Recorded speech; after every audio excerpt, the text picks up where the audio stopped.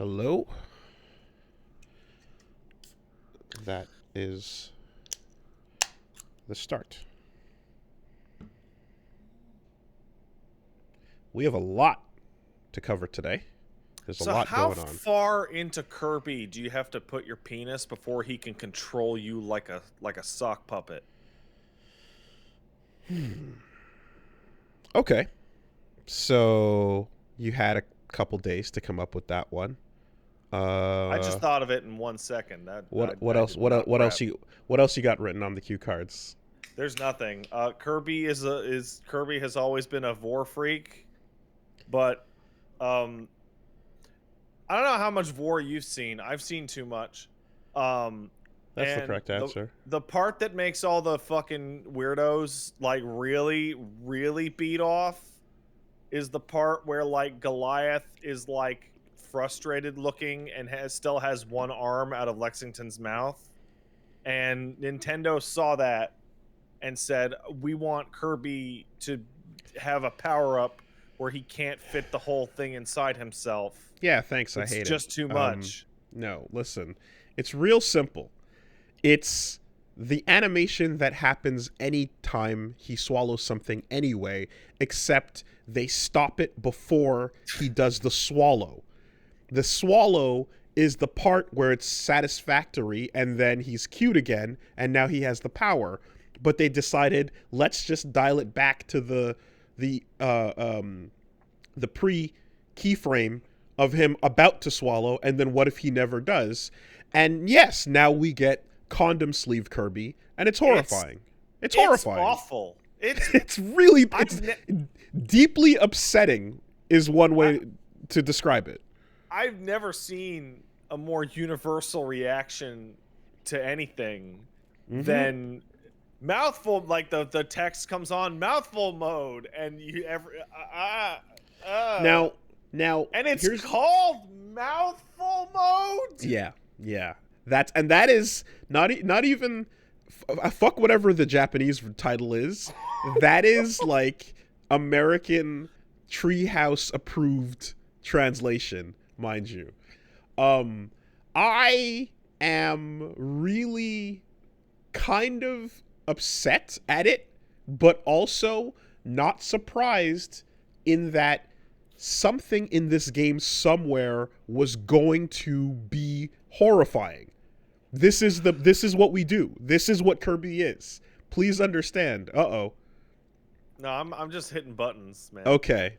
You went. Is that your mood? I'm just having fun. Okay, your mood went dark. My mood is I figured out my camera has buttons. Okay. Well, that's not MP3 compatible. But here's what we can say. That's why I didn't say anything. Here's what we can say. The fact that like we already know previous Kirby games, recent entries especially, there's always some darkness in there. There's always something that leaves you going, huh, that's not very Poyo. And now, not really. And now you're thinking, oh, it's probably going to be the fate of the dead world he's walking around in. But we've already done that. Kirby has been to dead worlds before. So now it's just no. The thought that he can stretch and sleeve himself around anything, and now you are forced to think about the mechanics of Kirby half swallowing anything. That's the horror. So leave it to this franchise and leave it to Kumazaki to come up with the next step in like deeply uncomfortable truths with this little cream puff. It's on brand. It is so upsetting to hear the word sleeve as a verb. Blame Mortal Shell. Really? Yeah. That's the thing now. Really? Mortal Shell, like way more often than you would like and hope, does that game refer to the bodies that you switch into as sleeves. So then we just started going off on like, why do you keep saying sleeve, game? Please stop saying sleeve. And now we can't stop. European? Now everything is about sleeves. My hoodie has sleeves. My Yeah. arms go in them. Yeah. I don't want.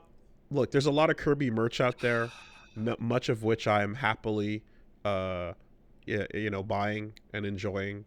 I don't need a new line of half swallowed Kirby koozies and fit it over your head and or objects. Like, I just don't need it. I don't need that in my life.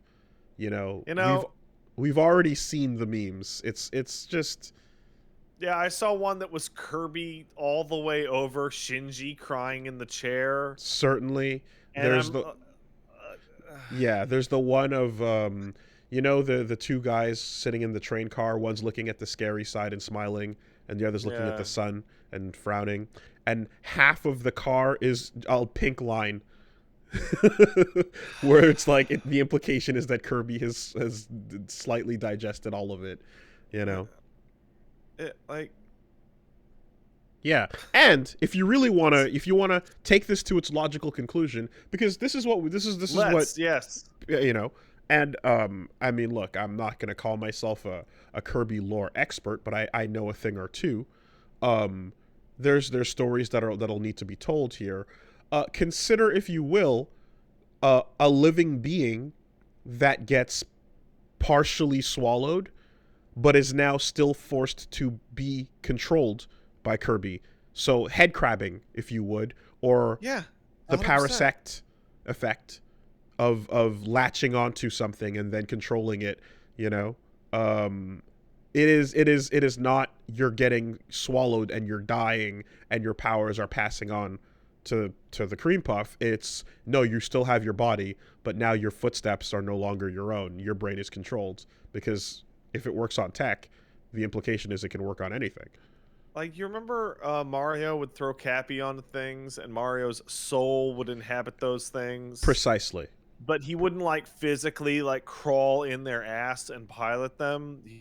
He would just right here. It's like, what? How big's Kirby? Like a little bigger than a bowling ball? You know, I mean, you look at him in Smash Brothers compared to the rest of the characters. Right. You know? Okay. So like, if Kirby were to like bite my hand and just not let go, do I just lose bodily autonomy instantly and become a puppet? He decides, right? Like here, we thought the process was once you are swallowed, you are now your powers are his, and you're done. And then you can be spit back out as a star, right? He can create that inside of his stomach. But no, if he wants to, he can just start to swallow you, and the partial digestion is enough for you to be mind controlled. See, I always felt like digestion was beside the point, that because of the like he can put an infinite amount of mass in his stomach. I always figured it was like a portal to like Dreamland or some shit, and that's why stars would come out, because he's attached to the cosmos. There's a void in there. Here it's like if Kirby hops on your head and eats your head and your head pops into space, does your head just explode? Is that why he can control your body? I think it's about absorption, right? Okay. And by being partially swallowed, you're partially absorbed, enough for him to control you. By being fully swallowed, you're fully absorbed, and now he just uses what you've got. I still can't believe the shot of like his horribly distended body with a car poking out, and the text mouthful mode coming up on the screen in this jaunty too. It like, and we've demonstrated not only could Kirby just swallow and then become a motorcycle wheelie type character that can travel on his own without the need to partially swallow a car, he also has friends he can ride on who are happy to get him where he needs to go. So the vehicle like sleeve is just a flex. Like, how do I put that? So I feel like either it's directly intentional, right? And like, no, it can't. So my issue here not my issue, but my curiosity here is that at some point this had to get past somebody Yes. who just looked at it and went, Yes. "Oh, cool, Kirby can't eat the whole thing." Yes. But like, it's Treehouse, right? Let's look at the Treehouse, right? The American branch. People Sure. there are probably 20 to 40 years old. Mm-hmm. They're internet savvy. That hits your fucking desk. Translate this. Mm-hmm. Oh, I and then think they come up with fucking mouthful mode. Yeah, no. Like I said, I think this isn't definitely intentional. Knowing Kumazaki and the way he's played it in the recent years with these games, it's like there is an understanding that, hey, you know what's cute? When he's full of water and he's going blah blah blah blah blah blah blah blah, right? Yeah. And like even walking around as a vending machine spitting out cans, that's kind of cute. But that's right? But the four wheels of the car sticking out the bottom of his mouth is not cute at all. There's nothing cute about that. That's the one that they used to like show off, like, and exactly. Idea. And you see him driving into the city in the title shot for the fucking game. So there's an understanding that like overall we're still showing you the cute Kirby thing, but every once in a while some of these mouthful mode powers are gonna be awful. Like it's a deliberate thing. Go look at the dude's fucking art, man. He draws cute, horrifying shapes. Evil, gross things that have like small, super deformed proportions that are kind of adorable while they're horrifying. So I just pulled up the trailer just to check, and I had like legitimately 100% forgotten that it's called mouthful mode. Yeah. But specific transformation has its own name, and they are named car mouth, vending mouth, cone mouth, scissor lift mouth, ring mouth, arch mouth, water balloon mouth. like yeah. Also, yeah, the distinction between vending mouth, where it's entirely contained and he's just like, "Oh, I'm a silly shape. Bloop bloop, here's a can of soda." And like the car wheels. Mm-hmm. Mm-hmm. So of course, seeing the we have not yet begun to see the depth of the memes on this, and it's kind of interesting how the mere implication of Kirby with the ring mouth and then just the JPEG of goatsy hands on the sides, just mental damage instantly. It caused Darkest Dungeon stress check failed. I was instantly scrolling down the subreddit, and there was somebody who posted that on there, and like I had like it's not a double take, but it's the wide-eyed like head shake, like what? Yeah. What? Oh, yeah. Oh, it's Kirby. Yeah. Okay, It's Kirby. Absolute frenzy. Yeah. Anyway, we there's a lot to talk about, and we gotta get a move on because what we do know with absolute certainty that Kirby would be able to fit a whole jar inside without it breaking. Unless he wants it to break.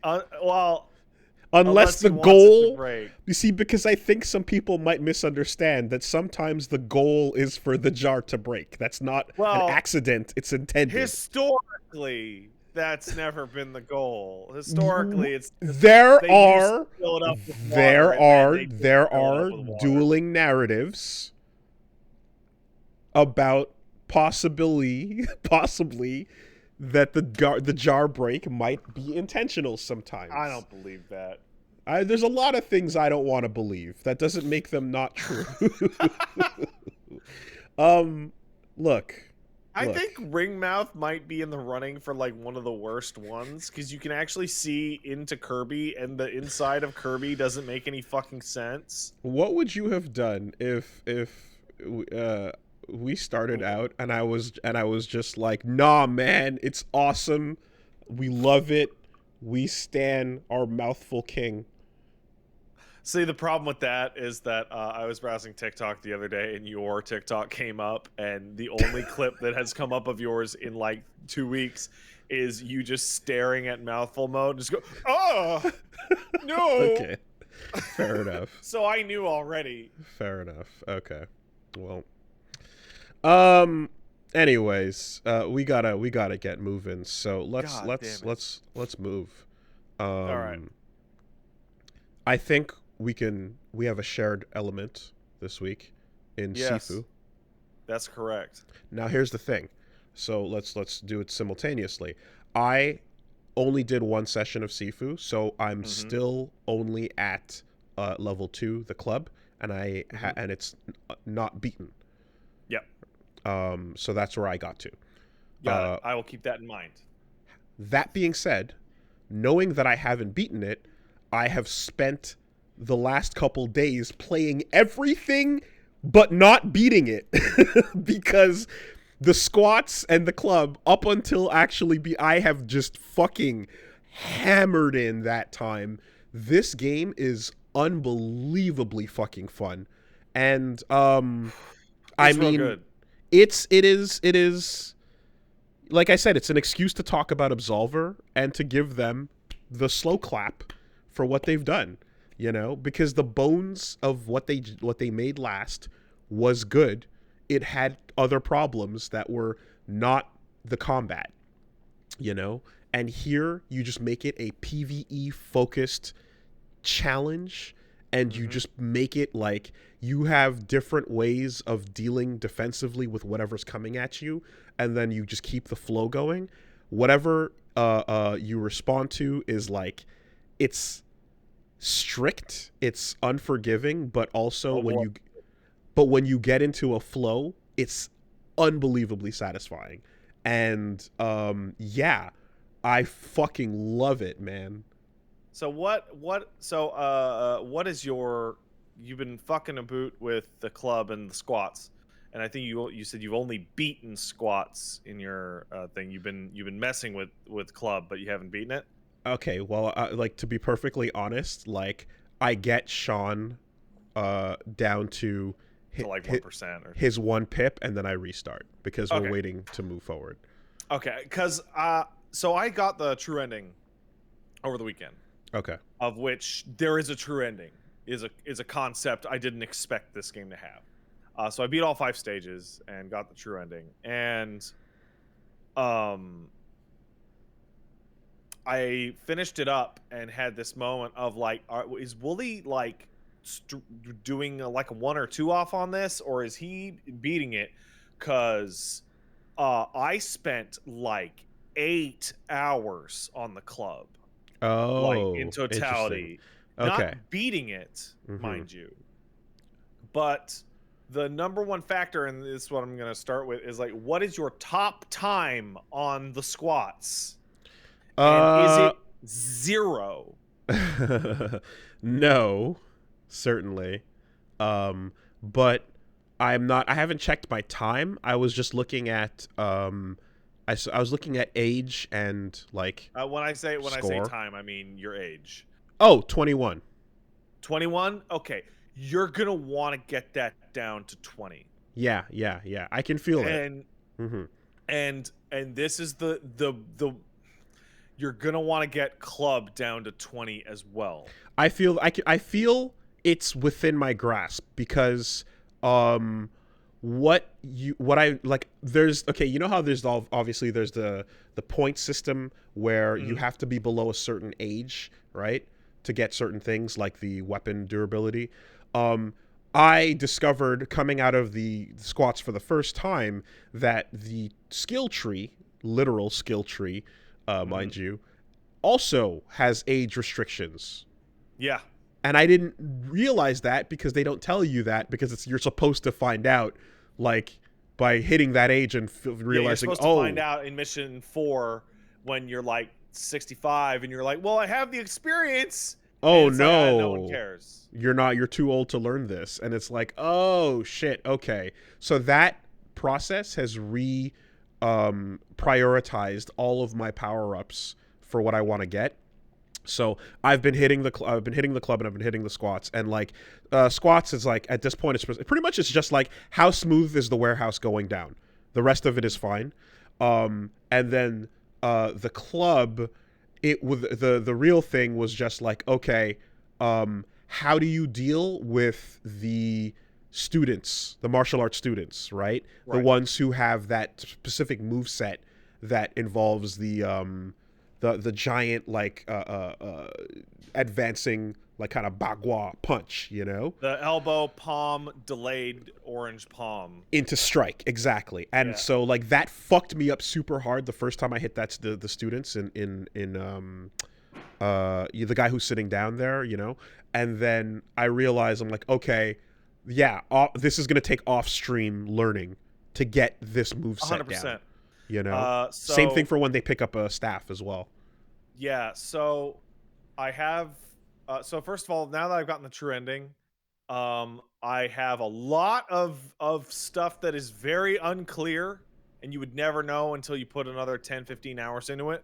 That I can give to you as a help. Okay. And the true ending is easy to get. So first of all, it's not a problem. The true ending mechanics are totally separate from all of the run mechanics, age mechanics. You just do them and they're done. Okay. I've discovered a lot in the grind I've been putting in for the first 2 levels. Okay. Yeah. So this is the number one thing to know if you're playing Sifu. Okay. And specifically for the squats, right? You want to get squats down to 20 because if you get it at 20, you never have to do it again, right? Mm-hmm. Certain skills that you get from the shrines are way better than others. Mm-hmm. Like way better than others. And in the squats, you cannot use any shortcuts and still get all 3 shrines. Is there a way to get all 3 in the squats? Yeah, absolutely. Because the third one that requires the side door, I couldn't figure out how to get back to that once you move too far forward. Yes, because you absolutely cannot take any shortcuts through the squats. You have to go the long way. But so I mean, the first one is you go the normal path. You don't use the door on the left to shortcut it. You go all the way up the stairs. And all the way around, jump through, and then you pass by a shrine that is in a kind of decrepit room before you climb up something. Yep, that's the first one. The second one is where you fight the 2 security guys with the tattoos. Oh. And they're the ones who give you the key. It's in the room with them? It's in the room with them, which is why you can't take the shortcut. Okay, I missed that one. Yeah, okay. Right? Because if you take the shortcut, you skip that room. And you get a different one. No. Because there is one. Hold up. When you take the shortcut in the lobby, right? Mm-hmm. There is a statue that you encounter as you're moving through that shortcut area. Yes, and you only get 2 total for that. Exactly. But I didn't know there was one in the tattoo room. Okay. Yeah. So basically, if you take the shortcut, you only get 2. Yeah. If you don't take the shortcut and do the whole level, okay, you get 3. Awesome. And do you know about the taunt? I know there is a taunt, and it seems to aggro the opponents. So taunts build up your score multiplier. Okay. Right? So the trick is for squats is you get to the very first guy in the stage and taunt him until you get the 5 times multiplier. Then you roll the whole stage the long way. Old boy hallway. And multiplier. The old boy hallway, the 2 goons, the fat guy, the raid room, etc. Yep. And then you end up with if you did it really excellently, you have the ability to get 2 of the final score upgrade, which is parrying does more structure damage to opponents. Okay. That is the best skill in the game. Oh yeah. Okay. No question. Once you get it to number 3, it's the difference between like a parry will take off like 25% of somebody's structure. Okay. As opposed to like 5 or 10%. So without trying them all out, I was gunning for weapon durability since it requires the lowest age, right? Useless. Okay.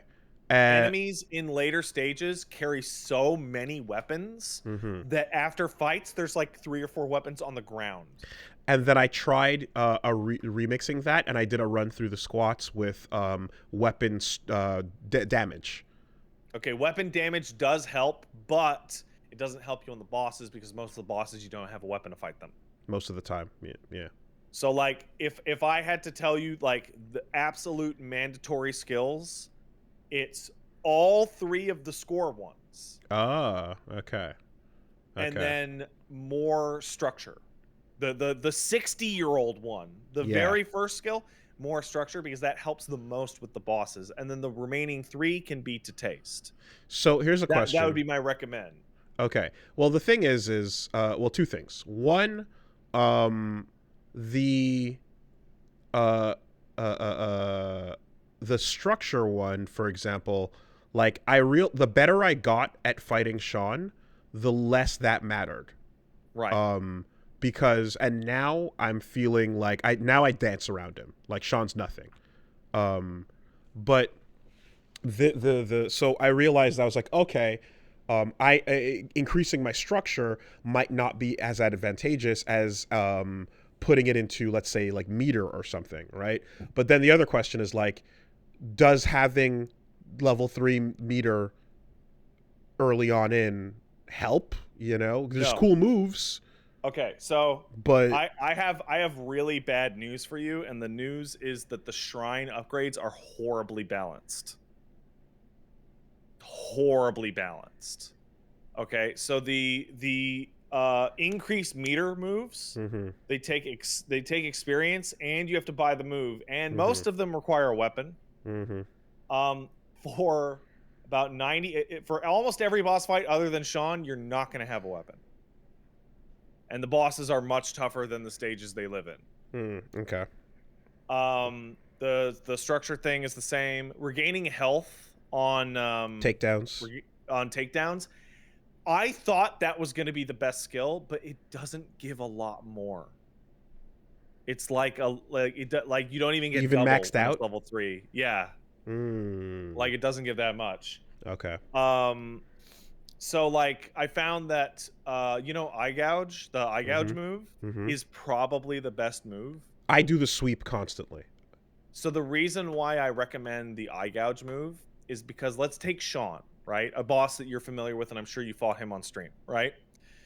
If you have the second score upgrade where you get more focus when you dodge moves or parry moves, right? You're going to get the ability to do eye gouge or sweep constantly, right? If you dodge him, get that, and get eye gouge, you can charge up the back fist and hit him with the full powered back fist.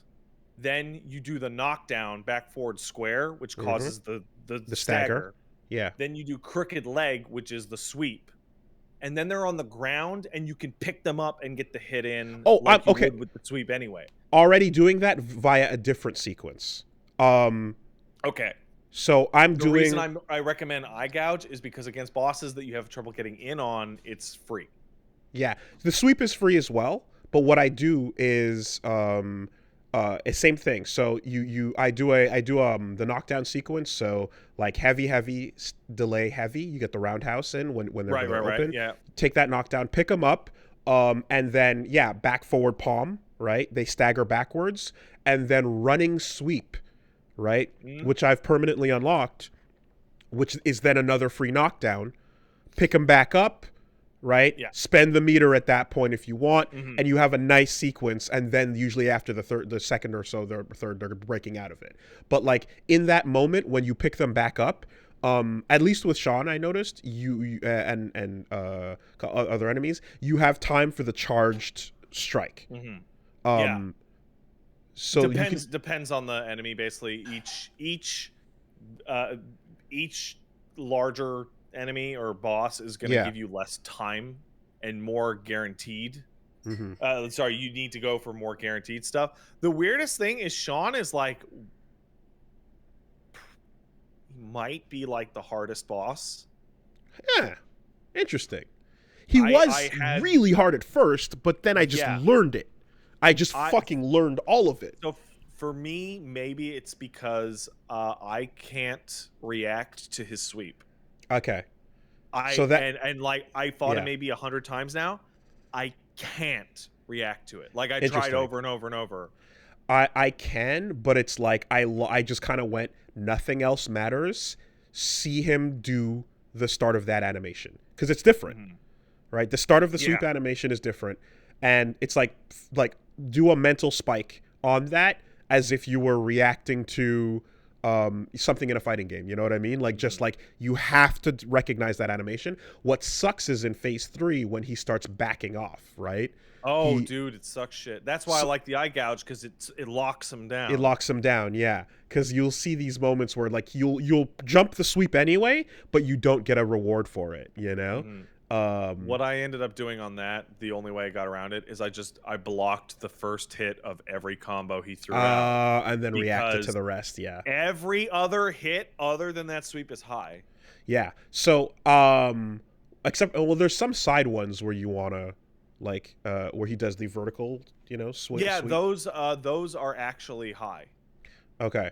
The game you'll look at your character actually physically go left right, Yeah. but strikes are actually only high or low. Okay, I'm inputting side when it happens, you know. Yeah. So when so at first I was blocking the shoulder strike, and Mhm. then reacting to the second hit of the string, which is also a very I mean other action games do that. Like you'll do that in a Souls game, you know what I mean? Mhm. Like block the first hit of their combo, parry the second. But then after learning how to react to the sweep, I learned how to react to the shoulder block coming. Also, when he does the full on killick poke, Uh-huh. you know, that's the fastest one to react to. So it's just like just be ready to dodge whatever the fuck is coming Mhm. when he approaches, you know. For the future stages, for squats, you have to go the long way to get all the All shrines. three, okay. For the club, you can do every shortcut and still get all three. You can skip most of the club and still get all three. Yeah, because once you loop back around, you have the backdoor access point anyway. Because Yeah, the last one's right in front of the boss. exactly. And then the second one is in the fighter The workout room room. that you have to go through. You have to go through the workout room, and then the Right? first one's on the dance floor. Yeah, yeah, yeah. The third stage, you can skip about 90% of the total stage and still get all three. Interesting. The fourth one, you have to kind of do it all. But if you're going for high score, if you're going for score to unlock. Well, that's the thing. You don't need to go for high scores if you get all three high score ones in the club and the squats. Okay. Right? So you Because put them, keep it. you put them out I first. ran the squats and clubs so many times to have perfect runs of those Yeah. to Okay. work off of on the. And the final stage, once you unlock the shortcuts, genuinely don't care. Just ignore the shrines. Get the one that's in front of the boss, because the final stage is long, and the shortcut cuts it down 95%. Okay. The shortcut is basically just walk to the boss. I mean, so what's interesting is that like by doing the runs, and the game is really smartly designed in this way too. Like the skill tree and the shrines being two separate things to invest in on your character, one requiring progression and the other requiring subsequent runs. It's like each run that you do to improve what you're doing, you find ways to bank those points, even in skills you don't care about, as long as you're working towards a permanent unlock. It's worth it, you know. And I know that from roguelites is like the moment you see something really expensive but it's a permanent unlock, absolutely zone in on it. Don't even bother with the temporary. Before I started taking my like for real runs on the third stage, I had permanently unlocked maybe 90% of the total move list. Yeah. Okay. There's a couple that are losers. There's a couple moves that are just like pointless because you can't interrupt people at certain levels. But it's pretty good. The most important thing I could possibly tell you, and this is totally vital, if you, let's say, beat the squats at 20, right? Mm-hmm. Make sure that's the run that you got all three shrines and you're Mm-hmm. happy with your upgrades. Yes, because I heard about when you this. beat a level at 20, it locks. You can't overwrite it with a new run. I got a message about this while I was playing that, there's a bug that can be patched currently. It's not a bug as much as a design decision, but it seems like an oversight. But what it is in terms of all the things you can do to score highly, age is the highest priority. So if you're age 20 and you do a shitty run, it's going to prioritize that over a better run at any higher age. Well, yeah, because, I mean, you beat it at rank 20. You beat it at age 20. You don't need help. So you then can be fucked over for the subsequent ages on your next levels, yeah. Do you know how to get the true ending? Well, like...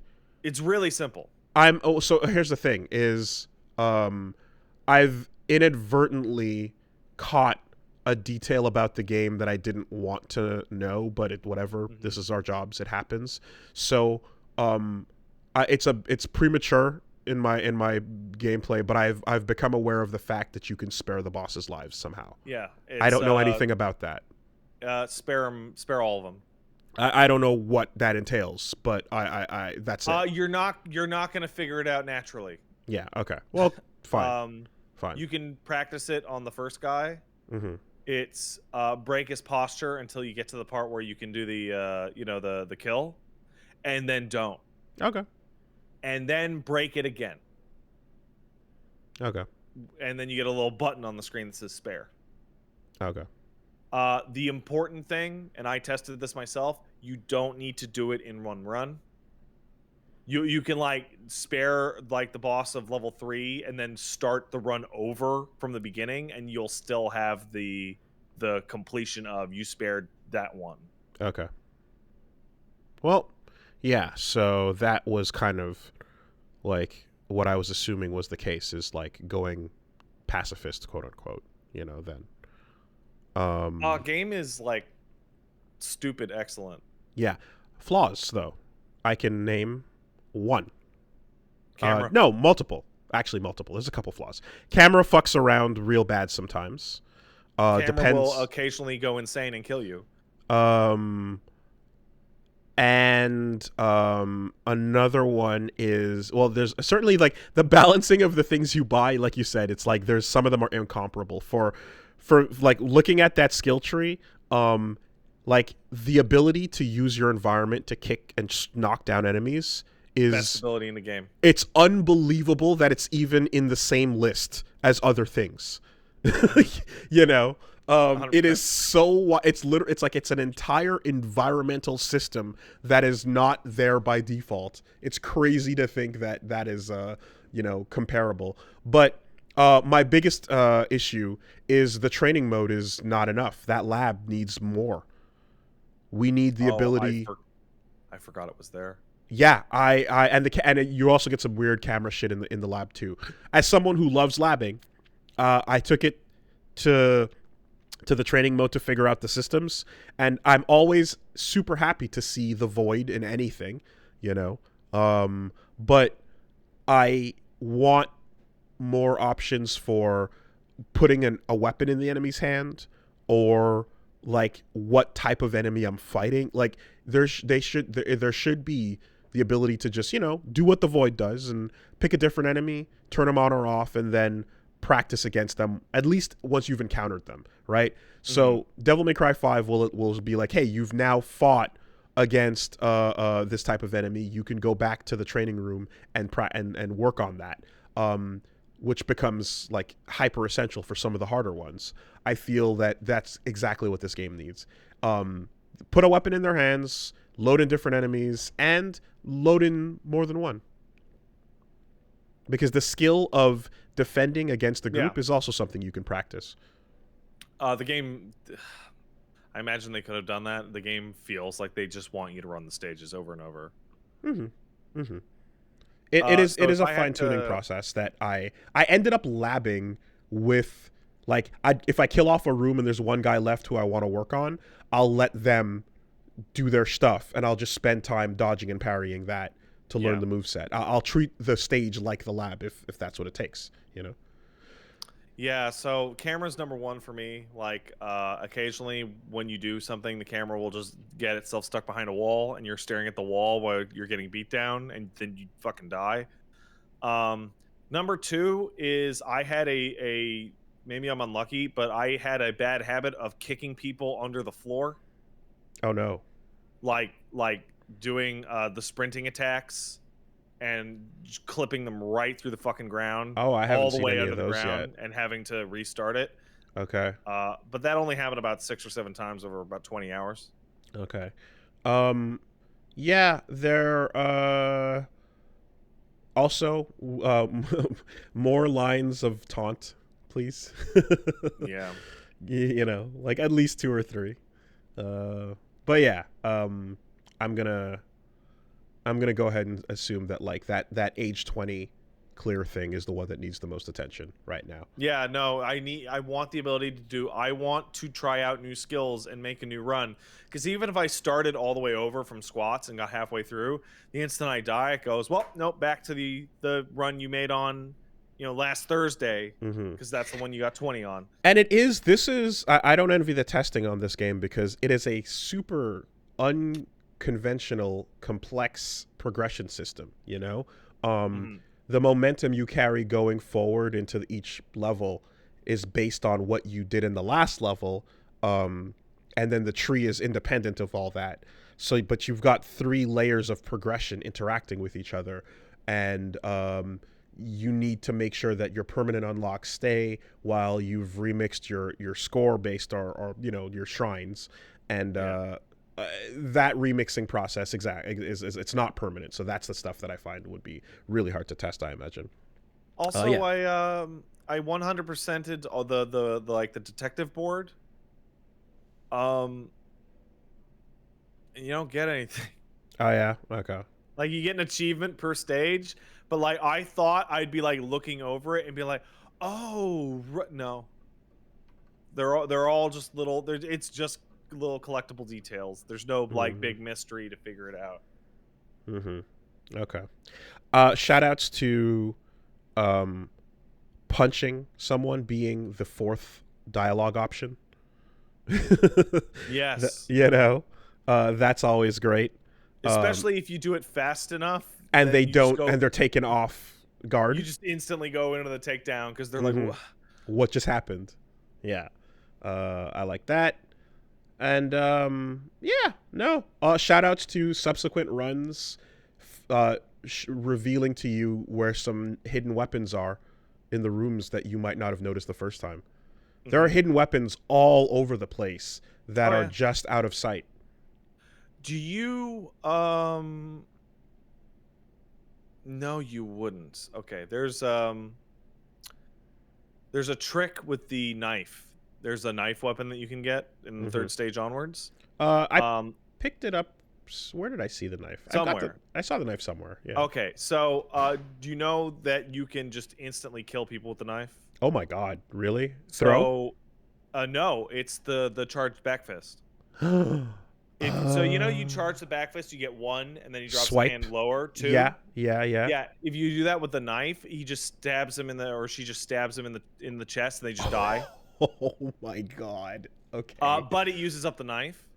Okay. But what it means is that there are times in which you go into an area and you're like, there's the obvious heavy. Yep, the heavy. Eye gouge. Stab. Done. What about if you use the upgrade? Use the weapon until it's broken. It doesn't matter. Okay, that breaks it. The use a weapon until it's broken. What that does is suck shit compared to what it says it does. The description's not clear enough. Definitely. So I'm assuming it's get extra durability on shit that would break when you throw it. No, it's the bat turns into a bottle for 1 hit. The staff turns into a bat and then disintegrates, and the knife you can just throw once it's broken. Like it's literally like 1 or 2 extra hits. And most of them are thrown items. Okay. Yeah. No, game is excellent, and I've only played the first 2 levels of it. A lot. But yeah. It's one of those games that is so absolutely excellent, top to bottom. It looks great, it sounds great, it feels great, it's a blast, it's smart, it's interesting. You know, like it's A plus. That in other years I would have been able to say this might be the game of the year already. Except it's February of 2022. Mm-hmm. And it's coming out smartly 2 weeks before Elden Ring. Mm-hmm. Something that, so you talk to a lot of PR people, right, in this line of work when you talk to people about codes and whatnot. This is the first time I've ever in my career been talking to people and they will straight up go, "Oh yeah, dude, got to get out of the way, Elden Ring, LOL." Mm-hmm. Also, Sifu is it's a game that's short, right? This is a short, tight experience. It's not meant to prolong completely done with it now. It's not meant to prolong over a super long period of time. Yeah.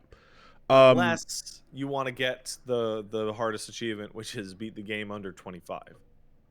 Oh yeah, okay. Which I think my lowest is like 45 or 46. I would assume that would have been like do a perfect run completely, essentially. That is considered a perfect run. Yeah, 25. Well, yeah, because 25 is one death per stage. Okay. Right. Okay. What was I gonna say? There's something about it. Shit. I don't know. Something else I was gonna point out about it that's really good. But, yeah, I hope that, like, I love to see when a dev team can, take some potential and realize it into something fucking sick like this, and that it blows them up. It elevates the profile. This in particular, I hope that maybe a year from now we see like Sifu, like 2 new stages, DLC update. Well, they're already putting out an update in like the near future. Did they? I haven't seen it. Okay. So it is going to be more accessibility options, like closed captioning stuff and that kind of thing, and they're adding an easy and a hard mode. Oh, okay. I don't know what the fuck the hard mode is going to be. I hope it's not just like you take more damage and deal less. It is very likely just that. Okay. The game seems like too deliberately tuned. Like there's so many, almost every encounter has dudes like walking out and talking shit. Like I don't think you can just add 5 more dudes. And then something else too is like realizing like what areas of a room have interactable like surfaces. I didn't realize that like literally the first room you walk into in the squats, you can crawl up the wall. Yeah. And because I was just looking around, I was like, oh, there's 2 little spaces there. That looks like something I can. Oh shit, you totally can. Or what was the other one? In the trial of dexterity, trial of whatever, the first trial, you can climb up the sides of the wall. Not only climb up the wall, where there's the 2 broken wall areas, you can do a jump across. Yeah, I had a dynamic done jump. That encounter maybe 30, 40 times before I figured that out. I thought I was just fighting on the lower stage exclusively. Yeah.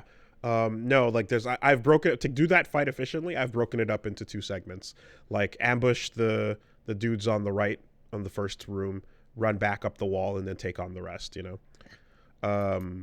Yeah. Anyway, it just feels excellent and satisfying.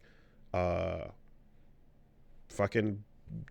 yeah, Sifu. Good game. Good Excellent, game. Good game. Good game. Very, very combat intensive if you're someone that likes, the getting your ass beat and then getting back up and trying to fucking learn the pattern and improve on it, then by all means, this is for you. Check it out.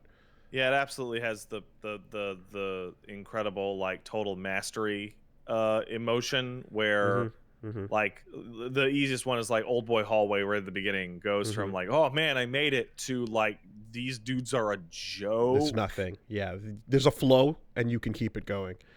Um, and uh, that sort of like enemy to enemy seamlessness, and keeping an eye on like evading incoming shit while you're dealing with the one in front of you, as well as strategic use of your iframes on takedowns. I'll tell you what, I'll tell you who the most hated enemy in the entire game is for me. The blonde girl with the bob cut in the The first big room in the club. the kickers. No, the blonde with the bob hair. The first character you see going into the big club room in the club, because if you don't take her out immediately, she'll go way off camera and throw bottles at you the whole fight from Uh, off camera. Okay, the first room in the club, right? Yeah. The first. I don't even know that because I always take her out first, regardless. Yeah, well now I do. She's just the first person in my line of sight that Die. I run to. Interesting. I didn't know she does that. And then the guy that's well dressed is always going to be a little harder than the rest of that group and whatever.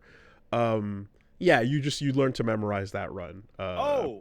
I don't know. You probably figured this out already. But did you know that if you suspect a character is going to become a secret badass, like when you go to take them out, they do the fancy animation. If you suspect that they're going to do that because you've killed most of the people in the room and nobody has done it yet, just beat them down with regular punches. They won't transition into the stronger version. If you don't do a takedown on them? Yeah, if you don't do the takedown on it, it doesn't happen. Interesting. I didn't know that. You can get these situations where you're like, one of these people in this room always is gonna rage out. Version. Yeah. So don't use takedowns on any of them. Just beat them all down. Okay. Because I was gonna say strategic use of your iframes on takedowns for healing and for avoiding what's going around you is pretty useful. And that ends up more or less replacing what was stances in Absolver, because you'd have to pay attention to 4 orientations of like which way you were facing in that game, and while still keeping all that defensive shit in your mind, and in this case it's like, okay, you're not going to worry about your stance anymore, just focus on the group, and if 3 dudes are fucking swinging hard at you, you're not going to parry all of those. Just get the fuck out. Use your big run, sprint, jump over the table, run away, be Jackie Chan, it doesn't matter. This game kind of makes me feel bad for Absolver, because like I knew Absolver had a multiplayer component before it came out, but like I kind of expected Absolver to basically be Sifu, but also there's multiplayer. Okay. And when I started up Absolver, I played it for like an hour, and I was like, "What the fucking hell is this?" And it was like, Sifu is what I wanted. Yeah, Absolver is no narrative fight world. And learning skills involves seeing them in the wild and defeating your enemy, or learning to counter them. But anyway, fucking sick. Okay, well, I know I said we had to move, but taking the time to talk about this incredible game is worth the time, certainly. I cannot wait to jump back in, and I'll keep that shit in mind. It's bothering me. There's one last thing I was holding on that I wanted to say that I'm stuck on, but I don't remember. It's gone, isn't it? Yeah. Did you go dude or chick? I went with a guy. Okay. I want that beard, so I like the beard shag of getting older looks super rad, but I went punch girl in the end because I was like, I think that's cool too, So like, okay, you know what? I actually do have a problem with the game, like a real problem. If you're doing excellently and you stay in your 20s, your character looks like shit compared to the character in their 30s and 40s. Yeah, getting more ragged as you go is a fun idea. And I don't mind it, but it is a thing that when I first heard about the aging mechanic, I misinterpreted it completely. I thought it was every time you fail to take your revenge, you have to go back and train and come back when you're older, and that the game was about someone spending their life, going through Nah, these it's things. magic amulet. Yeah. So like the idea of like remember me from 10 years ago, well look at me now is kind of a cool thing, but it's not actually that, you know? Yeah, it also gets you a great moment when a boss kills you like literally 18, 19, 25 years in a row and just starts to go, dude, I can literally just do this all day. Yeah. Stop it. Yeah, I know. It's magic amulet shit instead, but it's fine. Hell yeah. Okay. Other stuff. I guess I'll take it. I only have like one other thing, I suppose. And Go ahead, have fun. okay. Let me take a sip over here. So, very briefly, this week they did a open beta for Brawlverse, and that was the game that showed up at the Game Awards that had an art style that looked like goofy, sort of looking, triangle shaped Mr. Incredible style characters, and it was then Battle Royal Rumble. Remember the podcast joke we made? What the fuck is this? Remember Battle Royal Rumble? No, I'm thinking of Brawl. I'm looking at Brawlverse. Wait, what did I say? You said Brawlverse. I'm sorry, Rumbleverse. Oh my god. Bah. Brawlverse. Sorry. Rumbleverse is the correct title of the game. We made a joke a while ago about back on the old show about the fusing of PlayerUnknown's Battlegrounds, except it's wrestling, and then Right, this is the wrestling. Exactly, it's the wrestling battle royale. So battle royale rumble, and then like you have to take out your opponents until there's one standing, and the ring encloses. And as you get out of the ring slowly, you have to have one person left. And then we had pinfalls and Irish whips and all kinds of goofy shit in that, right? So someone made that game, and that was the bit. Now, of course, it's not the kind of idea that is immune to parallel thinking or whatever. So all dumb jokes aside, like Iron Galaxy coming up with this and going forward is like, yeah, I believe that, because it's definitely a concept that could work. So that art style initially put me off when I saw it, and I didn't know what I was looking at, and it still does. I'm not down with the art style. I think it's the biggest thing that is probably going to impede its launch with some people that are like, I just don't like the way these characters look. But the gameplay is super fucking solid. It's really fun.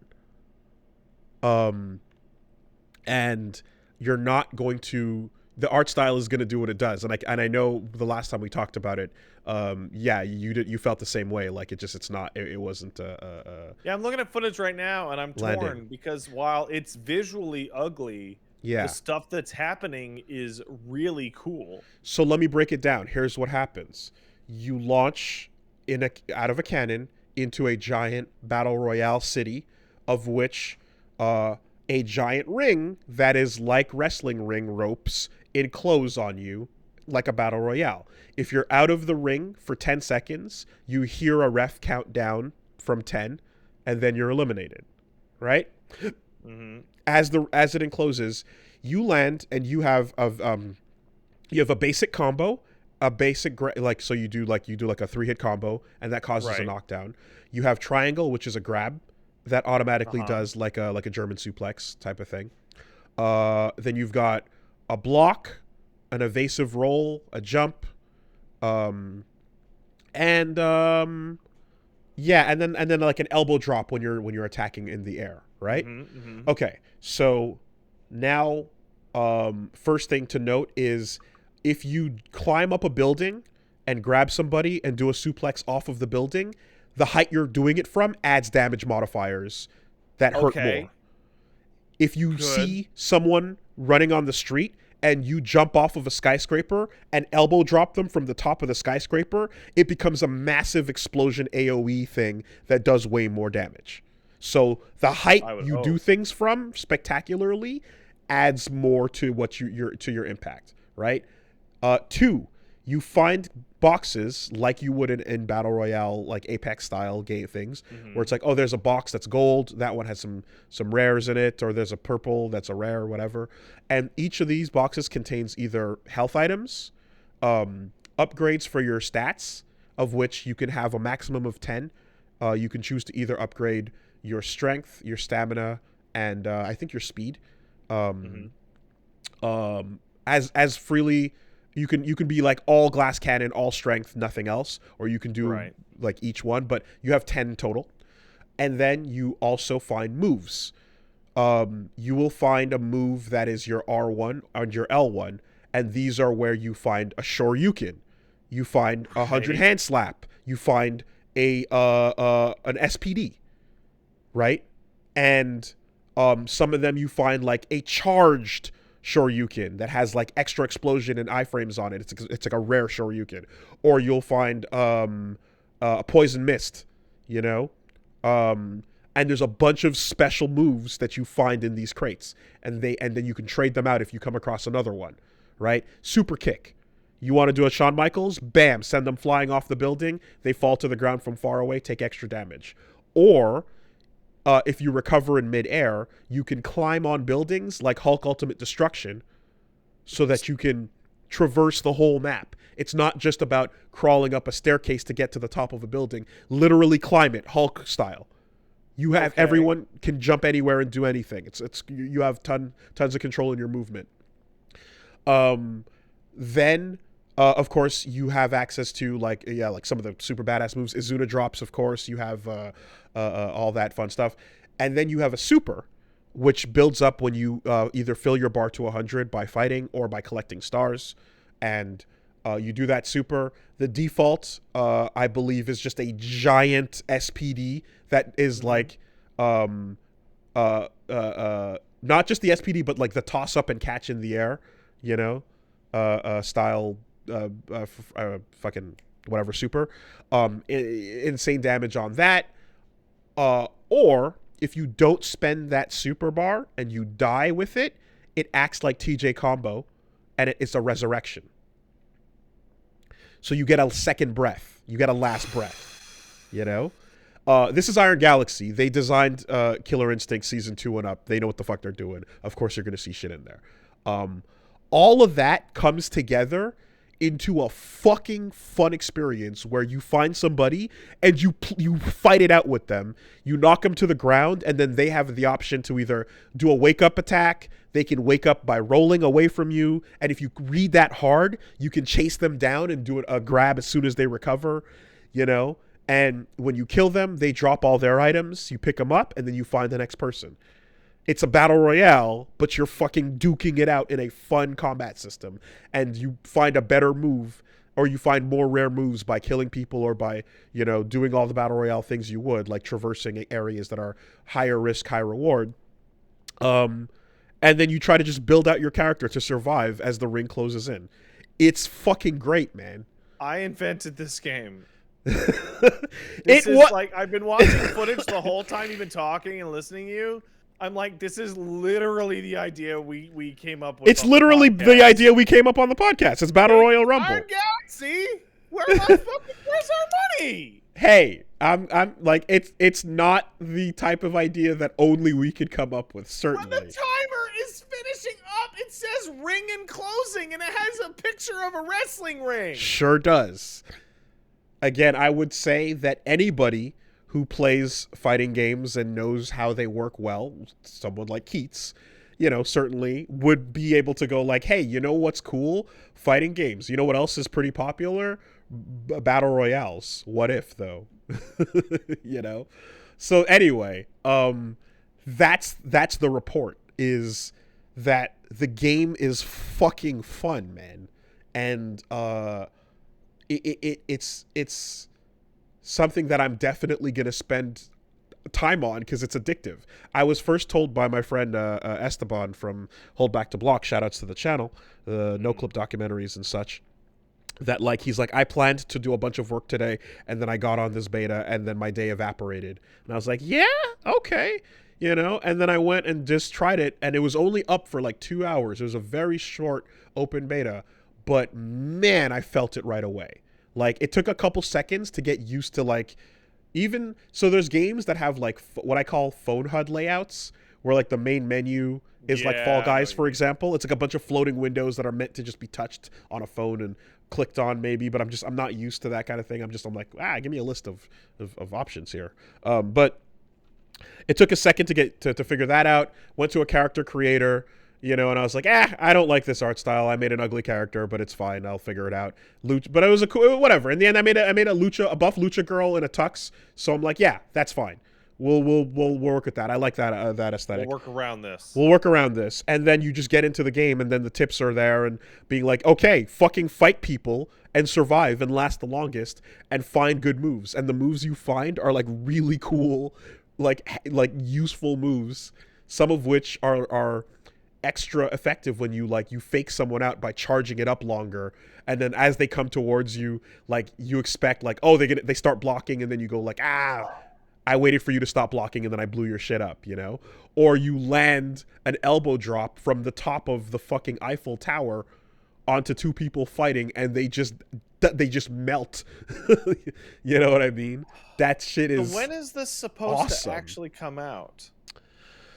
Does it have a date at all? Let's take a look. I don't know. Because when I was looking at their website, they're like, sign up for early access, we'll let you know. And I'm like, February 12th? Yeah, no, that's the beta. That wasn't the real thing. Yeah. That's not accurate. We've announced that we are deciding not to launch it on February 15th. I just saw. Yeah. Early reports are saying it was to be released on the 15th, and now they just updated that. The first test will be February 12th. A new release date has not been given. Oh, no. Okay. Somebody failed compliance. Whatever. Work on it. Tighten it up. That's fine. Because I was ready to hop into this right now after seeing this footage and hearing you sell it. Well, it's not, the beta is closed. Yeah, no, give it to me, though. Well, sure. I want to do the suplex. Man, these characters are ugly as shit, though. It's the thing. It's the fucking. It's the deflate. It's the tire deflate. It's the crook in my fucking. The stitch in my side. You know. When are they gonna make like a fucking, like, can we get more battle royales that are character action games, but then fill it with all the weeb shit that we would want to see? Yeah. Also, there's one special that's called the wrecked shot, and they knock you into the air, spin with their arms out, and then do a giant soccer bicycle kick. And it's a eject shot. Yeah. So, there's one of the taunts is your arm clips all the way through your body backwards and then spins forward and does a thumbs up, like the referee in that WWE 2K19 bug. Oh man! One of the unlockable, one of the taunts you assign is the fucking weird WWE bug where your elbow just glitches out. It's great. It's really great. Hell, I mean, look, I at this point, it's the game is built the way it is, so the art style is what it is. Certainly, I would only say like add more body types and then clothing over time that will allow for other style characters to. I have a question about body types in that game. Does your character's body type affect them at all other than their visuals? Not that I've noticed. Okay, because I see there are some dudes that are just like Spider-Verse Kingpin looking dudes. Yes, there are. So there's I think there's 6 body types, and it's pretty much like Spider-Verse Kingpin, Mr. Incredible, or I don't know, Frozone? No, maybe a little thicker than that, but you know what I mean? Human being ish. And then Yeah. that's what you get. Guy and girl, you know? So yeah, we'll see. We'll see. But I'm telling you right now, gameplay fucking, you know, like yeah, it was solid for those couple games we played. Gonna need to see, you know, how it all looks over time and servers and all that jazz. But the other thing is that this is Epic, right? Like this is, I believe they're publishing or yeah. That's when I went to the early sign up. I said I want to play it on the console. Yeah, exactly. Yeah, so that's the other thing to consider, certainly. But I mean, just the game like fucking Sifu that I played on a console. Yep. And you know what? I'll even go as far as to say that what this does and what I'm getting out of this is what I was hoping for from Ninjala. Okay, I see what you mean. This is doing more of what I wanted when I saw Ninjala the first time. Yeah. That's it. So I can't wait to get more on this, man. I can't wait to see Fortnite's Melee Edition that'll be coming out next week. Oh God, fucking use watch Spider-Man with a katana sword. But if you want to see our time with it, that video is going to come out this week as well. So Get Into Fighting Games Rumbleverse is going to be coming out. Yeah, I think we got in probably a total of like 10 matches maybe or so. Great. Also, I didn't get to do it because we were just learning the ropes, but there's totally like the first thing you see when you get in is there's like, I think you can like squat up and do like a team of 4 and, you know, yeah, you can queue up with a group or whatever. But in a game like this, like solo queue can't be that bad because you're here to beat everybody anyways. Yeah. You know what I mean? Like it's not an Apex 3v3 situation. Oh, I've got something to talk about with that actually. Yeah. In just a minute. So no, that's pretty much that. So if you want to check out the channel over on Wooly Versus, we Twitch and then we YouTube. We do it all for you. It's all for you. You can check out Sifu. You can check out Rumbleverse coming. More Guilty Gear Strive, of course. And Bloodborne continues. That game's fucking great. And I love the things they're having fun with. There's some fun, complete changes to expectations that they're having fun with, and God bless them. Those are very cool. God. Did I... Still can't remember that seafood thing, huh? Yeah, that's gone. Did I talk about Everhood last week? Yeah. Yeah, okay. All right. You had this very bizarre... Everhood's, it's pretty cool, except for the...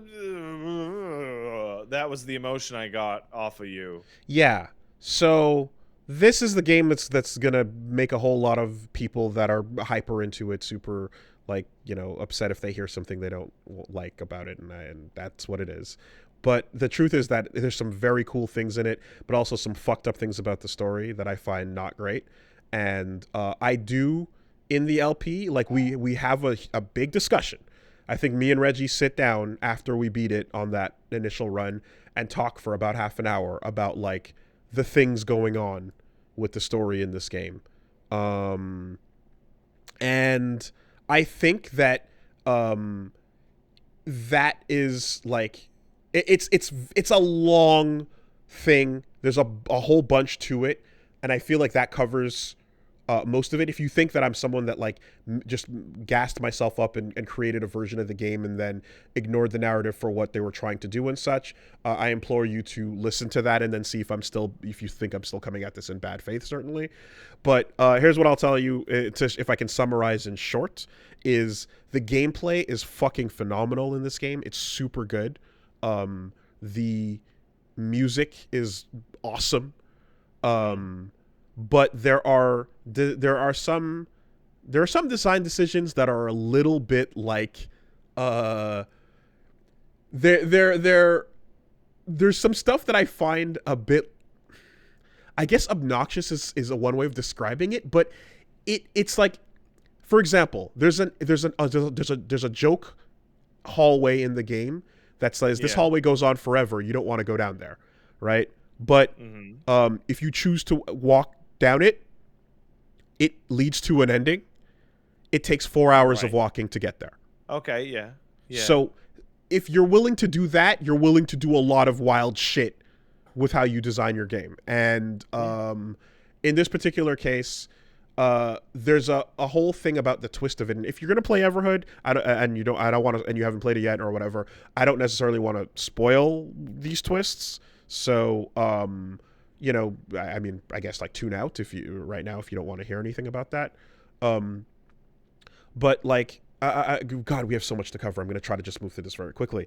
There is a core aspect to the game, which is that initially you are playing defensively and dodging things, and then eventually you regain the ability. You regain your arm, which is what you're seeking when you play, because you're Red Gino, and then you regain your arm, and then that arm gives you the ability to kill. Cool. And the world is such that like it reminds you enough of Undertale that you're like, well, I should probably be a pacifist and not kill people because that's probably bad.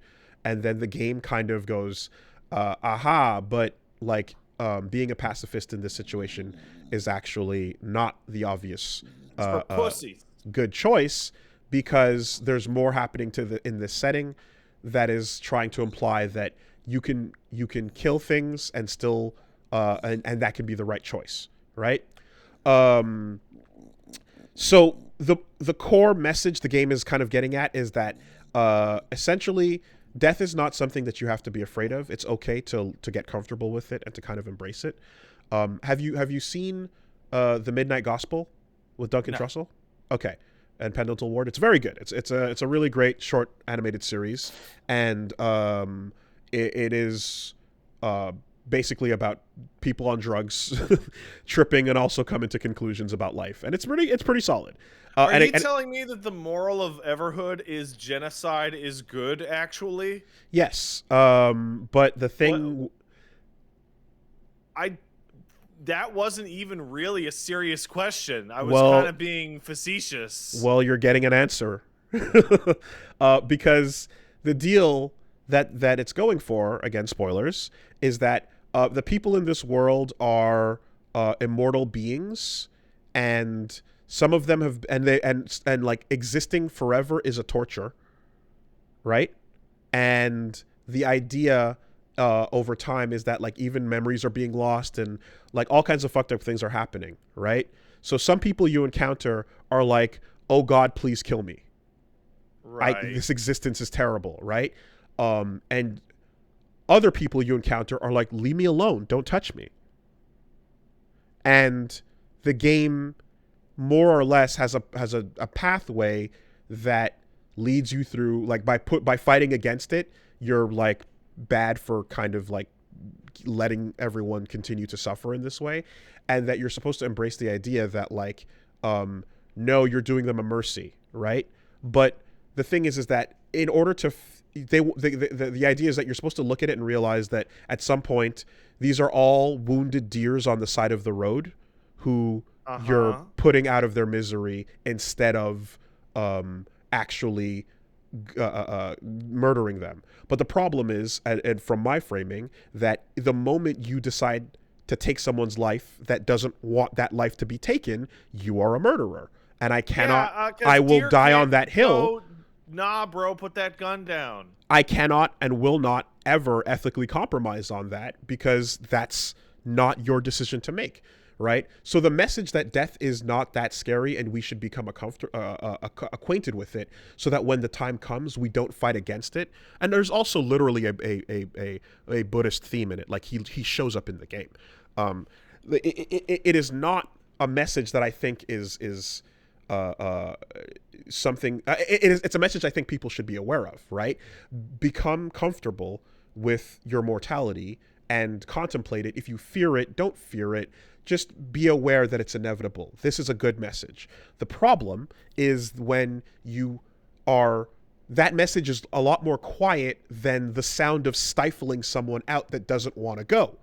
You don't get to decide. You are not the arbiter of life and death. But the game then treats you like that's the right thing, but then also like I'm shaving off time here, but that's the core complaint, right? So Everhood posits the idea that James Sunderland did nothing wrong. This is why it's so good that I played Silent Hill 2 right before this. The parallel is unbelievable. It's so on point. The amazing thing about Silent Hill 2, God bless the timing of that, is that it's the same type of dilemma, right? But here's the deal. James, one, understands that complexity, and it's presented in a way where the person, well, step one is he's already done it, and the journey you are on is about his guilt, right? It's already done, and he just feels like a piece of shit over it, like a human would. Two, the person he did it to was also someone who was like, oh God, I don't want to die, but also please help me, right? So the person he did it to, his wife, is the person who also was like, no, somewhere inside me, I know that I want him to do this. But also the complexity of fearing death is an ugly, brutal reality that is never going to be clean. So when she fights back against it to some degree, it's understandable because that's what human beings do. It's not a clean thing. Whereas in this case, you have not done the thing yet, and you're kind of being gaslit into thinking that the thing is right and that you should not necessarily feel guilty, but you are going to, and then it has lines that address that. But if you choose to not do it, the game kind of gives you an ending that more or less goes, okay, well, you fought back, you chose not to kill anybody, here's a super boss, credits roll, nothing happens, right? Now, what I kind of come to the conclusion on is, like, if you're someone who's looking at this and going, no, dude, they're suffering, they're forgetting it, what their lives are like, their memories are fucked up, look at all the horrible things they're going through, some of them have gone through these dark things, and it's still a mercy for you to come in and do this, right? What could have helped there is if you decide to stay hardline pacifist, and then you go back in, you hit that credits, and then you go back in, show the thing that turns the world from a group of people who don't want you to murder them into a group of people who are clearly wounded deers on the side of the road. Oh, man. If you show me a way of making that leap and you massage that journey, you make it so that the framing changes and then you feel more on board with that narrative, and don't just put in a line at the end that says, hey man, you know what? It turns out after you killed me, I didn't realize that there was some stuff that I really needed you to do, and thank you for doing that. Go ahead. I have a question, Teach. I think I know the answer to what the jump is. The jump is, well, I know better. Yeah.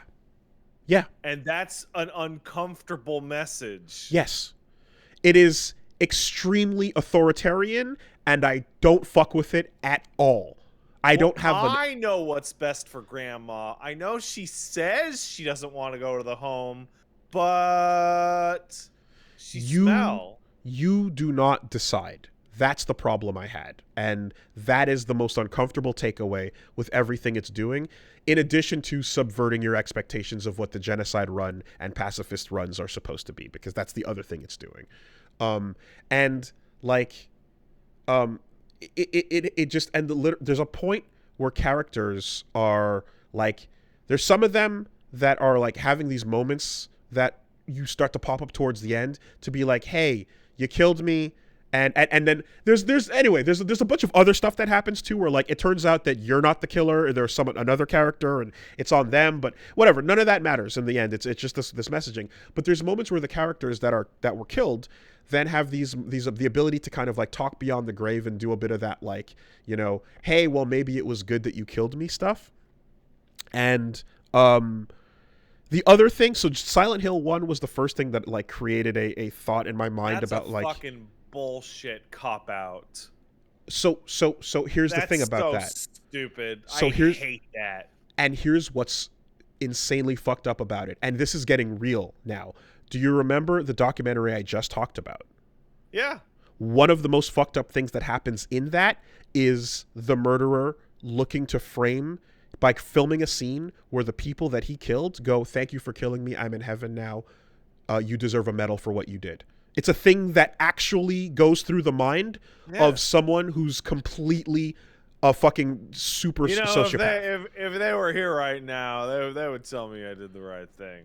It literally, you get to, and that just happened in a thing, and then I'm watching it being recreated in this thing that's kind of trying to bring you towards the same ethical conclusions. So it was super fucked to see that, right? I'm like, I don't like you going, and then of course there's the other part where some of the what's happening in the game too is like, once you start the murder path, like there's like things where like, oh, the music goes away, the text turns red, it's spooky, it's bad, you're doing the dark thing, but it's the thing we want you to do, but it's the dark thing.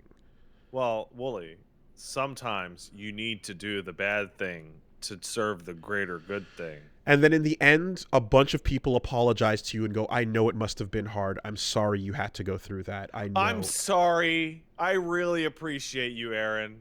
But in the end, it was the good thing. And I'm just like, I can't get on board with this at all from that point of view.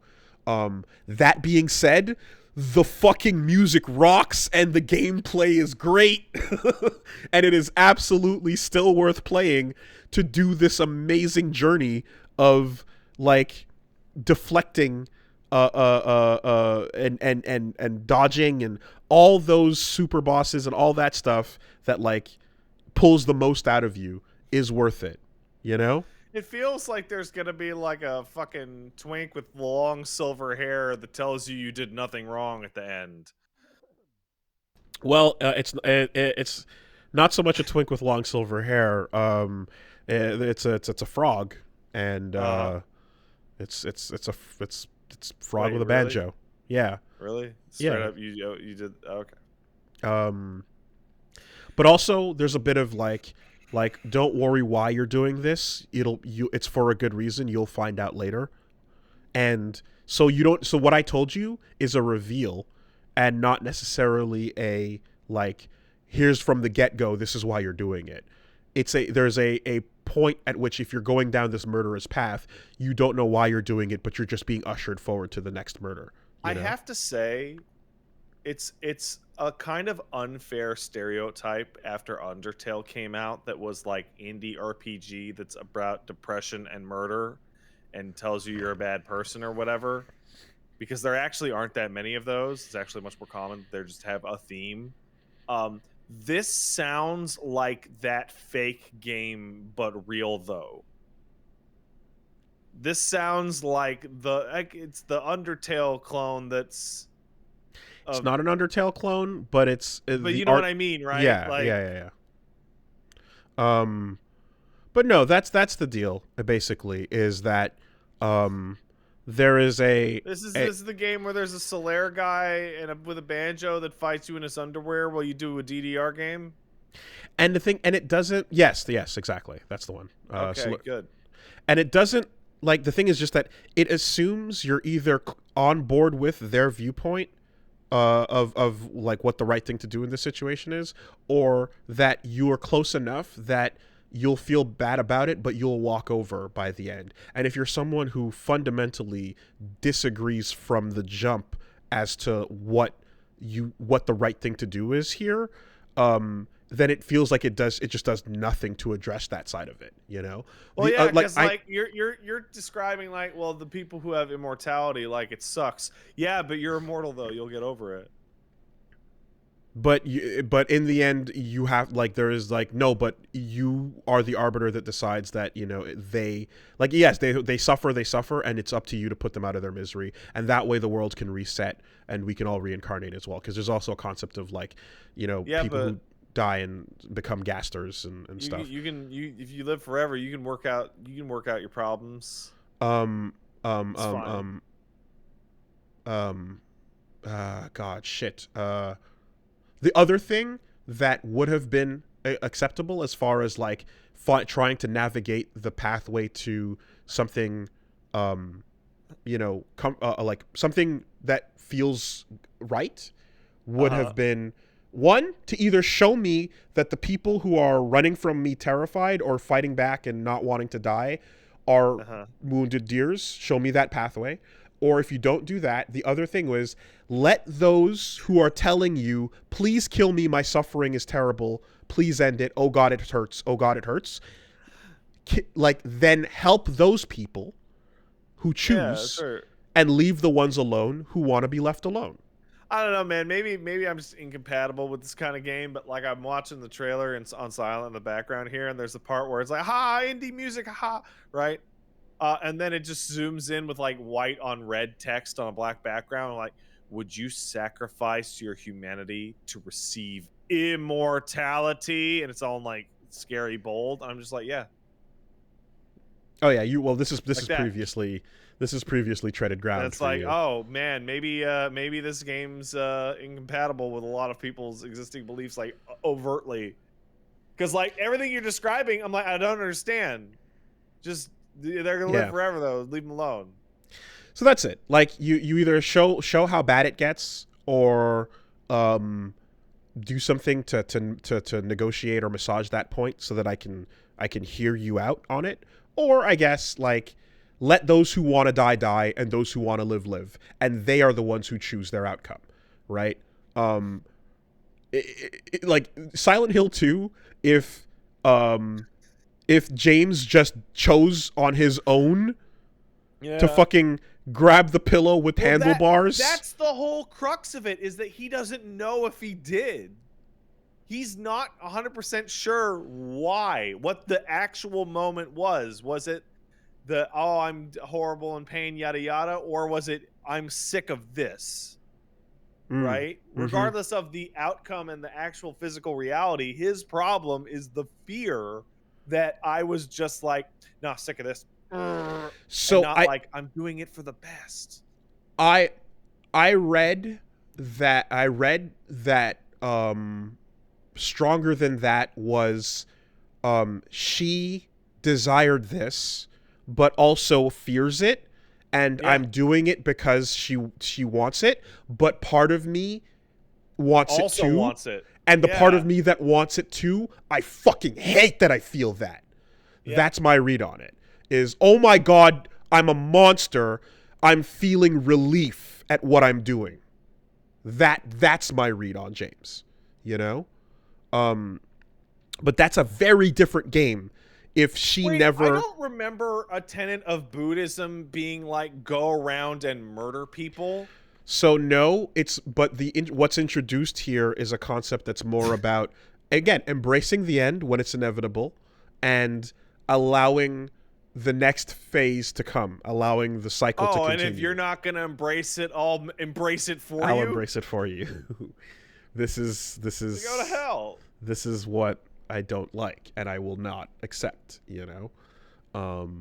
So that's what it is there's a retroactive, like, posthumous feeling of comfort for doing the bad thing, but it doesn't take away the fact that people, even immortal, even if you know that there is a propensity for suffering, still deserve their autonomy, and you are not the authority or the arbiter of death that chooses when they have to go. They decide. I am though. Yeah. And I have a red arm.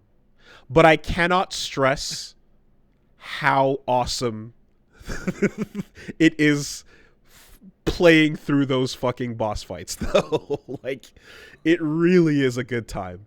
And it makes me sweat, and like I fucking God, I some of them were just like, ugh.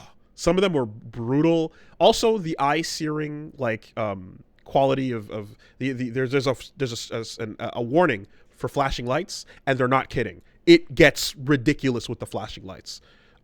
Take it super seriously. But this is what it is, right? I guess so. That's the discussion, more or less. And I think that like a lot of people that were yelling at me and sending me angry messages on various medias and such were upset because the second to last session, when I start to realize what's going on, I just kind of laughed, and like as it was sinking in, because I was like, oh my God, are they actually doing this?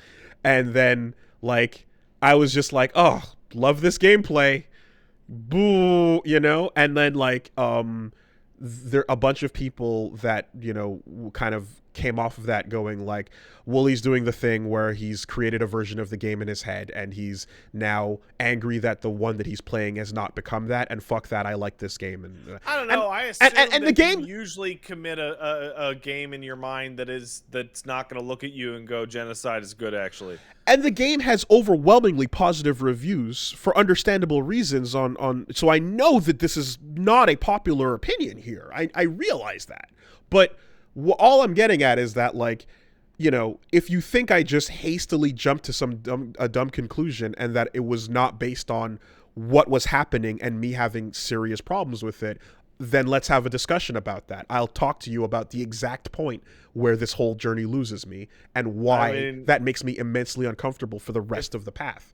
If the way you're describing this is in any way accurate, as somebody in the chat just pointed out, that the core message of this game is bordering on simultaneous to the villainous alien motivation of the marker from Dead Space that makes you kill yourself so you can become a blob. Because it's all about that next phase, man. Yeah, I don't know. I feel like there's potential for a deeply personal story about someone. Like, here's the other thing, too. Like, on a the irony, of course, is that I actually felt very similarly to how you're describing about, like, Transistor. Okay. There's like, where I got to the end and it just had this weird, like, I don't like what I think it's trying to tell me. Okay. I see what you mean. I think the other thing as well that was going through my mind was just about, like, there's been a lot of loss over the last 2 years, and people I've spoken to and such have, dealt with this idea of, like, how comfortable are people? Yeah. Sorry, it looked like you were interjecting. No, I wasn't. Okay, so the idea of how comfortable people are with the concept of finality and death is actually a important subject, right? And, like, being not the person who's like, no, fuck that, like, it is there's something that is I don't know, like it can be torturous. At the same time, there's a part of me that is super down and loves the words rage against the dying of the light. Do not go gentle into that good night. And my condition is, do not go gentle into that good night which is being enforced upon you by someone else. If it is not, and if it is a natural thing, if it is, it is time, and it is just it's occurring as the way life does, then there is a grace to the comfort of understanding and being familiar with moving on. But if someone isn't, but if someone is bringing it to you, you should put me in a robot. But if someone is bringing it to you, rage against the dying of the light. I can hold these two concepts in both hands. So it just read as like, to someone who was looking to address this story and feel comfort from this message, that underlying thing was louder, but it wasn't to me, All right, we have to move on. You know what I'll say though? Sifu had a good message, and that is revenge feels fucking cool as shit. It's fucking sick. You see how oh man, you see that little bop on the head I got John Wick? Wow. You can check out you can check out Sifu, Rumbleverse, Bloodborne, and Everhood on the Woollyverses. My throat. Sorry. Yeah, and also we are going to be taking a look this week at we're going to check out KOF, and I'm also going to do a little bit of research into it first, but there's a Kickstarter for an indie fighting game called Drag Her, which is based on RuPaul's Drag Race. And I think there's only one character in it, so I'm going to see how much we can do. But going to take a look at that as well, possibly this week. And going to probably call in Punch Mom on the assist, since she knows more about Drag Race than I do. So, yeah, look forward to that. You go fast in a line, right? Yeah, with the big wheels at the back of the car and the parachutes at the end. So check that out. Rawr, rawr, rawr. And then the loser of in the big car gets their wig snatched. Yep. That's Willy versus. All right. So this is goodbye. This is one of those fun days where you said we have to hurry, and then you talked for an hour and 48 minutes. I apologize. I'm sorry. I didn't realize that the Everhood discussion didn't happen. I thought it did. And then I was reminded midway through that it didn't happen, and I went, fuck. I was planning to just shoot past it. Because I'm sitting here like I got like 4 games I gotta talk about. I'm sorry. It just there's stuff and you know, don't dodge the Everhood discussion, coward. Okay, I won't. But also, there's an entire Nintendo Direct, a bunch of Platinum news, and some other shit going on. So, you know, who cares about those things? Hey, let me tell you. Okay, so so luckily enough for me and you and everyone out there, my thoughts on the stuff I played this week aren't nearly as deep as the ones you had about Everhood. Though, I mean, they're not as deep as our thoughts on Sifu in general. So in order, played KOF 15 over the weekend here or there. I like the roster. I don't know how I feel about the new guys. They're all weirdos, and Shunei looks like a fucking idiot. He's a chuny. Whatever. He's a chuny. That's the word. And that kid with the pillow, I think he's old. I hate him. Mentenkin, his gimmick is sleepiness. I hate him. Yeah. Not quite a Shenwu. So, like, I'll be honest, and it's one of those things that I don't know if it's like embarrassing to admit. It's like I was so much more willing to give this game a chance just because it looks so much better than 14 visually.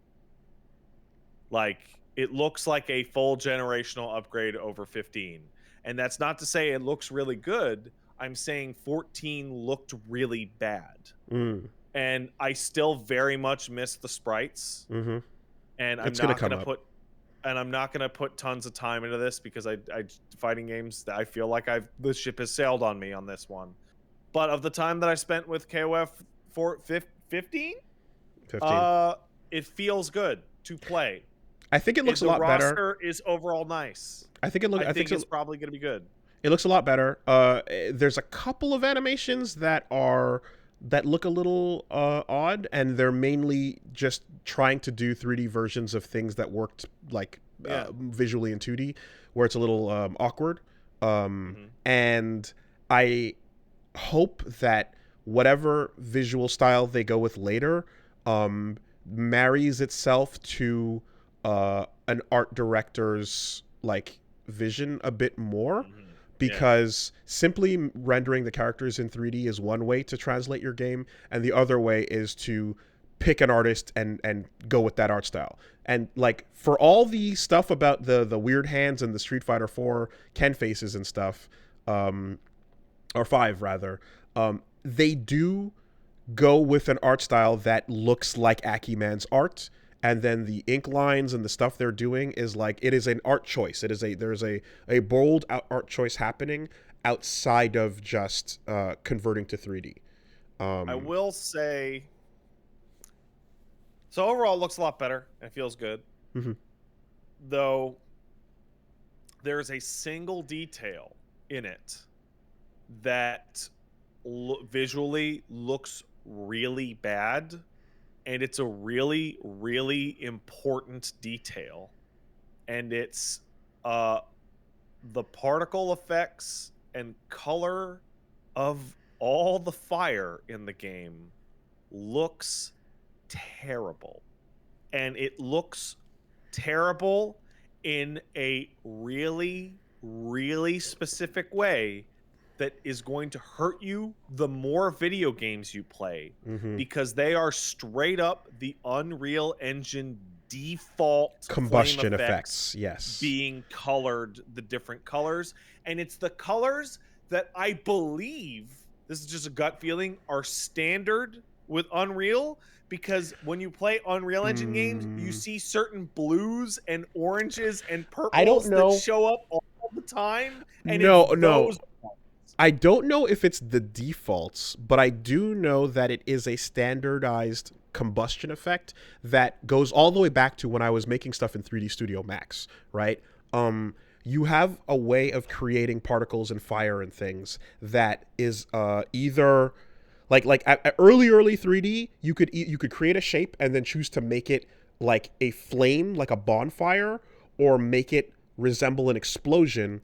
But the explosion look was this kind of lava orangey thing that doesn't paste well on top of fighting in order to look like combustion, you know? I know I'm nitpicking like a single graphical effect off of a new fighting game. And but I know exactly what you're talking about. I know what you're talking about. To those of you who aren't familiar enough or don't see it, if you have played a lot of Unreal Engine games, it is the equivalent. This might be an even deeper poll, and I'm trying to use it to bridge the gap. This is the visual equivalent of watching The Babadook. You ever seen The Babadook? No. Okay. In the climax of the film, where the Babadook attacks the mom in the room, the Babadook uses the public domain goat scream monster noise that is used as far back as Diablo 1 or further. And it's just like, oh god, it's the visual effect equivalent of that. It is stock. Yeah. And there's the I know exactly what you mean. And there's a bit of that happening in Samurai Showdown as well. It's something that can be done better. And I think, like, if for an example of like how you can see a really, like, not everything is flying crazy with particles and have particle heavy, right? But for something that's a different comparison. Look at the way, for example, like Soul Calibur handles particles, fire, and explosions, and you'll see like it's much more. I mean, they have blades to trace out the shapes of the fire, but like it is much more precise in the way it's like done on each move, and it doesn't feel as much of a like I like a stock omnidirectional combustion effect in 3D. You know, it is something that is. This is not the first time we've seen it. Unfortunately, it's an aesthetic thing they're going with. So it's this thing of like, I was like, wow, this looks really great, and I grabbed K and did like his little swirl in front of him and did the kick, and I was like, ah. I mean, to be fair, 12 and 13 also looked like they had pasted explosions, but they lit the sprites as well. So there was this kind of weird effect of like, okay, that giant crazy Orochinagi flame looks like it's a different GIF entirely from the rest of the particles, from the rest of the sprites, but then the sprites are being lit by it, so it blends in a little bit, you know. But yeah, things like Rock Howard's wings and such, you can see. So there's that. I played that. Let's see. Played Sifu. We talked about Sifu. I gave Lost Ark a try. That's things popping off. A lot of people playing that. The Korean free-to-play Diablo-style MMO. And I gave it a shot, and it has an incredibly strong first impression with super detailed, fancy cutscenes, and like a Diablo character that has like a full 8 hotbar of like very fancy, like flashy action game moves. Like there's a gunslinger that has like rainstorm and shit, all sorts of fancy cool ass shit like that. And then you're like, wow, this looks like it could be really cool. And then you start to play it, and the overwhelming feeling of Korean MMO juice starts to drip onto you from the get-go. Literally the first thing that happens in the game is you pick a character class, and it gives you a extremely long cutscene that describes an entire story arc for your character before you get to control them, including a villain and a final boss and all sorts of shit. And then you load into the game at level 10, and immediately before you even get to play as the class you pick the upgraded version of that class. And it jumped to level 10. Something that I could not understand at all until I found out that the first 10 levels of the game were wholesale removed entirely for streamlining purposes. Oh, wow. Okay. Huh. And then you start to play it, and it has advertised controller support, which is quote unquote technically true, but it's controller support in that it is emulating a mouse. Like Okay. the right So analog the stick is just becomes a the cursor. Mouse. Oh And boy. when you go to attack people, the a mouse cursor shows up on your targets, And you've got to aim with the stick. I've never Ooh. played a game that feels like its controller support is using the Steam controller backend to jury rig mouse controls onto a controller. And then you start to play it, and it's just like, no, it's really flashy and way worse than Path of Exile in every way. Like, it doesn't feel as good, it doesn't look as good, it doesn't control as good. The menus are all terrible. I was gonna say, you're coming onto this right off of the other CRPG kick you were doing. I assume that the reason why Path of Exile had their big sponsored push was because this was coming out in a couple weeks. And now after playing it, I'm like, man, do they not have anything to worry about at all?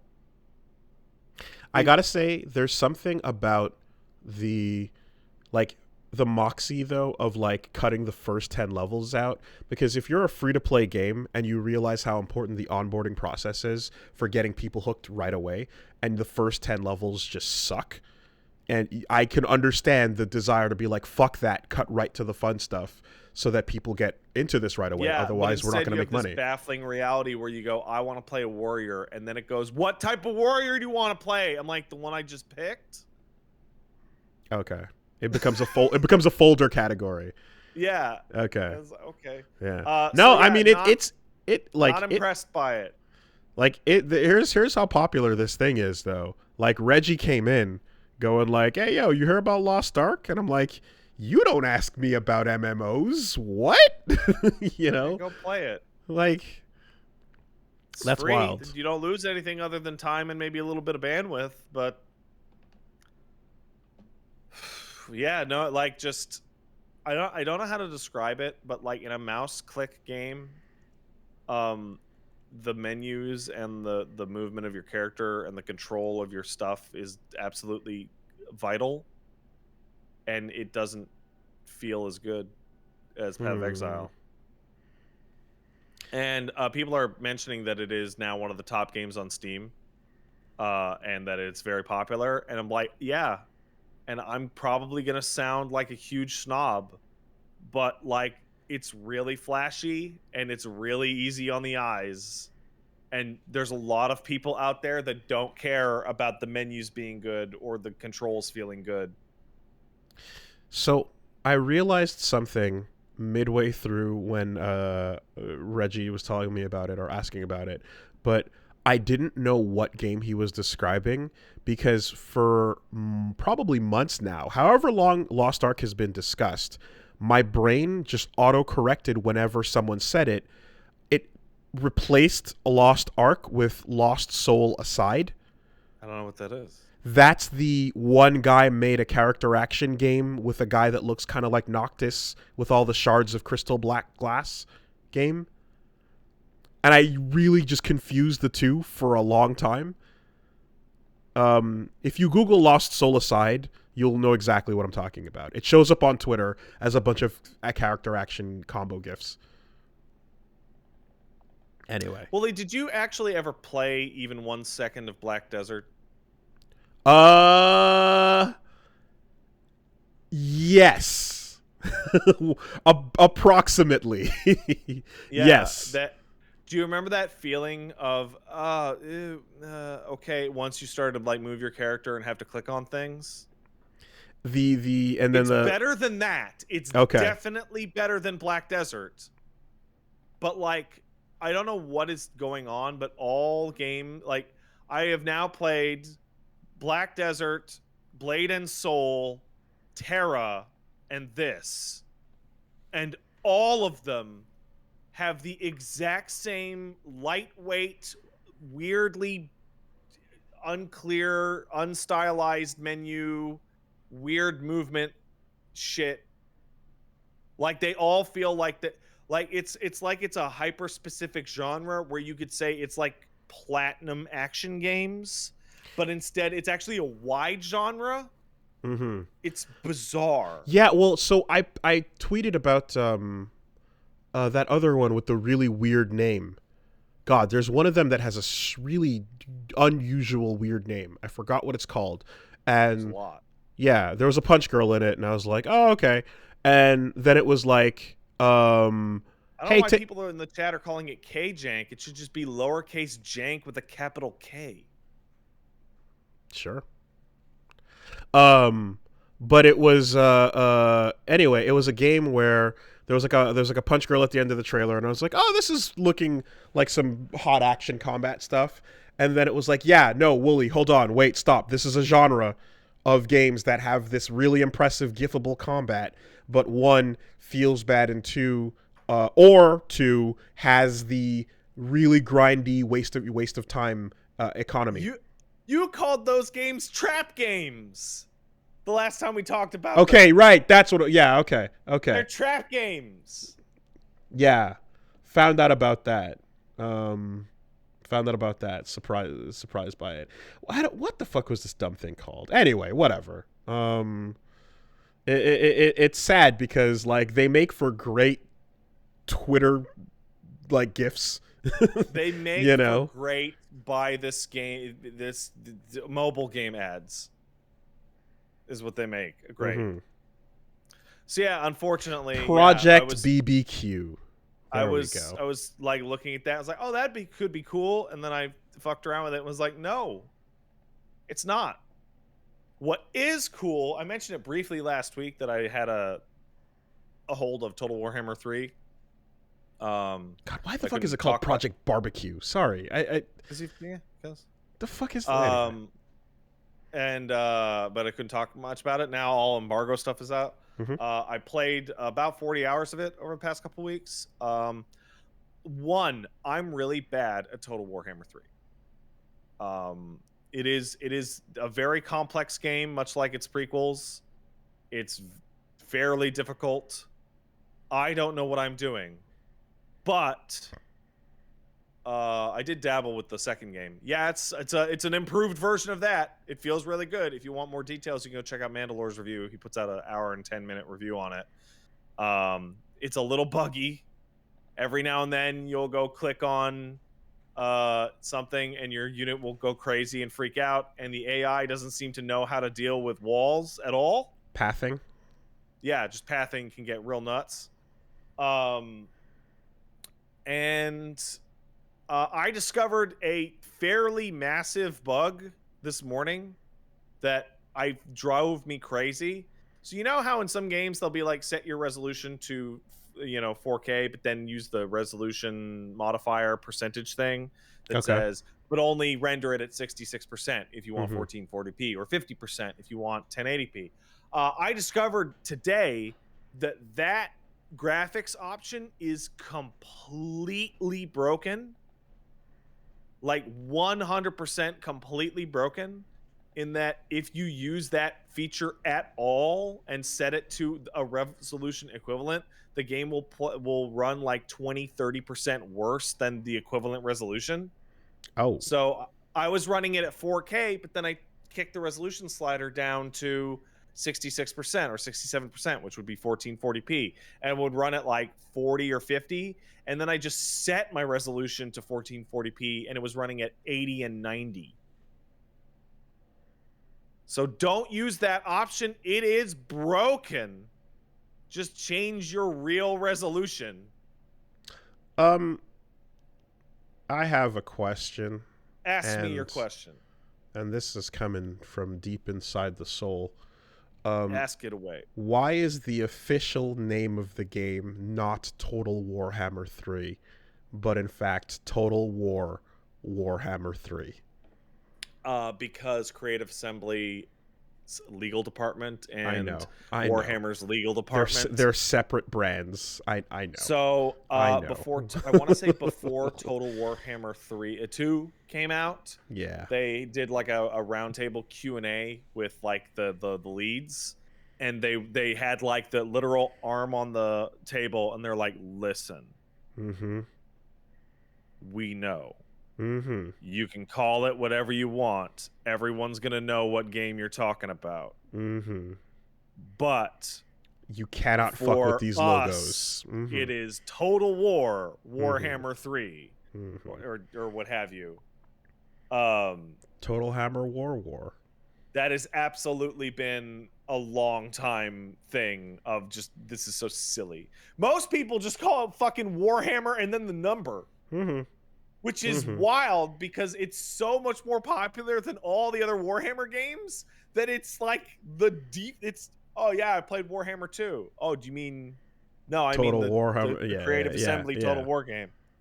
But it's a combination of two separate brands that both have war in them. It's like if the DBZ Budokai series was just called DBZ 1 and DBZ 2 and DBZ 3, which it should have been. So, if there were, let's say Capcom teamed up with Tecmo Koei to create an Onimusha Warriors game. Right. What should that game be called? It's... If you don't call it Onimuso, you're doing it wrong. How did you think that up so quickly? I was looking for any example of a thing that had Mu in it to connect the two together for two companies to put their brands together. If you don't call it Onimuso, you've already fucked up. So this is why I'm like, Anyway. But yeah, no, played a lot of it. The game's great. Aside from some graphical shenanigans, all the additions are really nice, though there are some things that are very buggy. My favorite faction in Warhammer, Nurgle, the Disease Boys, are unfortunately, for me personally, by far the weirdest and most complicated faction to use. So the faction I really want to play as really bad is super hard to get your head around, which sucks for me because I can barely handle like a normal human army. Shoutouts to that Sea Viper mentality. Though there is definitely, like, this game's going to be around for a while. Willie, have you ever heard of the Mortal Empires campaign? No. So they always planned the Total Warhammer games to be a trilogy, and as such, they implemented something called Mortal Empires. And the idea is that you have your regular campaign, and in 3, it's like you got to get to the Chaos Realms and help a bear out or whatever. In Mortal Empires, it's more of a classical like domination style victory.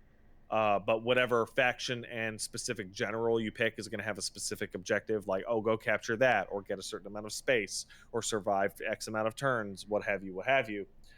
The thing with Mortal Empires is that for Warhammer 3, it's all 8 of the factions that are currently in the game, any of the DLC factions that they add in the future for Total Warhammer 3, and they'll be placed on a unique map, and any of the races for any of the games that you own. So as it's of right reading now, your like your saves your or history. your ownership. Is it Yeah. tied to your like Your account, your shared account? Okay. yeah. So as of right now, like I think there's like $400 worth of Warhammer DLC, because it's like there's the game has like 5 or 6 races, and then you have, do you want the Wood Elves, do you want the the pirate vampires, do you want the Tomb Kings, etc. And in a couple months, 2 to 5 months, they're going to put out the combined map, which is going to be the globe, which will include every faction that has ever existed in this series. Okay, because I was about to say, do people feel fucked over by like knowing that there are lots of races that are not available to them in the game? Yeah, because the games all come with certain races. Like the only way to play is the Empires in Warhammer 1. Unless you own Warhammer 1, at which point you can play them in the Mortal Empires campaign. So with the way the game is like a little undercooked right now, there would absolutely be no harm in waiting for that campaign to come out and see if they've fixed some of these. Like there's some UI issues, there's some graphical issues, there's a couple pathing issues. Mandalore mentioned something about, it seems like the cavalry charge stuff is not being calculated correctly. So you'll have cavalry hit like a unit from the back, and then the cavalry will melt, which is not how that's supposed to go. Okay.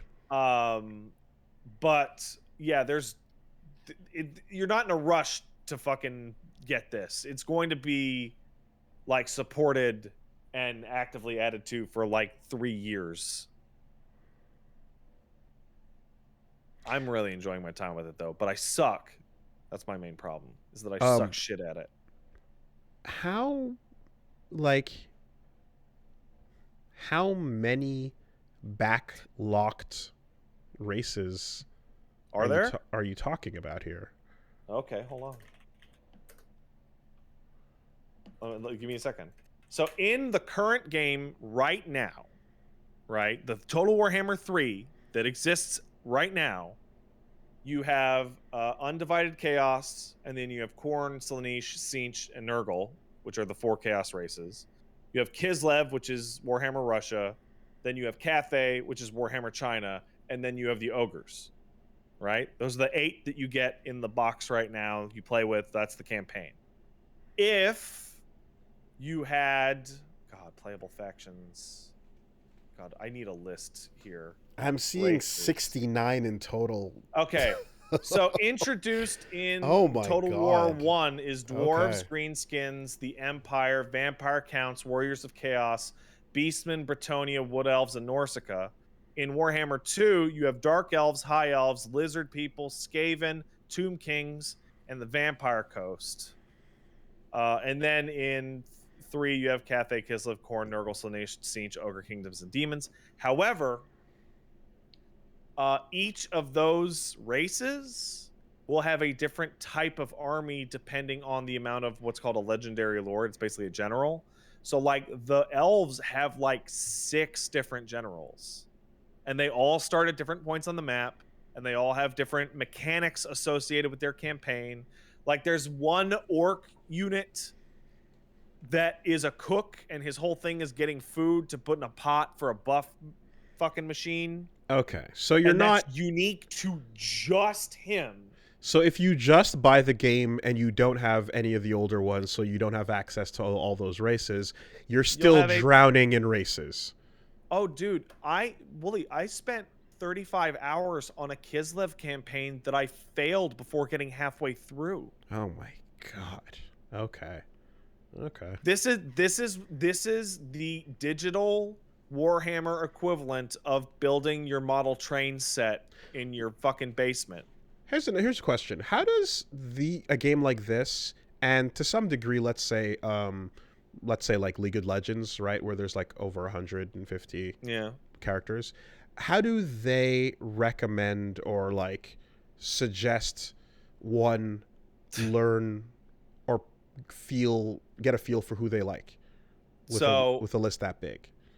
In Warhammer what's the recommended 3, path? One of the easiest ways. So the best thing about Warhammer 3, and I mean this without irony, I'm not even joking. The absolute best thing about Warhammer 3 is that it is the first game in the series to have a real tutorial. Okay. And in the real tutorial, it walks you through a very small, small scale campaign with the Kislev faction that has its own units and its own landmass, and it has story elements and like babies your ass through. Okay. Once you that's literally how I was able to get into it. I've bounced off this series both prior games. Couldn't get into it because I never got to the point where I felt like I knew what I was doing. Mm-hmm. This tutorial genuinely helps.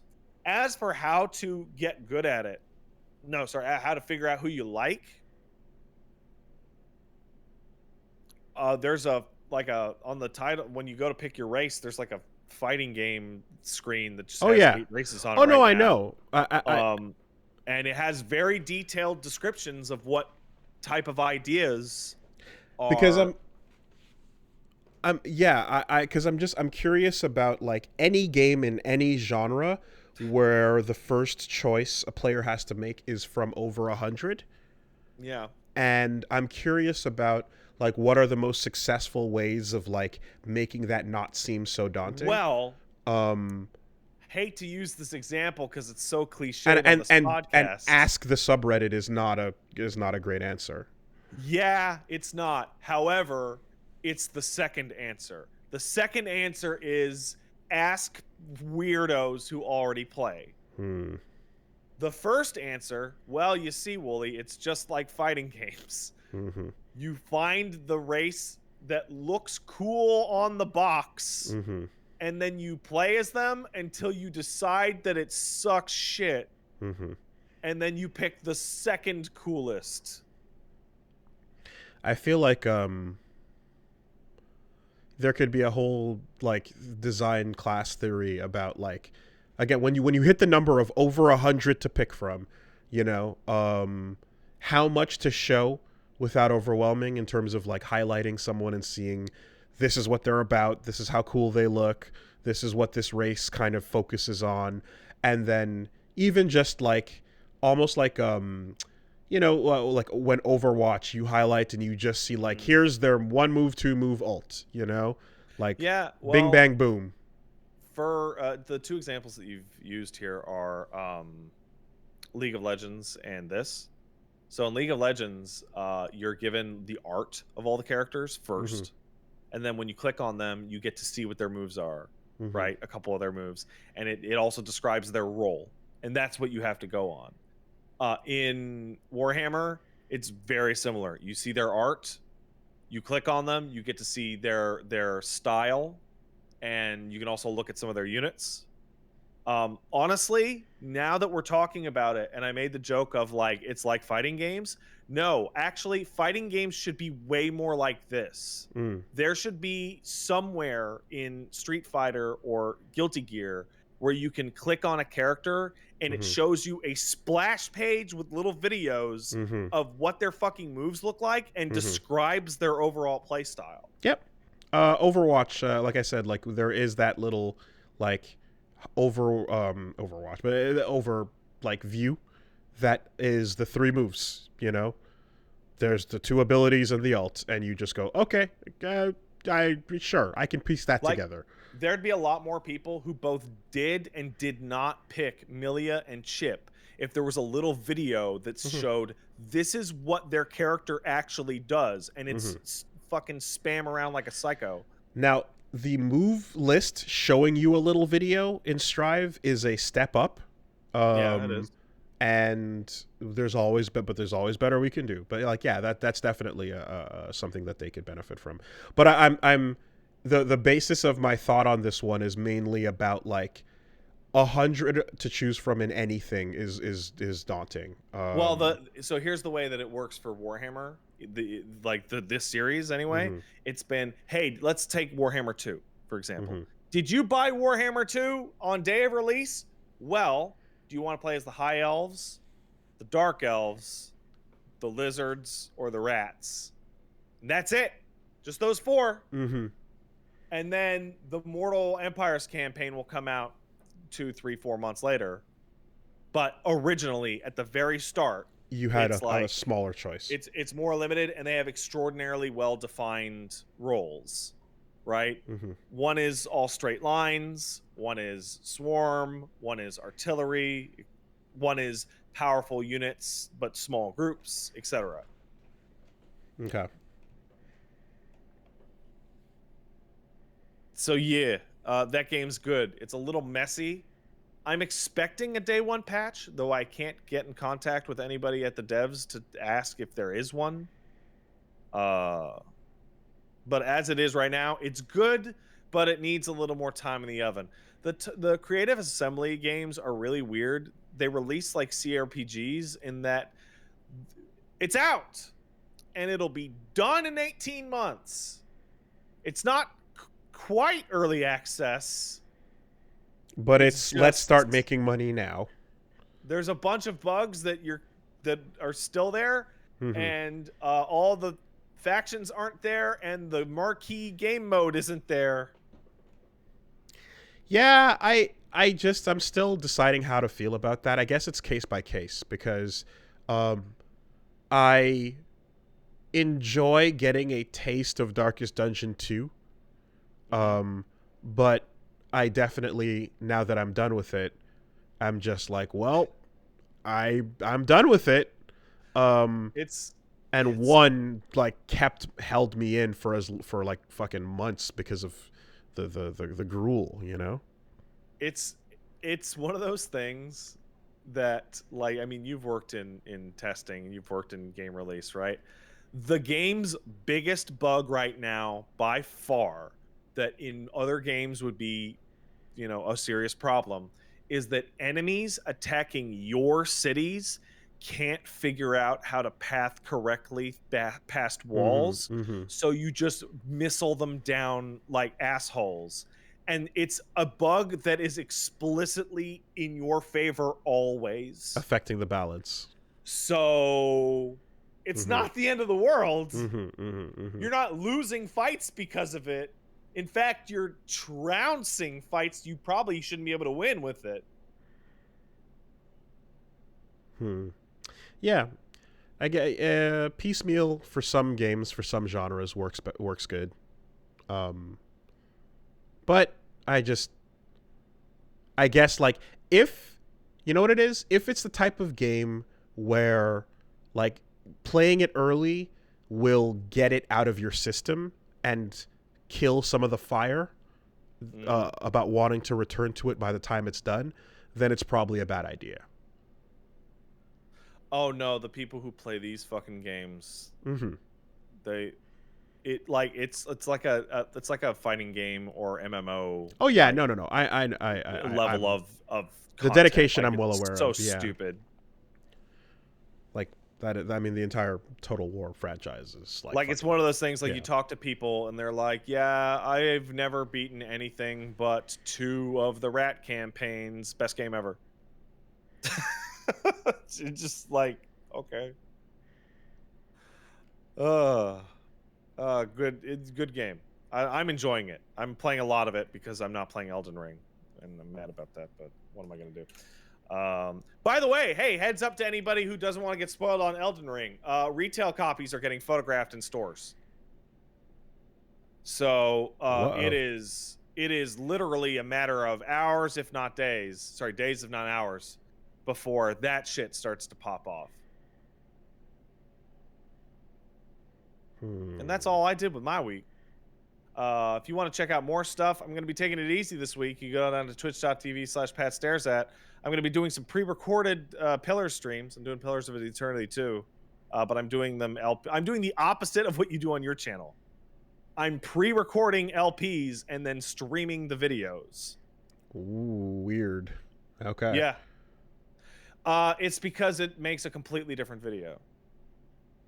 Particularly with something really, really, really, really slow, like a CRPG. I played a episode of Pillars 2 the other day and spent 90 minutes in the character creator.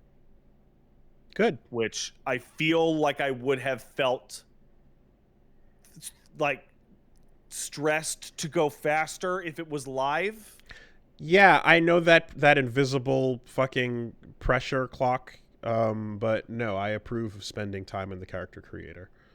Let them whine about it if they do. It's genuinely really weird going back to that format because like my voice completely changes and how like I don't know how to describe it. It's completely different. Dude, there's like how awesome is it when you're doing something like that is more like not progression, but it's stopping to smell the flowers, and you're enjoying yourself, and then a bunch of people are posting snore emotes. Like what you know, how great does that feel, right? Oh, no, I'm not familiar with that. Yeah, so you know, it's very different. It's very different. Anyway, that's what's gonna be for me this week, and on Friday I'll be streaming Horizon because Horizon coming out.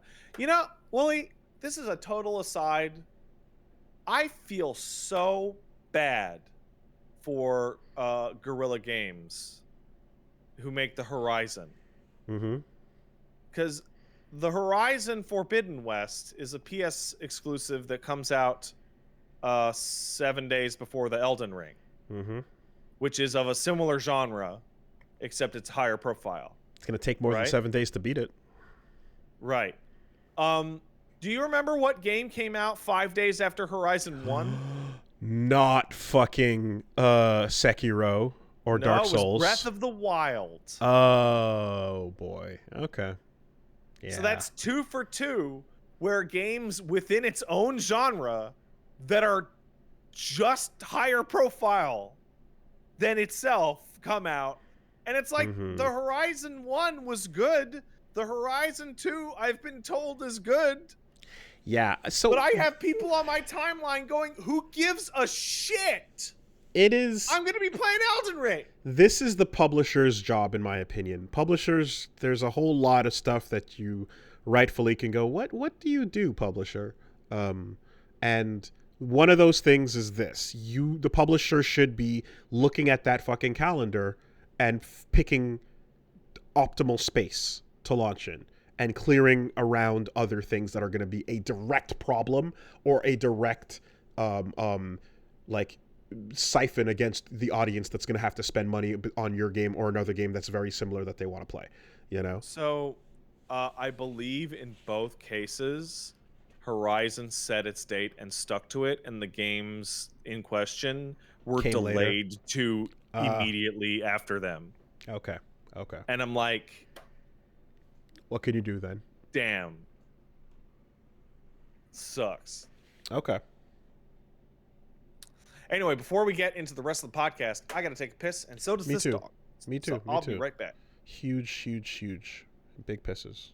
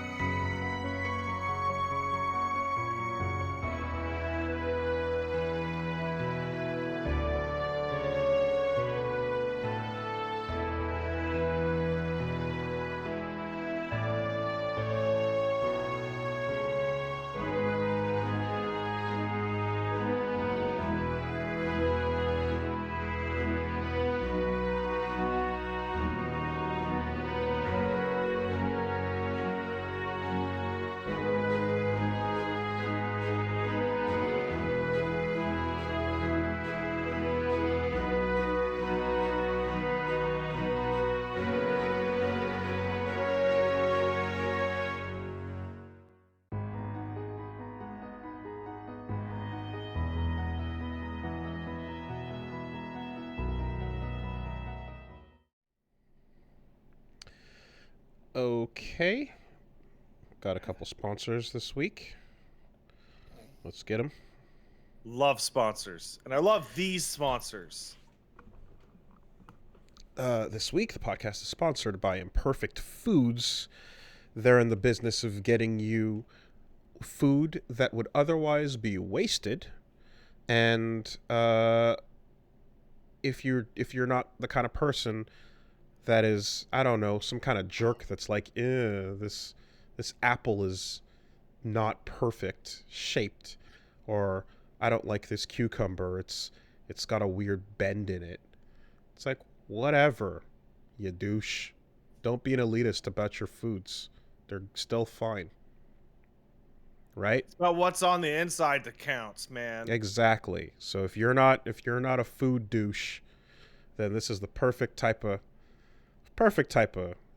people getting, imagine people being like uppity and elitist about their, like, oh, I don't like the shape of this thing, and it's like, it's totally fine anyway. Don't throw it out. So anyway, Imperfect Foods is about not wasting all of that. The amount of food supply waste and stuff that goes into the trash, but is perfectly good for anybody, is pretty terrible. It's increasing, and this is all about getting you stuff that is, of course, sustainable and still delicious, reducing waste, and getting you the ingredients that would otherwise be wasted, based on local groceries in the area. So you can see, you can visit imperfectfoods.com and see if they deliver in your area. Once you sign up, you can personalize a weekly order of seasonal produce, pantry staples, snacks, whatever you're looking for. You can have it arrive at the same time each week, making it easy to build a routine that's stress-free. They're delivering by neighborhood, of course, and it's about helping you have to deal with less trips to the grocery store as well, and of course, and we don't have to have that dumpster full of otherwise totally fine food just going to waste. So you're making me hungry talking about these Imperfect Foods, bro. Check them out. They're tasty and imperfect. That's just like me. So right now, you can we're trying here, okay? I'm trying to tell the people to eat the foods. Just eat the fucking foods. They're good. Don't stop whining. They're good. You go to Shut up and stop whining and eat your food. It's still good food. It just looks a little weird. All right? We're trying to tell you about the foods. So listen. Imperfect Foods is offering listeners 20% off your first 4 orders when you go to imperfectfoods.com and you use the promo code SUPERBEAST. Again, that's 20% off your first orders. Shut up, listen to me. That's 20% off your first 4 orders. That's up to an $80 value at imperfectfoods.com. Offer code when you use the promo code SUPERBEAST. Imperfectfoods.com with the code SUPERBEAST. Thanks, Imperfect Foods. Thanks, Imperfect Foods.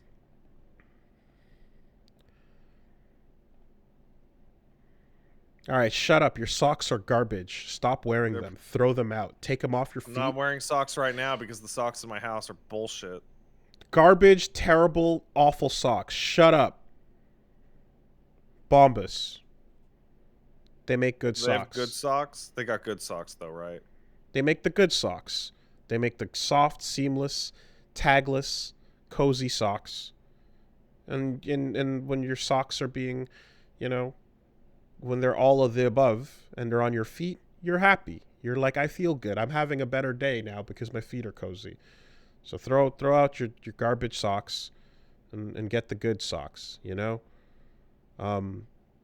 If the sock was sentient, it might be a mouthful for the sock, because it's just so cozy and so good.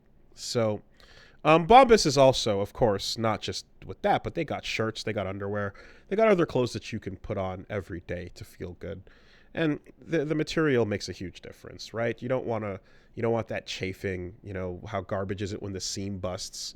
Terrible. All the bad quality stuff. When you have your favorite pair of like socks, your favorite underwear, your favorite shirt. You put it on and you're like, yeah, I'm excited to put this on because the material is just real smooth and nice. That's what the Bombas is going to be about. So just, stop it with your garbage. Throw the garbage out. It's better to just sit there and be naked than wear that garbage. And then get your Bombas. That's correct. You know what sucks about bad socks? What? The fibers aren't woven closely enough, so if your feet get dry, all the little crappy sock links get stuck in your feet cracks. Exactly. That won't happen with good socks from Bombas. Maybe if you had material like cashmere, Pima cotton, merino wool, the type that makes all the good cozy layering and doesn't have to deal with the garbage you're dealing with. So stop it. Go to bombas.com/superbeast. Get 20% off your first purchase. That's bombas.com/superbeast for 20% off. bombas.com/superbeast. Thank you, Bombas. Thanks, Bombas.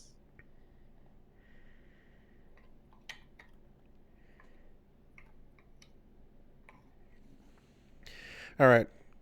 This week we're also sponsored by blah.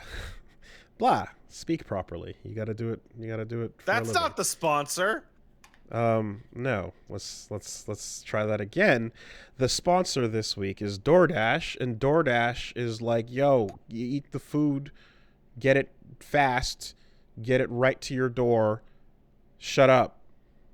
Listen, you've had a hard day of doing whatever the fuck it is that you do, person listening to this. Maybe you deserve to kick your feet up and have somebody bring you your food and give you a food, and then you eat the food, and you're like, yeah. Just get the food. Shut the fuck up and get the food. Support the thing and get the food. It's good. You want to eat the food. You want to eat the food from the places you like. You like those places. I know where you like to eat. They deliver. They drop it off at your door, and you can shoot. Like what? You're getting what? You're too good for 300,000 restaurants and partners, and local chains and go-tos. Probably not. No. Guess what? The place you like, yeah, they're there. They're on DoorDash. So go get the food. All right? What am I doing here? You already know this. You don't want to waste your time trying to front in the kitchen. Why front? Don't pretend you know what you're doing.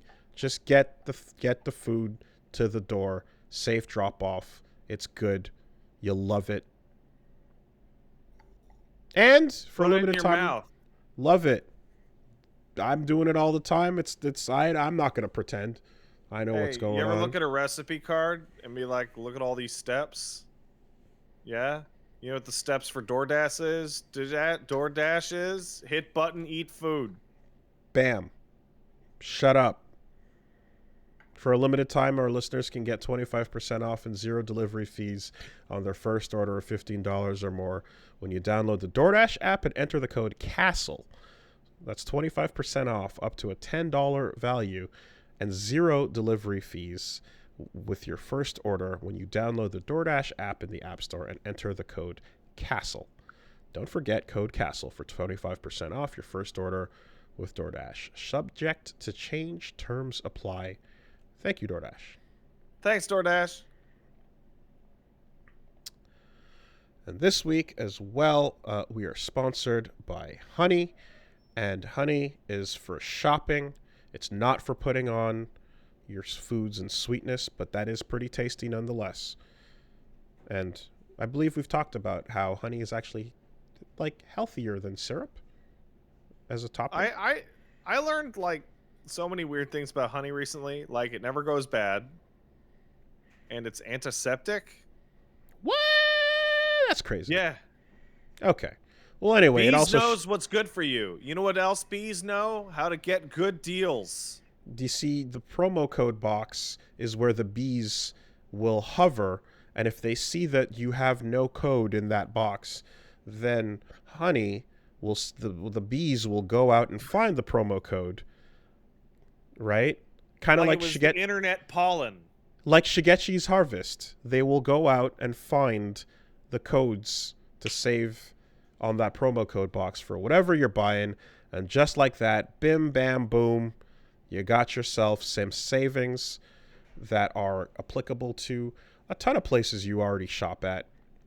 They're whether it's fashion, tech, all kinds of different stores available. So, you just click the button, apply coupons, wait a few seconds. The bees take a couple of seconds, and then bam, they come back with some savings. It's done just like that, and you don't have to get blasted into the next dimension by Yoshikage Kira to save a couple bucks. And these bees aren't weak to power lines. They're strong to power lines. There you go. So, check them out. It doesn't just work on desktop. It also works on your phone. You can activate it on Safari. Give it a go. You could be straight up missing out on free savings by shopping without it. So, do yourself a solid, support the show, and give Honey a try at it's free at joinhoney.com/superbeast. That's joinhoney.com/superbeast. All right. Okay. So classic Super Beast move. Too many stories, not enough hoes.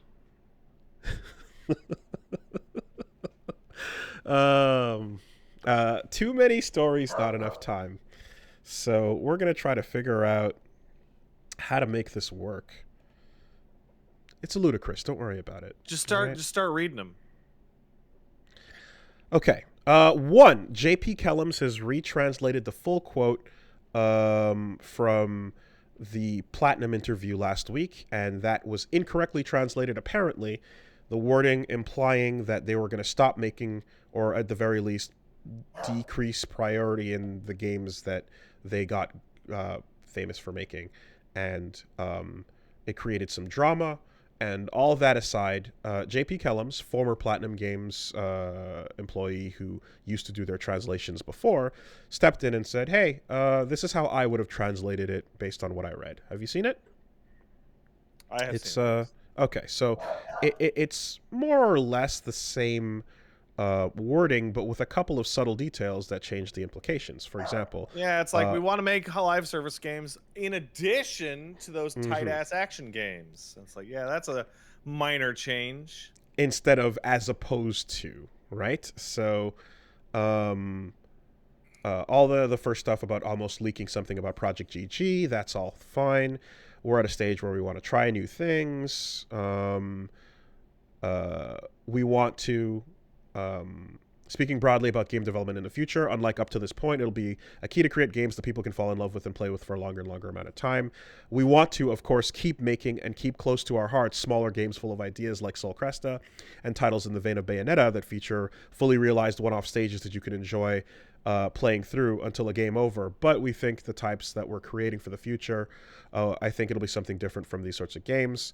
How the market changes over the next 5 years, it will be an absolute must. Yada, yada, so, yada. Yeah. So anyway, some clarification on that. Now, here's the thing about it, too, is admittedly is that, like, Japanese can be a very precise and imprecise language when it wants to be. And when it comes to, like, I guess...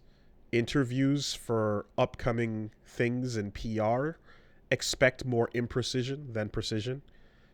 Expect things in the veins of, please look forward to it. I have a message to relay. I just think that these statements, like, okay, so we got the interview, and in the interview made it look like they want to transition to live service games. And then we get a clarification of the interview that makes it, no, we just want to make live service games. And we think that's going to be a really good future for Platinum. And then, like, literally a day after that retranslation, the fucking CEO is like, man, it'd be cool if someone bought us. Yeah, so that's the other part of this. The second story here being that Inaba also says they'd be open to acquisition offers by another company as long as it gets to maintain its freedom. And despite what might be, despite the idea that, like, after Scalebound, you would assume there possibly might be some bad blood some hard feelings about the abandonment of that project. The story right after that is they've expressed an interest in revisiting Scalebound, if they could have a proper conversation with Microsoft over the canceled titles. So I think these are all related stories. You know, I love Platinum Games. I have this feeling that they're the video game equivalent of Gil, the fucking real estate The agent. wolves are at old Gil's door. Like, the company always feels like a single press release away from going completely bankrupt. Yeah. We don't know what the coffers are like, but it doesn't sound like they're confident in their ability to like maintain the current course is the overall vibe to it. I mentioned that they said, boy, it sure would be lit if someone bought us, to which someone in our chat replied, they've always said that. And I'm like, yeah, when your company is always talking about how sick it would be to get bought, it means they're fucking broke. Mm-hmm. The other thing is, of course, is that, like, I mean, at least to those paying attention in our little niche corner with this stuff, with their games and everything, like, whoever does that will just win out on, like, you'll get a company in-house that'll just make fucking quality shit of whatever IP you hand to them.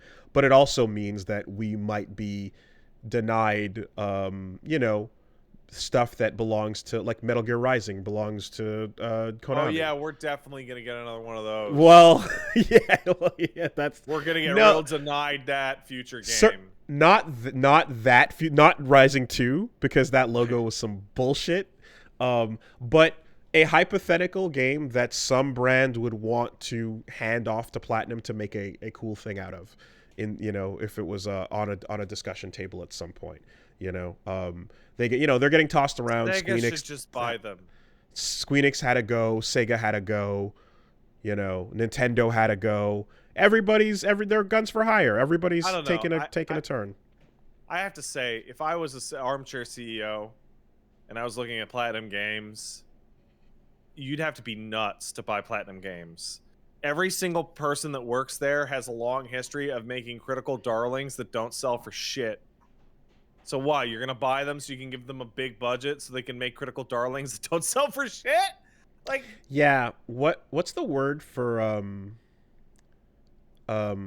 there's a word for what I'm thinking of here where it's like a vanity purchase. Project. Yeah, like, I guess that's the status that gets relegated to. 100%. Mm-hmm. Or a prestige game. Well, look, you have to wonder, like, what is Nintendo looking for when they announced Bayonetta 3? And did they get that? They're looking for Kamiya to stop calling their office every day. He had a statement, too, where he's like, hey, if you played the first two Bayonettas, it'll make you enjoy Bayonetta 3 more. And, like, that's the most indirect way of just kind of being like, hey, this story is gonna probably bank on it being the third in a trilogy, as opposed to just jumping in and figuring it out. Wooly, this is a bit outside your personal wheelhouse and taste, but I don't know if you remember the marketing campaign for Mass Effect 3, but there were interview after interview after interview where people were standing up in front of a camera going, Mass Effect 3 is the best and most perfect time to start playing Mass Effect. And then they would play a trailer that would go the end of the decade-spanning trilogy, and you'd be like, yeah. What? No, it's stupid. It's so dumb that Kamiya has to even say something like this, but it's true. Right? Anytime something comes out, the question that a lot of people want to know is, do I have to bother with the first ones, or can I just jump in? And so he's just heading that off at the pass. He can't say, like, yeah, you can watch all the cutscenes on YouTube in like 3 hours. Right. Or we've put in a fucking Zone of the Enders Dolores 20-minute movie to spare you the time and trouble. Anyway. Oh yeah, somebody points out. Do you remember Witcher 3 changed its box art and its fucking title card? It was originally called Witcher 3: The Wild Hunt. Wild And Hunt. That's what I know it then it as. became and it was like Witcher and the giant 3 in like a bold text, same as Witcher, The Wild Hunt. But then it became Witcher: The Wild Hunt, and there was like 3 slashes behind the logo. The 3 lines, yeah. To hide the fact that it was the third game. God.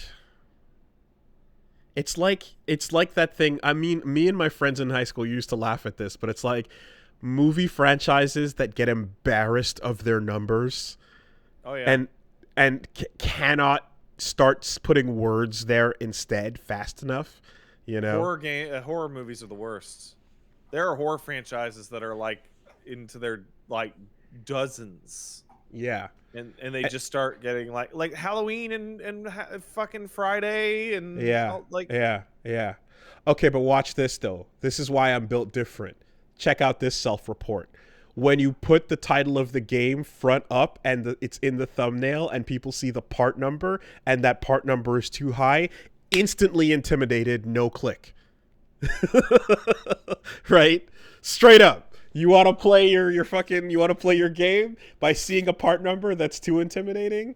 Like, it's already a deflector from, I have to commit to everything before this. I was talking it actually applies. I was talking about a Rum Reborn, and there was this stupid meme that was going on. There's like playing 100 hours to get to the good part, and then it's like shame on people who give up before they get there. And I'm like, that's the stupidest fucking thing ever. Like, playing through 100 hours of anything to get to the good part's like stupid, and you shouldn't do it unless it's this one game that I like. And I got a person that responded to me like, who has 100 hours to play on games? And it's an argument I've heard a lot from a lot of people. And it's like, you can buy a game and play it over 5 years. You can watch a thing over 6 months. There's no time limit on something that you actually own unless it's like a live thing or whatever. Like, you could read a chapter of a manga that you like every 3 months if you felt like it. Yeah, you're not going to be up to date, but there's no problem in not being up to date. But the reason why the movies are afraid and why why I'm talking about this in the context of YouTube as well is because you need an adoption rate that's fast enough for it to be a successful thing. And if people are intimidated away by the prior commitment, but you can like basically trick them into thinking they're going to see the first Friday the 13th movie, you know, then it's fine. It'll work out, you know? So, yeah. No, it's a whole thing. I mean, to some degree, like, I think that you add, like, I've also in this note in terms of LPs, like, I've started naming every episode. One, because it helps you identify what the fuck part that was and what's going on in it uniquely, and it stands out. And like, there is like that part of it where it's like, okay, well, if I'm not interested in this LP, but I am interested in specifically tuning in to hear the Danicast versus J. Jonah Jameson, then I can watch this episode. You know, so there still is a single serving value added by adding that extra detail to it. But if you just see the same thumbnail and it says part 11 on it, that's not going to give you any information. So, you know, it's a game that gets played in this world too. But it is true that, like, as things go up higher, it you know, there's a shame that gets associated with the higher number, and marketing teams certainly would want to hide that with, like, The Witcher 3. Yeah. Anyway, that's going on. Witcher 3, by the way, is probably the best example of using this trick for good, because I really like Witcher 1 and 2 and cannot possibly recommend them to anyone at this point. I would literally recommend to anyone who wants to play Witcher 3, which you should, it's a really good game, to literally just look up what happens in 1 and 2. At the same time, if a franchise is made up of no numbers and just subtitles, then every single person starting the franchise will ask, where should I start? Like, hey, shout out to Final Fantasy for making this both the simplest and most confusing version of this ever. Where do I start?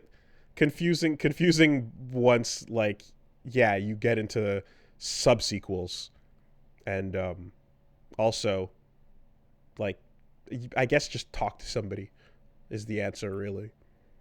Well, I don't know. I'm telling you right now, we're 6 months away from, like, is it okay to start at Final Fantasy 16? Or do I have to go back and catch up? I mean, I unironically had a variation of that conversation a couple months ago. You know, when I was talking to like Punch for you. No, when I was talking to Punch Mom about starting to play an FF game, because she should be playing the first one. You know. Mm-hmm. So yeah. All right, other stuff going on. The Nintendo Direct. There's a bunch of things. Not everything is. They had a mouthful of news. Sure did. So yeah, there was Fire Emblem Warriors, the second one. That got the biggest blank stare for me. I didn't even realize that the first one came out. Yeah, it was not well liked like Zelda's was. I see. Okay, that might. Yeah. Well, I wasn't paying attention. Missed that one, so I didn't catch it. Yeah, I did a little skip. My video is a skip through, and I want to make sure like people that know the deal are tuning into knowing the deal. So, Advance Wars 1 and 2 Reboot Camp, yay, those are good games. No Man's Sky coming to Switch. All right, dude. The re-announcement of like all the Kingdom Hearts games coming to the Switch in cloud mode was the funniest thing in the world, as it coincided with my stream shitting itself and skipping all over. And nice. Like, God, you know what happens when you play Kingdom Hearts on the Switch cloud shit? What? It boots you after 180 seconds of inactivity. Oh, man. That is annoying. I don't think there are more than... I think like literally 99% of all cutscenes in that game that are voiced are longer than 180 seconds. Well, the Switch will tell you by dimming the screen while watching a cutscene that, hey, you have to keep the fucking stick wiggled to not dim out, you know? So that's already a weird Switchism. Man, yeah, no good. All right, Mario Strikers Battle League. That looks fine. I have no interest, but hey. Yeah. The only thing I was saying is that like the Mario Strikers artwork in the original was fucking awesome. And here they're doing the same effect with a filter on the 3D, and it doesn't have the same energy. It's not the same thing. Like they definitely lost some of the fire. Splatoon 3 showed off some stuff. They showed off the co-op mode that I didn't recognize because I didn't spend any time with Splatoon 2. How embarrassing. Front mission first and second. Holy fucking shit. Out of nowhere. That's wild. I actually pogged when I saw this. Only imagine, like, front mission first getting made. It's like, oh, that's a good sign. That's exciting. And then they right away announce 2, and it's like, holy fuck, 3 probably. Like and then you skip 4, and then go right to 5. Logical conclusion. Because when I saw that thing that was like Wanzers at the ready, I was like, Wanzers are the mechs from front mission. What? It says a lot. Because Front Mission has been dead, and then they made that game where they spit on its corpse called Left Alive. I don't know if you remember that. I remember when that came out. Yeah. But it's been dead for so long that when I see the word, my initial it's not disappointment. It's like maybe they'll do something good. Like it's been that long since it's been dead. And you know what maybe doing something good is? Just going back and remaking the old ones that were good. Well, those right? 2 games never came out in English, So this is good for everybody. Yeah, I've God, it's one of those things where just like I've never been so impressed with such like a brief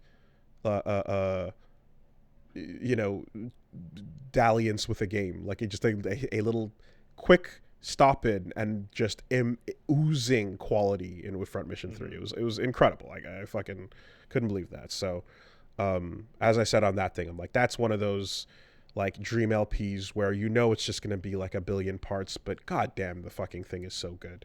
It was. I actually beat both campaigns in Front Mission 3, and I can't believe I had that much time to spare as a kid. Huh. Yeah. Like, can you imagine? Like, I'm thinking of an episode that's just this week we browse the internet. You know, like it just I don't even know how that would go, but man. So yeah, that's really exciting. Actual poggers, as you said. And then I was interrupted by Reggie gasping for Disney Speedstorm and fucking Monsters Inc. cart. And I'm just like, woo, yeah. Yeah, this is what it is, you know? Every once in a while, you just Reggie's good old reliable iron normie powers come and shine through. I mean, you need one of those around somewhere.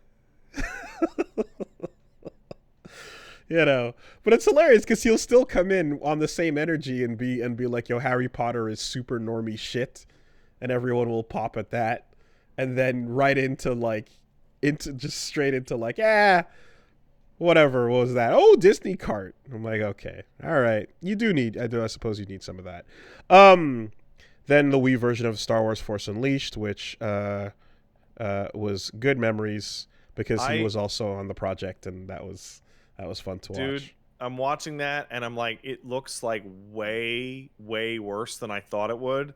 And then there's like a single line of dialogue where they're like, ported from the original Wii version. Yeah. And I'm like... Yeah, there's a different version that was made for the Wii.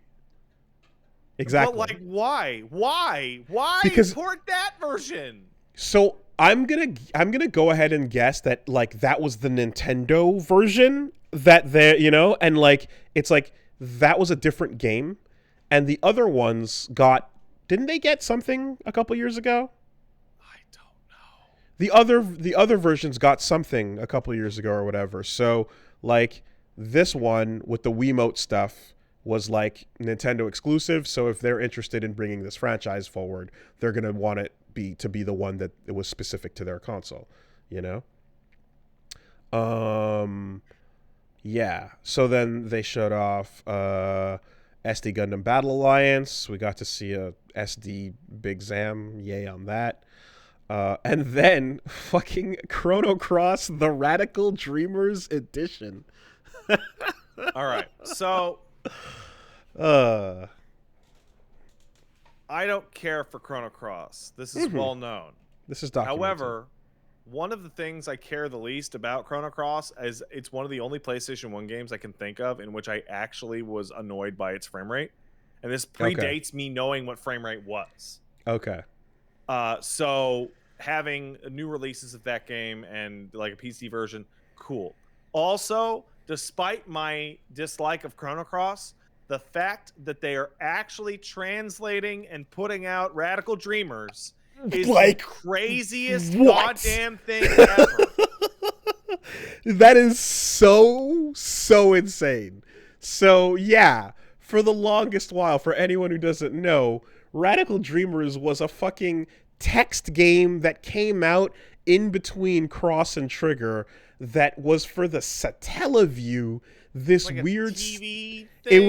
It was a Super Famicom add-on that relied on downloading its content via satellite, and like it was only for that. It was mainly third-party supported, and like it was, you know, same writer director behind the other Chrono games, and it was the introduction of, you know, the characters of Cross. So it just, a lot of what that text adventure did served as the basis of the skeleton for what Cross became, because Kid was in it, Surge was in it, and then there was what was supposed to be Guile is actually Magil or whatever, right? So, but it is fucking crazy they're going through all that. Now, obviously, I talked about Cross, with the mobile game the other day, and I've been yucking it up and all that shit. So like, real talk, like all kayfabe aside, a bunch of the shit in Chrono Cross's story is complete nonsense compared to Trigger. And it's very unclear compared to a easily understandable Trigger. And overall, I would say that the contributions of Cross weaken the canon of Chrono Trigger. I don't have any illusions about that. That's a truth. I'm full on board that.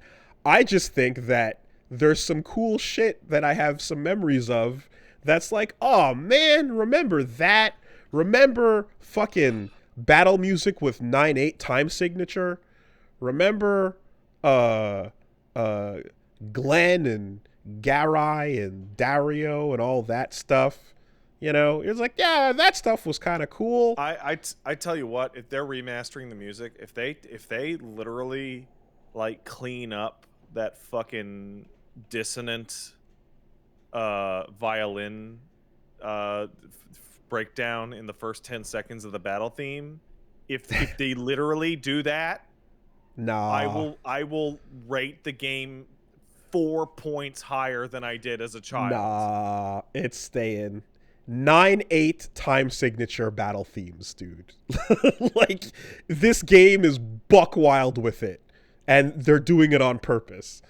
Now, the things, you know what else is interesting? And hey, if you're interested in playing Chrono Cross and you've never done so, and spoilers, I'm going to talk about spoilers for this super old thing. But there's something about it too that I'm like, yeah, that's interesting to think about in the context of the entire Chrono Trigger timeline, is the idea of what if the world from 2300 that no longer gets to exist because you save it, became its own thing. Like, that's a cool idea. Yeah. That's a cool idea. Is like, you've corrected the timeline. You took care of Lavos. Now this future imperfect that existed has nowhere else to go. What happens to that world is a fun idea to introduce. So that's one of the things that it's like, oh yeah, no, like that's something that Cross has going for it. It just takes most of the music. Genuinely, most of the music is excellent. It is. It's just the track you hear the most often in a JRPG with random battles is one of the shittiest battle tracks I've ever heard in my life. Hard disagree, but it's not the track you hear the most, actually. I would say the track you hear the most is probably literally just... Because like a bunch of the music is just literally Chrono Trigger music. Yeah. The victory battle theme... Like it's the Chrono Trigger battle like victory theme, and like that shit you're hearing all the time is great as well, but it's memorable because of how weird it is with the yeah, you say memorable. I think some of the other stuff is like the fact that they had the ambition to create a game where there are 45 fucking party members that can join up is insane. That's insane. Yeah, that's crazy. Who could do that? Definitely not the entire Suikoden series. Well, right? But here's the problem now is how much time are you going to get to spend with any of these characters, and how many of these 4 minutes? And how many of these, like, yo, check this dude ate a mushroom and his head is now a mushroom. He is joining your party so that you can fix that shit. Yeah, the Chrono Cross. That's it. Like, it says, look at all these party members. Yeah, okay, here's the party members that matter. Yeah. Guile, Glenn, Kid, and Harl. Well, no, Guile was supposed to matter, but he doesn't matter anymore. Okay, fine. Glenn, Kid, and Harl. And of those three, really, only Kid matters.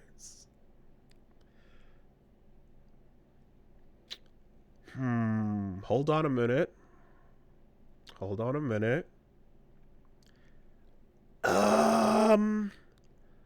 Yeah. No, they don't matter. Like, you want to be like, hey, Karsh was in there, and what was that dude's name? The fucking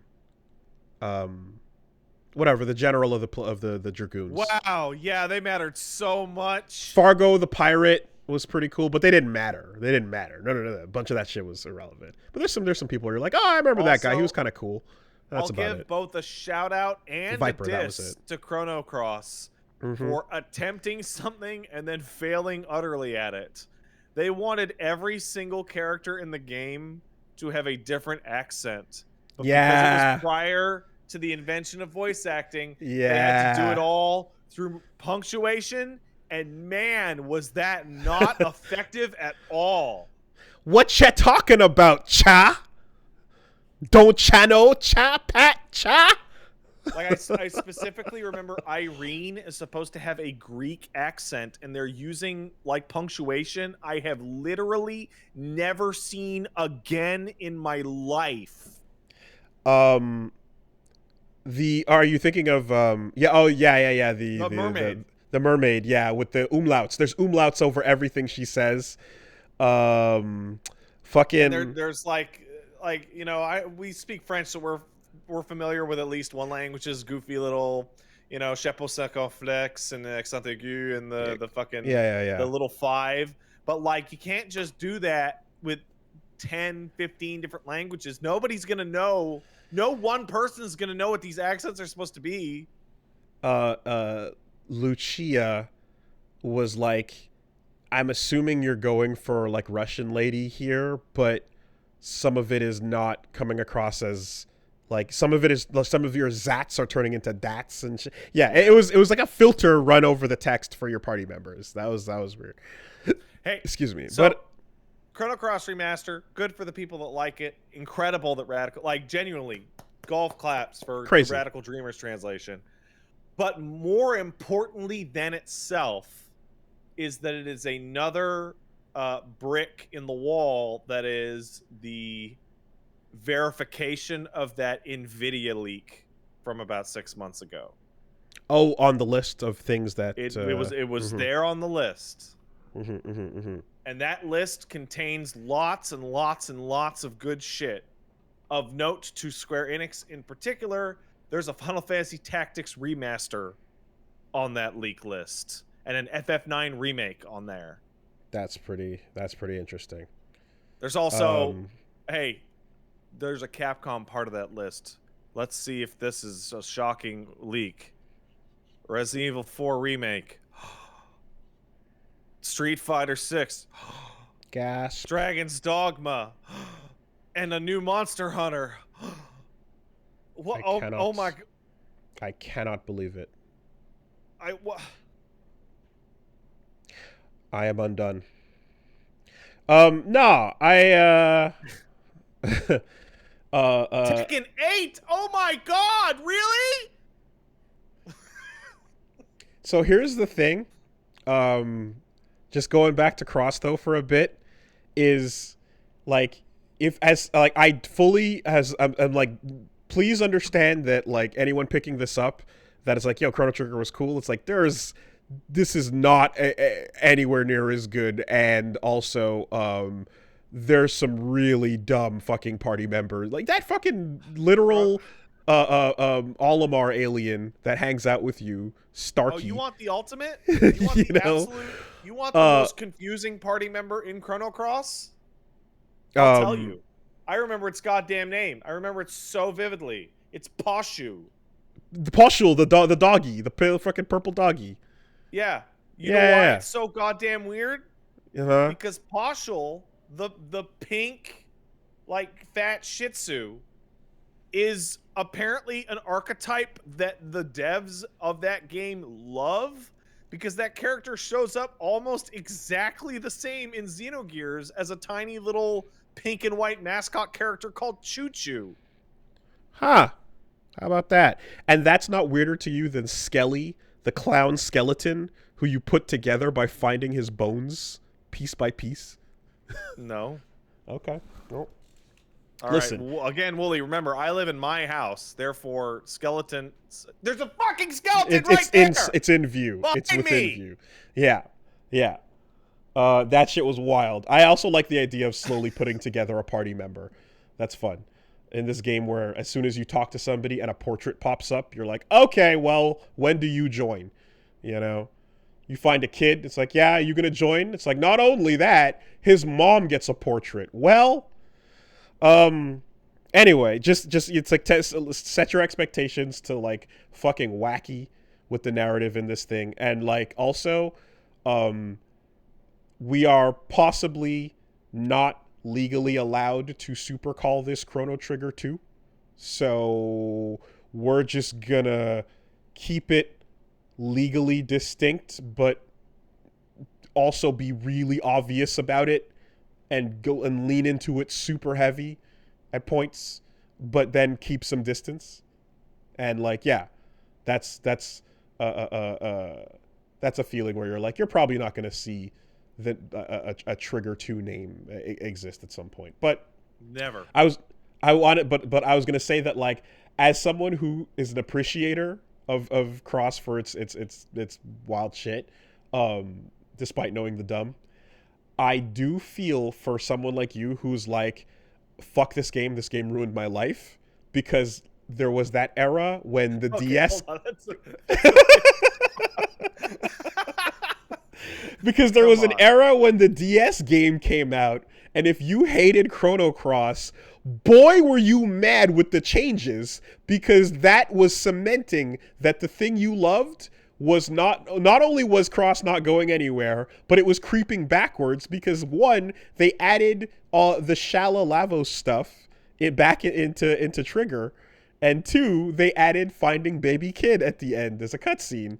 So now Cross stuff is happening in the first game you liked. So I should mention that would rip hair out for anybody that was I should mention, to be genuinely fair to Chrono Cross, I was doomed in terms of like my first and second and last impressions of that game. In that it was absolutely advertised as the big sequel to Chrono Trigger, and man, that was not what they should have done. Because it is barely tangentially related to Chrono Trigger, and if you're a huge CT mark, all the stuff they actually do with the CT stuff is tell you, yeah, you know how you saved the world? Yeah, everyone got boots stomped into dirt and they pissed on them. And you're like, it is not. No. So I gotta say, it is not barely tangentially related, because the back half of it starts to dial it up, and the finale is entirely reliant on Chrono Trigger. Yeah, but I'm saying right? Most of what's actually in that game is not actually related to CT at all. No. It ends up like near the end being like, oh, this was all because of this. This. Yeah. But like, and when you do start getting, you're like, finally, I get to find out what happened to my favorite characters. Yeah. No. It's like it's like what a vindictive creator would do that he's sick of an old game. But also, if you're somebody who doesn't necessarily know Trigger and you're just playing Cross alone for the first time, you'll be confused as shit. Well, at first you'll be like, okay, this is its own thing, because the first, again, 80% of it is all that. And then when it starts tying back in, you'll be like, I don't know about this, but okay, maybe it has to do with whatever. They do have the little ghosts that explain stuff, but the final, your big drop on like the like, oh my god, it turned out that it was Shala.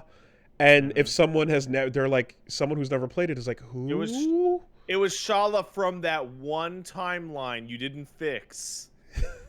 Like, and then it's You know, and then you split, and now we get into Guilty Gear mode because we got to start worrying about the Jackos and the Arias. So there's all that, and then there's the fact that I famously hate the battle theme, which is like a downer because it's a battle theme. You hear it all the time. And then to like what essentially sealed the deal for me in terms of like my bad first run at that game was that it's one of those fun little games where there's a really asinine requirement to get the real ending. You have to cast a bunch of spells in a certain way and like fill up that colored board into certain colors. You got to use the element. Yeah, you got to use the elements, then use the Chrono Cross. Yeah. And if you do anything other than that, the game just straight up ends and shows you a video of a Japanese lady sitting in a chair for the entirety of the credits. And well, no, she's also like, standing on the train tracks and looking at Shibuya Crossing.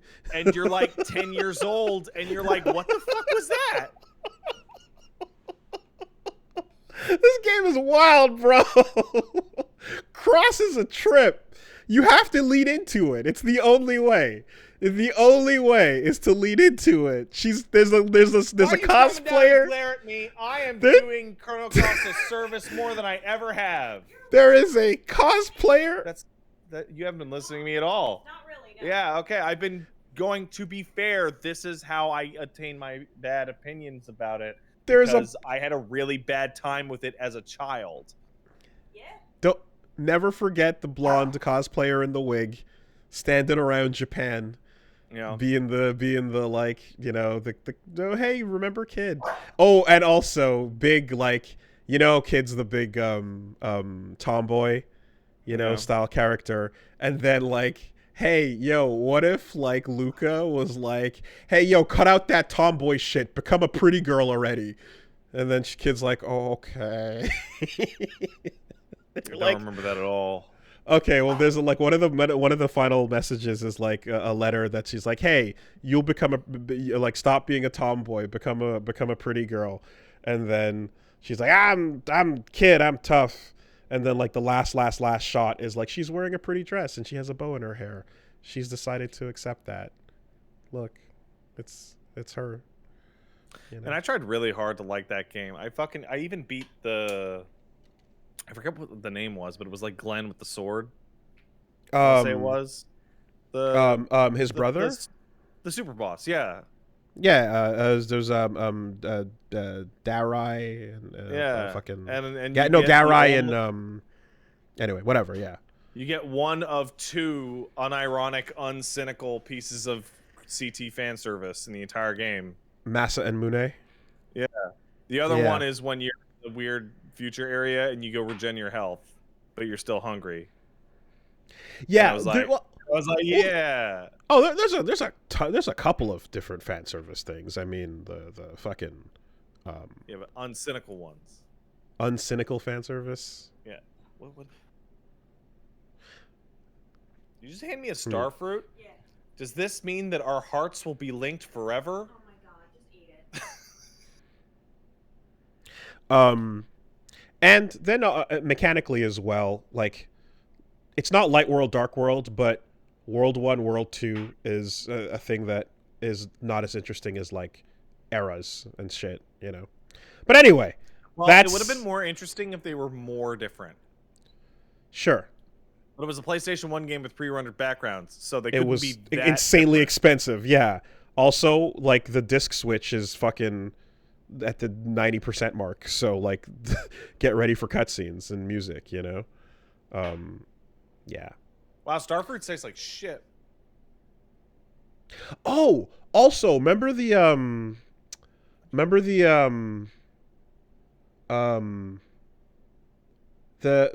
Dino not Dino Tights, the Azalas people?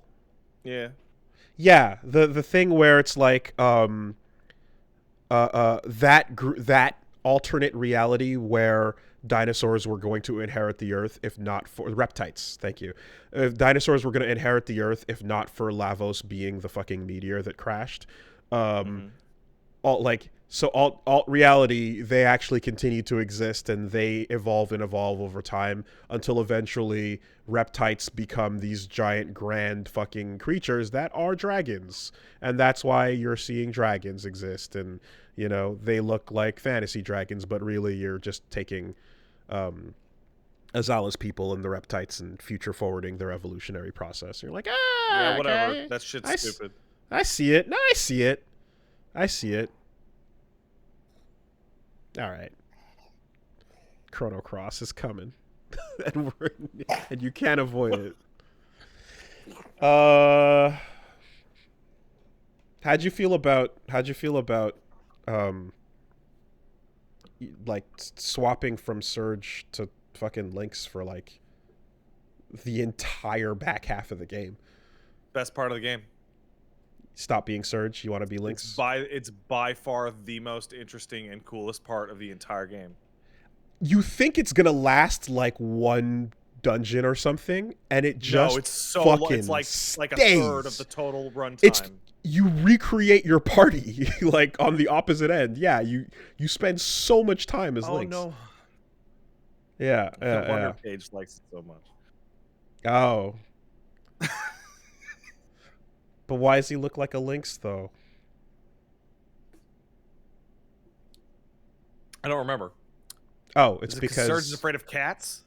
So because when the panther attacked him when he was a child, he had a fear of cats, and then his father, who was also exposed to the frozen flame, becomes he turns into Lynx-faced being. You remember And then fucking Chrono Trigger was like, wait, hey, dudes, no, what are we gonna I'm do? not done. Let's go back in time and Shut punch up, a dinosaur. I'm not done. And then the computer, Fate, takes over your father's new frozen flamified Lynx version, and that's the person who's piloting the body. You know what fucking Chrono Cross is? Chrono Cross is the asshole that watches Back to the Future 1 and 2 with you and goes, actually, you know, that would be he wouldn't be able to do that because of the timelines, and you know, Like you can't. And you're like, shut up! I just want to see Doc Brown hold the thing with the lightning, you fucking asshole. You can't recap that shit or any of the stuff with Fate and not. You have to laugh at it. It's the only way forward. You have to just embrace that shit, man. You know, and I say this as like someone who fucking thinks Chrono Trigger is one of the best games ever made, you know? Anyways, it'd be what it be. You know, it's not Glenn the Frog. It's just another Glenn. But Dude, that's the weirdest one by far. But he's just some guy. But he's a swordsman, and he inherits the Einhanzer, and then he can succeed it in Double Blade. And then you can X-cut. You can't tell me you don't get a little tingle when you get a double tech or a triple tech going. Chrono Cross is like they took all the shittiest and most cringe parts of Final Fantasy IX and combined it with the worst Chrono Trigger fanfiction of all time. X-cut. Except for that part. That part's cool. And then Z, because you all three can do it. Bop, bop, bop.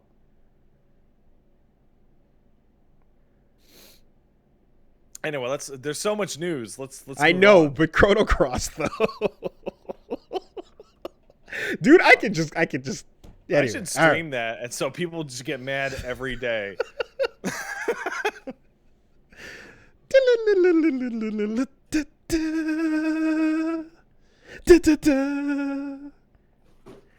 Fine. I can't stall for any. Well, no, we already talked about Kirby. We Why can are move you on. fucking stalling? Kirby is next, but we already talked about Kirby, so it's gross. Moving on. It's done.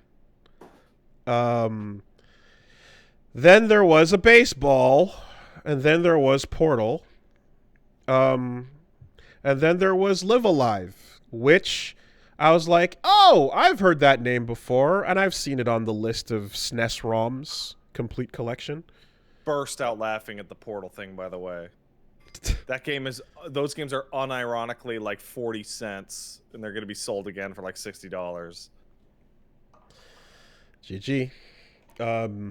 But yeah, the Live Alive is one of those ones where it's like, oh yeah, okay, kind of remember hearing about this. Is that And how then you it's like, pronounce it? I couldn't figure it out when I was watching it.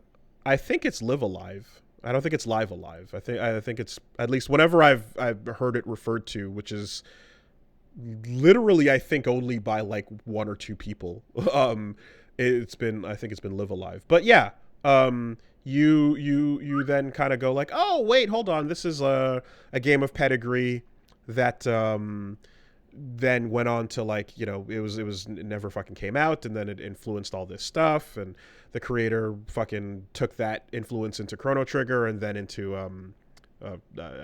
Parasite Eve and shit, right? So yeah, it's got some pedigree there. It kind of reminds me of like how people talk about Terranigma, you know, where it's just like, yo, this fucking game that, you know, didn't fucking, it didn't blow up, but like those who know from back in the day were like, yeah, that thing, giving it love is cool. So yeah, it sounds pretty dope. And the descriptions of what you do and how the game kind of works is pretty rad. And I've also gotten people someone's wrote up a pretty like detailed thing of like, yo, this, you really like this game, you should probably consider this when it drops. I also think it's interesting seeing people adopt the Octopath / triangle strategy style sprite lighting. What's that called? HD 2D? Yeah, I mean, I don't know what to call it. Like triangle strategy is a little name. Like people use it. It's like a visual style name. HD 2D. Okay, that is HD 2D. Okay. I think it's like, it's different. It's with triangle strategy, because that's bringing voxels into the picture, which are not necessarily always like gonna be what the game has. But yeah, it's a style that I think is like, yeah, not bad. I like that. I wouldn't want to see like everything turn into that, and I wouldn't want to see like every old game that I like turn into that. I wouldn't want to see Chrono Trigger turn into that. I bet they're gonna do that for Tactics. How was the PSP port of Tactics? Looked exactly the same. Oh, they didn't add anything or redo anything? No, they added crippling slowdown. Oh god. Oh no. Okay. Do you remember that? No. Okay, so there's a math error in the visual effects calculation that causes every single special effect in every battle animation to run at literally 5% speed. Ooh. So it was like, hey, here's your incredible new translation and the absolute shittiest graphics we could manage. Instantly inferior. Oh, that sucks. Yeah. So now the best way to play the game is either you hack a PSP copy that has the bug fixed, or you inject the translation from the PSP port into the PlayStation 1 version of the game. Not the first time translation bullshit has happened that way. Yeah, okay, that's unfortunate. The best version of Final Fantasy Tactics is the, I think, unlisted iOS version. So yeah, it could use a goddamn re-release with slightly prettied up shit.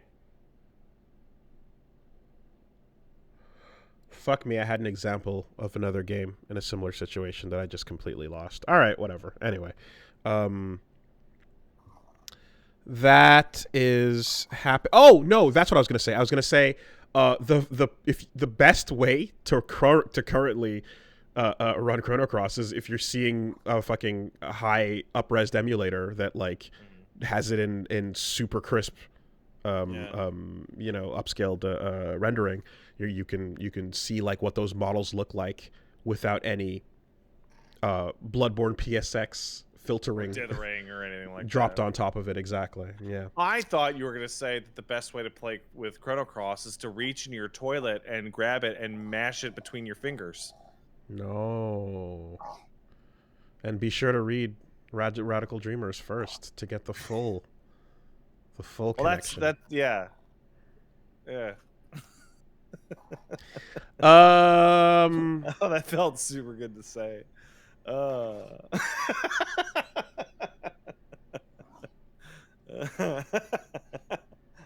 At what point? Because it's poopy. At what point do like objects just come flying at you from off camera? You know. She's not downstairs right now, so it's good. Okay. Well. Nintendo Switch Sports. Sure. There's no more boxing, but there's sword fighting now. Almost thought they got rid of Mii's for a second, but then they showed off the Mii's. Yeah, sure. Taiko no Tatsujin, Triangle Strategy, Cuphead's coming out. Metroid Dread, they added Dread mode difficulty and boss rush. That's a pretty cool update. Mm-hmm. Can't shake a stick at that. The only thing is, basically, like I think so when the trailer came out and I said like, damn, the update I wanted was a devil trigger, right? I think people kind of misunderstood what I meant by that. Hitchhiker modded the game so that you can wear the last suit anywhere, and that's all I mean. Is an ability to use the last. There we go. All right, objects. All I mean is yeah. The fucking the thing that Hitchhiker was doing. Mm-hmm. So that would be cool. You can that triangle strategy coming out is actually really, like, they put out that demo, the new demo, that is like, hey dude, here's the first like 2 hours of the game. Your save will carry over. I love it when they do that. It's good. It's real good. Not enough games do that. And I'll tell you exactly why. Because of Yakuza 6? Well, that's yes. That is absolutely one really, really glaring example. And the second being, literally, it's an easier product to make. It's an easier thing to test. It's like the moment your demo creates saves, it's a different category of software. It's a different category of product. Yeah. If you don't have any saving at all, you don't have to worry about a ton of shit. Yeah. All right. Then you got to see Klonoa 1 and 2. That's pretty cool. Shout outs to Klonoa. It's I have to admit, Klonoa's cool. Yeah, I found out about Klonoa with Namco X Capcom. I did not know about Klonoa before that. But I was like, oh, that's a fun mascot. That's right on. So that's nice that Klonoa lives. And then Earthbound and Earthbound Beginnings. Yep. It's those games, not Mother 3. It's getting funnier every time. They'd rather give you Earthbound 0 than Mother 3. Mm-hmm. Yeah. Yeah, and I was asking the universe about, like, why they think that is or what's up, because I've never heard so many wildly variant divisive opinions and things. Like I don't like it's weird in that, like, some people are like Mother 3 is one of the greatest games I've ever played, and other people are like it's dated as fuck, and other people are like maybe but meh, and I'm just like, oh man. I was always under the impression the reason why they didn't localize it then was because of the bad sales of Magical Star Sign. I think that's confirmed. Okay. But the reason why they won't bring it over now is they're in this weird situation where they left it alone for so long, and now everybody who really wanted to play it literally made their own high quality translation, which they can't get rid of. Like, Nintendo can't scrub it. And so now if they were to do it themselves, and they would have to redo it themselves, they're competing with the free version of the game that's been out for, like, I don't know, like 9-10 years. And they have to compete with that translation as well. Yeah, like it's a Yeah. fucking they put themselves in a stupid, awful situation. Yeah. Yeah, anyway, so I remain curious because Earthbound is a fucking beloved franchise, and certainly it, did enough to inspire like Toby Fox and stuff. So I'm like, yeah, that's, what's this Nest dude about? Cracks the bat, hit Well, when he dies after the game, he turns into Sans. oh. Yeah. Then he joins the mafia. Is that a theory? No, it's a fan fiction. Okay. I live in a clown house. Mario Kart 8 Deluxe. It's Mario Kart 8 Deluxe. And then Yeah, Xenoblade. I guess Mario Kart 9 is a little far away because they're putting out like more than the entirety of the existing game's amount of tracks as DLC. Yeah. If it's all about the legacy stuff. Sure. And then Xenoblade 3. It's Hey. I'm ashamed that I didn't call it sooner with the British accents. Listen. I felt like I knew it right away because the flute was that metallic red and neon green that must be in every Xeno game. I'm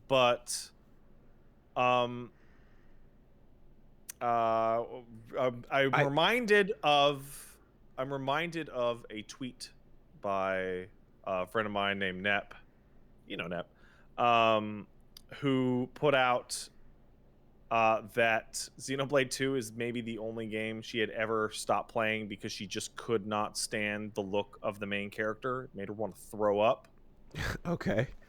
And I have to tell you, seeing the main characters of Xenoblade 3 and have them being like good on your eyeballs compared to the absolute train wreck that is the main character of Xenoblade. Like, literally, I'm so much more excited for this game specifically for this only reason. Like, it could be a way worse game than Xenoblade Chronicles 2. Don't even care. Don't even care.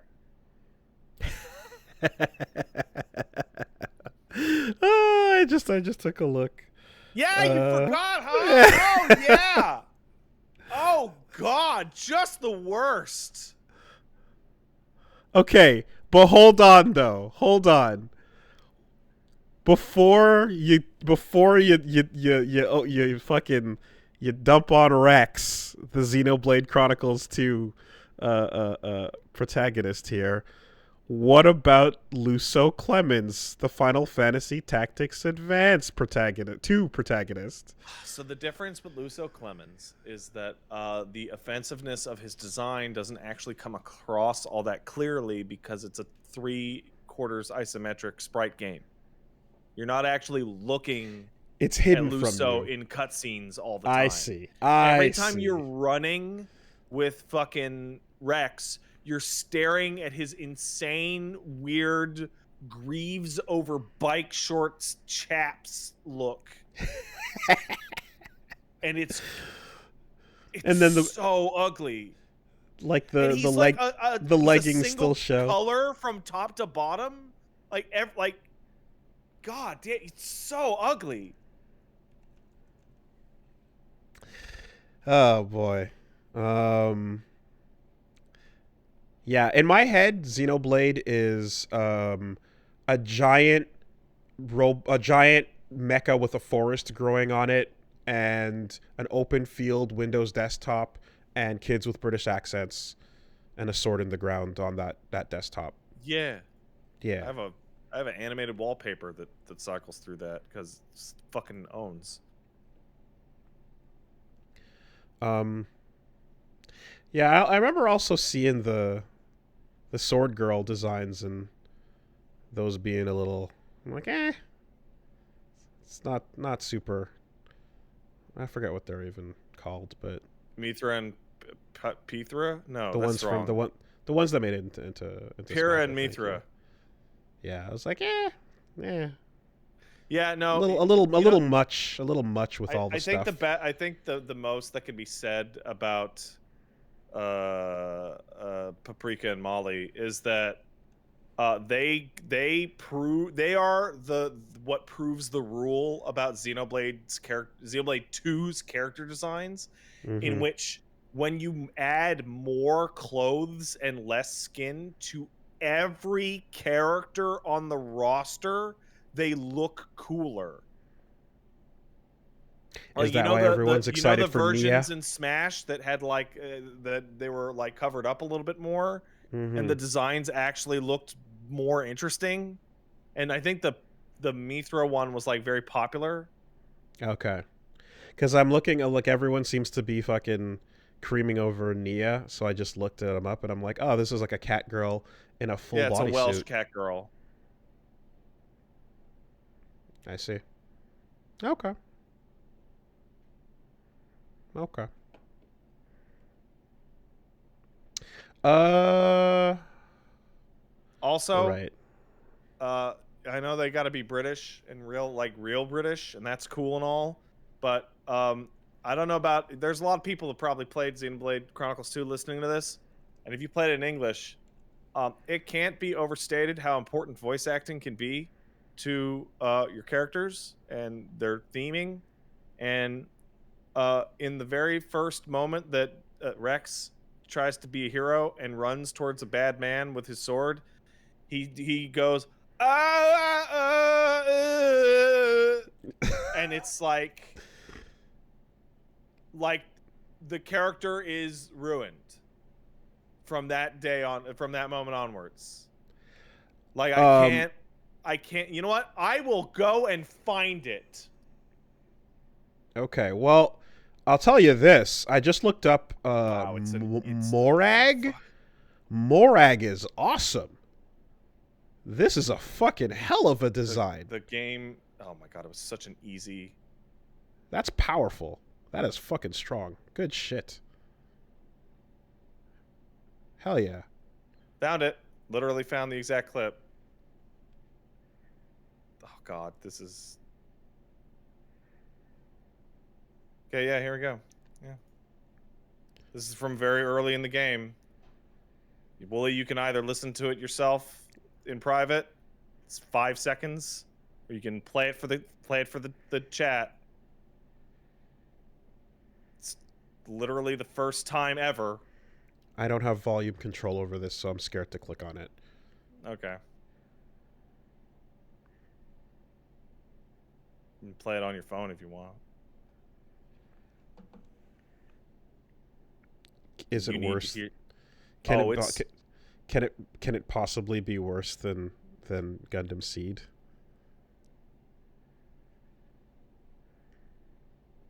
Yeah.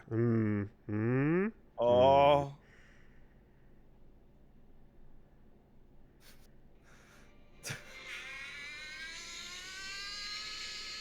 No, it can't.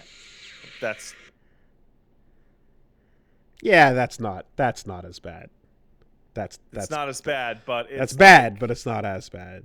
right. It's like the character is ruined after that moment. Like already, you've been staring at their horrible, ugly design for like an hour and a half. And you're like, oh, cool, they got the cool sword. They're gonna do something cool. Oh. Oh no. Anyway, yeah, they showed off the 3, and then that's gonna happen. So yeah, good direct. I like the front mission news. I like. I really I appreciate like the Chrono Cross. that team. I love Xenogears. It's one of my favorite games of all time. But I have to say, their track record could be better. Xenogears, great game. Every Xeno Saga game is terrible. Xenoblade 1, great game. Blade 2. Bad. Xenoblade Chronicles. what was it called? The Wii U one? Xenoblade Chronicles X? Yeah, sucks shit. The expansion thing for Xenoblade Chronicles 2, apparently very good. Mecha transformation, flying stuff though. Yeah. Well, anyway. I gotta say though, like I refuse any. I'm just still going to put out there. Anyone who tries to tell me that Xenoblade Chronicles 2 is good, I will just post a picture of Rex at you. Is there ever like a stated kind of like why Gears was like never kind of fully returned to in any way? Square owns it. So okay, yeah, you're just doing the Xeno without the it's the Chrono Crossing. Yes, okay. Xenosaga was supposed to be like, now we got a new publisher. We can do whatever we want. And the answer was that they shouldn't have been allowed to. We can use the word Xeno and not get in trouble for it because that's it's not actually copyrighted. exactly. So, yeah. so Okay. Use the word Xeno. Have an item that's important. Be a metallic red with neon green highlights. And that's pretty much it.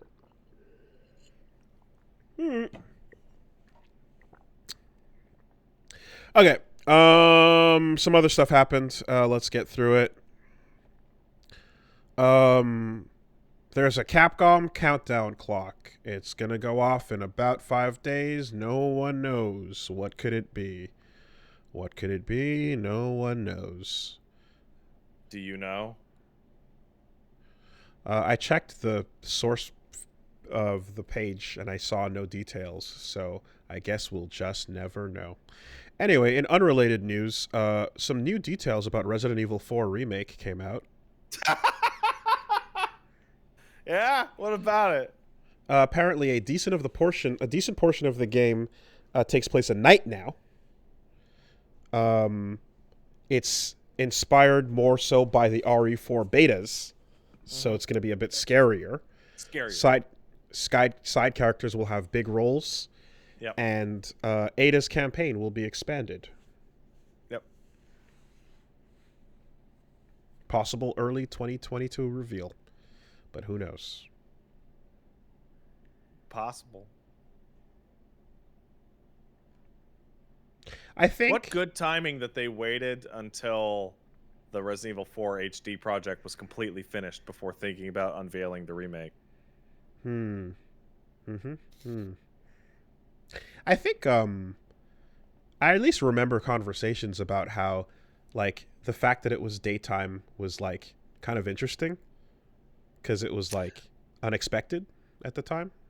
Well, also, daytime and nighttime have gameplay effects in Resident Evil 4.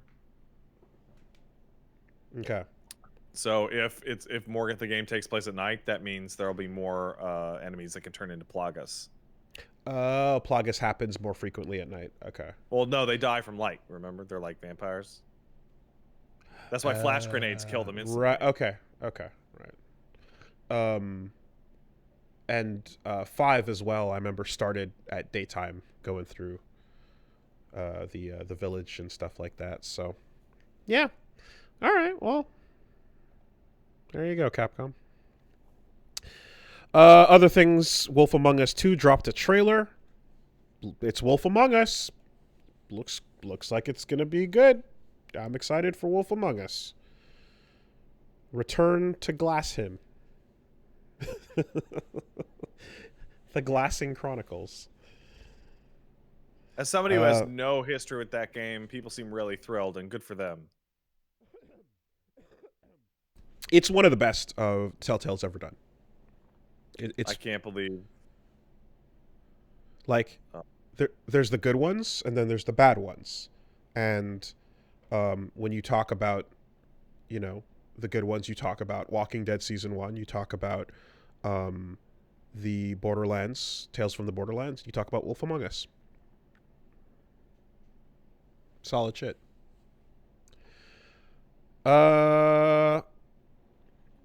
What else is going on? Then it was announced that you may have caught wind of this.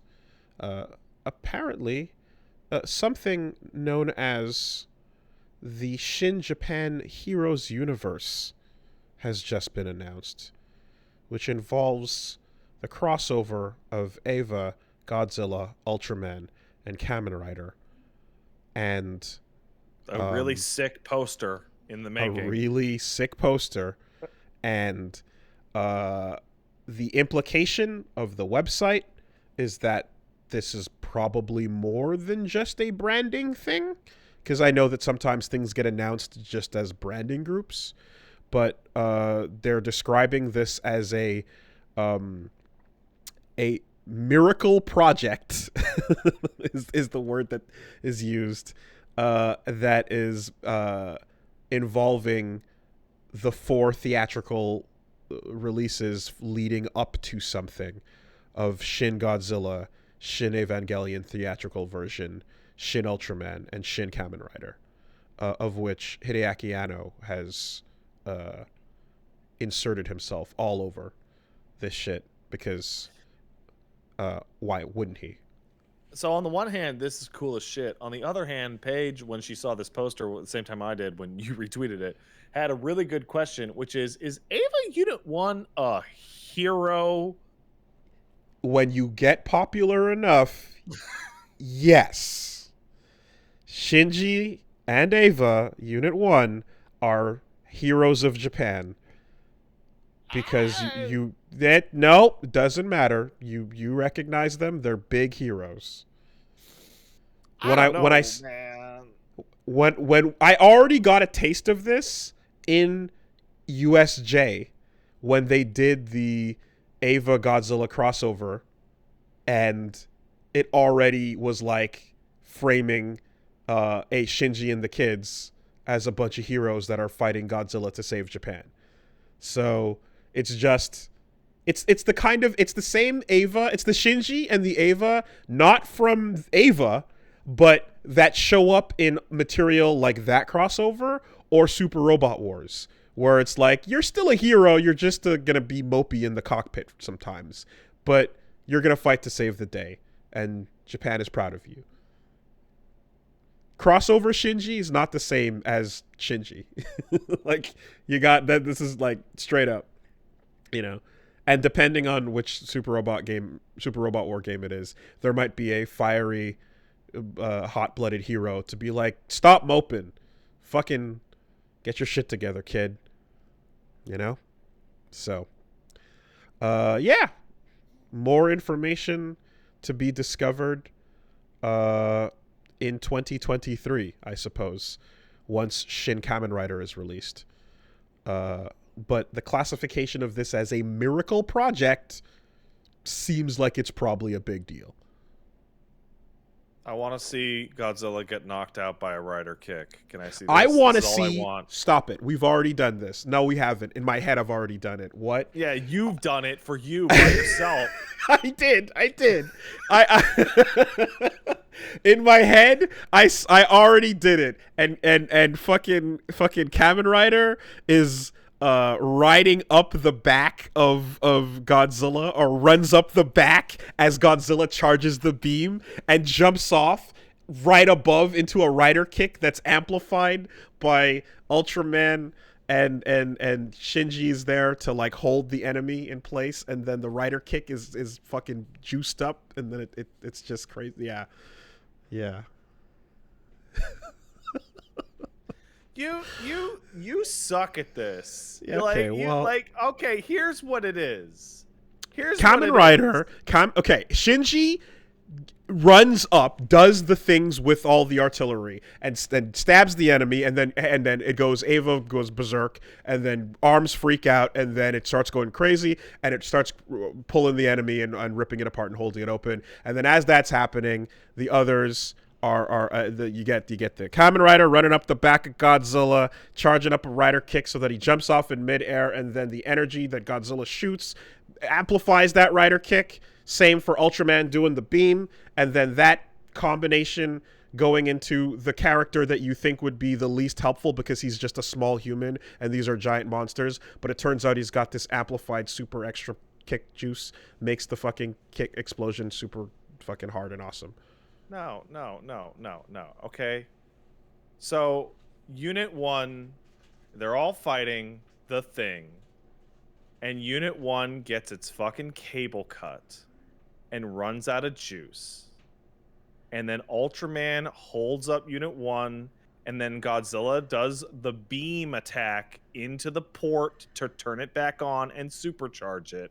There you go. And then he runs, and Ultraman gives him the leg up so he can do a huge jump. Mm-hmm. So he gets way above the guy, and then he takes the lance, and Unit 1 throws the lance as hard as he can. And on the tiny tip of the lance, you zoom is in. Kamen Rider doing the pose. Yep. And then right before it hits, he does the rider kick with the velocity of the lance, and it explodes. And you see Kamen Rider in the foreground, and he does the pose, and then all of them do the pose behind the monster, and then as the it thing explodes between them.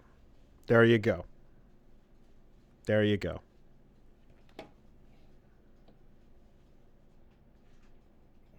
We've already done this.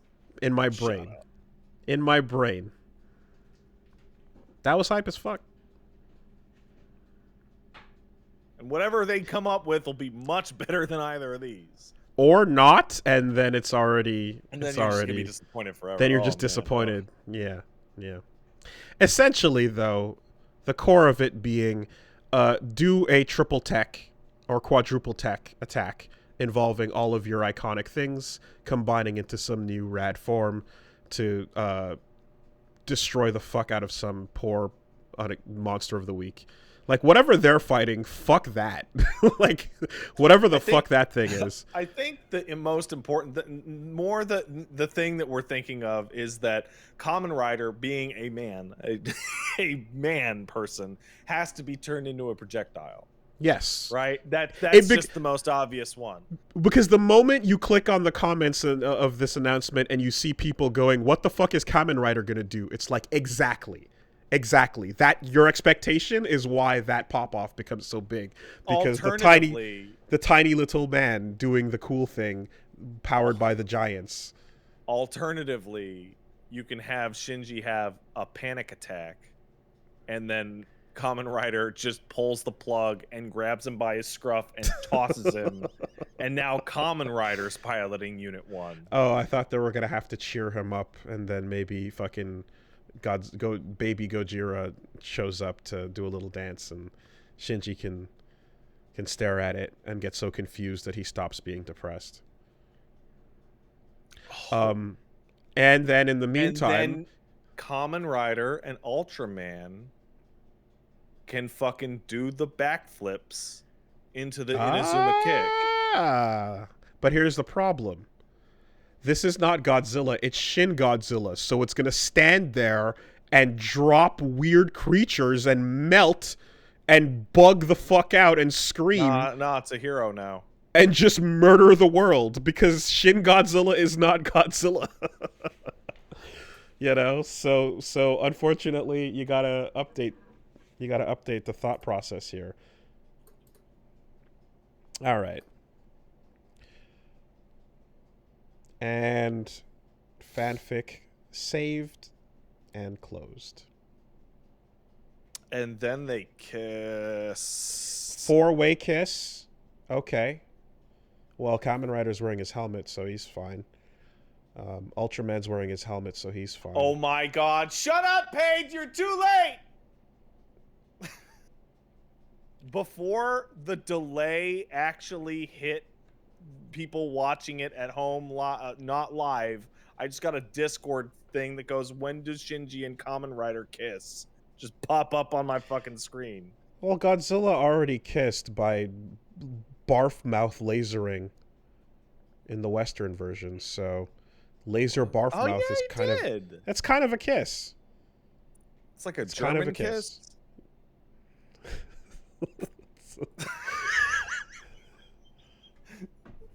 I'm sure that's the vilest joke I think I've ever made on this podcast. I think they call it the Baby Bird Challenge. Oh, yeah.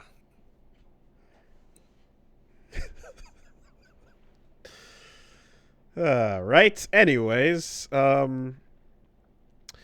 a couple other things. One, Futurama is coming back again. That's crazy. This is the most resurrections I think a franchise has ever had.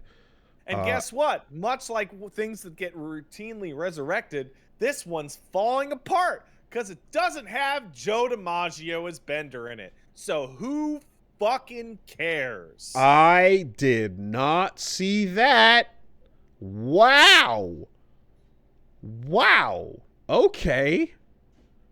Because here's the thing, is I remember when Futurama got resurrected as movies, and then it got resurrected as like a proper 2-season thing.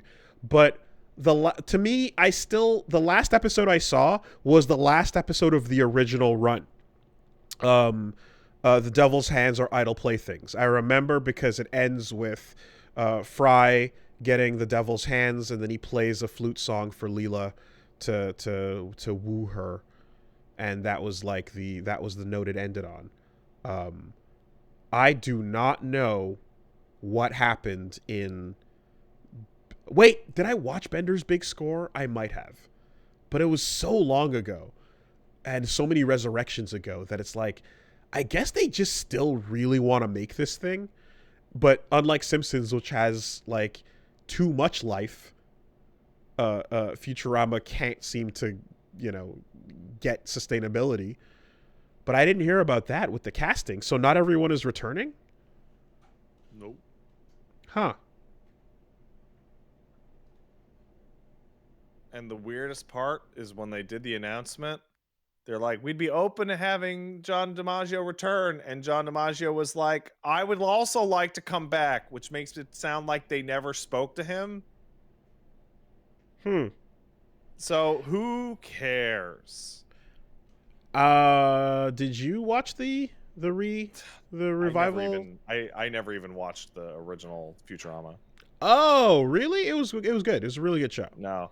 My problem is that it never lived up to the funniest joke they ever made, which is, I believe, in the second episode.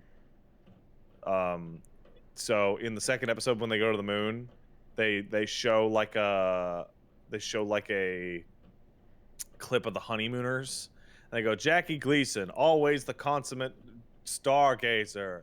And it shows a clip of the honeymooners. It goes, one of these days, Alice. Yeah. Straight to the moon. Yeah. That's like, I think my favorite joke maybe ever. Okay, and well, every time I watched the whole first season of Futurama, and the whole time I'm like, man, that moon joke was great. I can't wait to. And they never topped it for me. So I was disappointed. Okay. There's a thing here, and that is that I've known you for quite a while, and I know that you are particularly fond of the honeymooners. Yeah, and dude, anything related to that. So that is a specific pat cut that hits you. That might not hit anyone who doesn't know old TV. So it's Futurama's fucking great. Like that shit. There are jokes that get made like without even laughing go like, yeah, snoo. You know what I mean? Like that stuff is like part of the culture. It's part of the culture at this point. It's a bunch of Zap Brannigan shit, The coffee episode, like it there's Slurm. There's some shit that's just like I think Futurama's great. I'm just saying I never religiously watched it because I watched the whole first season and was like, oh man, can't wait till they get a good episode as that second episode, and then never, to me anyway, did. They were good, but I felt disappointed at the end of every episode. I think 2 weeks ago on this podcast, you said without a laugh either, like, yeah, when you make this game with blackjack and hookers, right? Like it's so in the culture at this point that like the jokes are living on in the way that the Simpsons Gap bits lived on, Anyway, I don't know what note it ended off on with the last 2 seasons, but that's not having the full cast is Oh, hey, You dude. I know we got some more podcasts left. I just drank this whole thing. I gotta go to the bathroom again. All right. So I'll be back in a second. Okay. Bye for now.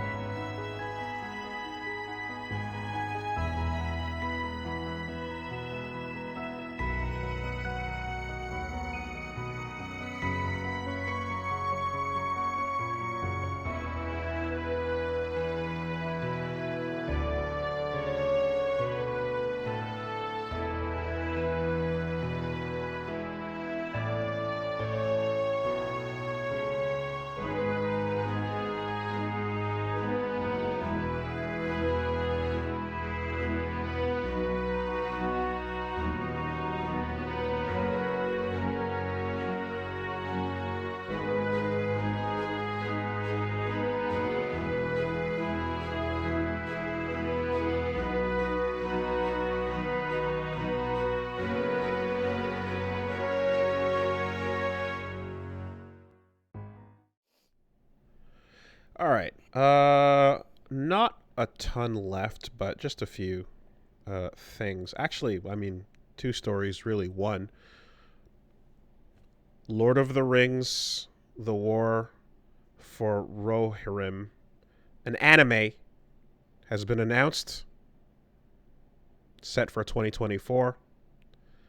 That's some wild shit, and I'm reminded of Warner Brothers when they used to make all the Lord of the Rings games. where it was just like, yo, we got the license to make Lord of the Rings things. Let's fucking use it. There's a Lord of the Rings anime coming alongside the Rings of Power, which just got a teaser trailer for the new show that's going to start. And yeah, I think it's quite clear. I remember the show was announced some time ago, but I think it's quite clear. It's like in the power vacuum for fantasy left behind by Game of Thrones comes Lord of the Rings, but also Game of Thrones, the Targaryen years. We'll see. I'm wondering if they're gonna make, based on, I mean, the trailer looks like it's a bunch of stuff happening. I wonder if they're going to try to make high fantasy Tolkien stuff be or resemble Game of Thrones-ish stuff because of how popular that take on fantasy was, where you add a little bit of like grit and resentment for your genre to the thing, you know? What is the Lord of the Rings TV show adapting? The Second Age. So Is that the Silmarillion? no, that's the First Age. Then what the fuck is the Second Age? My understanding is that the Second Age is there's another book and a couple of side chapters in a collection of some of the short stories. So after Silmarillion, there's some other books that were written that basically they have glimpses of events, and then there's like a timeline, and I think this is based on that. So it's nowhere near as fleshed out as Age 1 and Age 3. So it's up to the writers and the showrunners. Probably. Cool. That worked out great for Game of Thrones. Yeah. So that's the question, is like, all right, are you going to try to take the energy that, like, you know, Game of Thrones had, or are you going to try to keep it more Tolkien-esque original high fantasy? Something that is it's minor, but it is I felt this watching it was the trailer and the screenshots they released. It's a really subtle thing, but stuff that is modern or modern age a lot of the time tends to be high contrast, you know? Like there's a feeling that you get that makes something feel a little more Middle Ages, old and timey, when it's slightly desaturated. And the old Lord of the Rings movies and The Hobbit to some degree have that. Yes, there's desaturation happening. And it feels like the trailer doesn't have any of that, so it feels more modern than it should in a way. It's a very, very subtle detail on color grading, but it was something that I like kind of was slightly taken aback by in when I took a look at that trailer. But how much of it is off the cuff and how much of it is based on source material, couldn't tell you.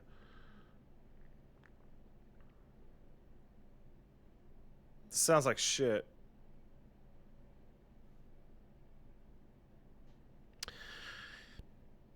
Hope for the best, I suppose. Yeah, it seemed. I also don't know. It's that the Second Age was like, again, like anything that was. How come the dwarves don't got beards on them? Dwarf lady? Yeah. She probably should. Yeah, it's weird.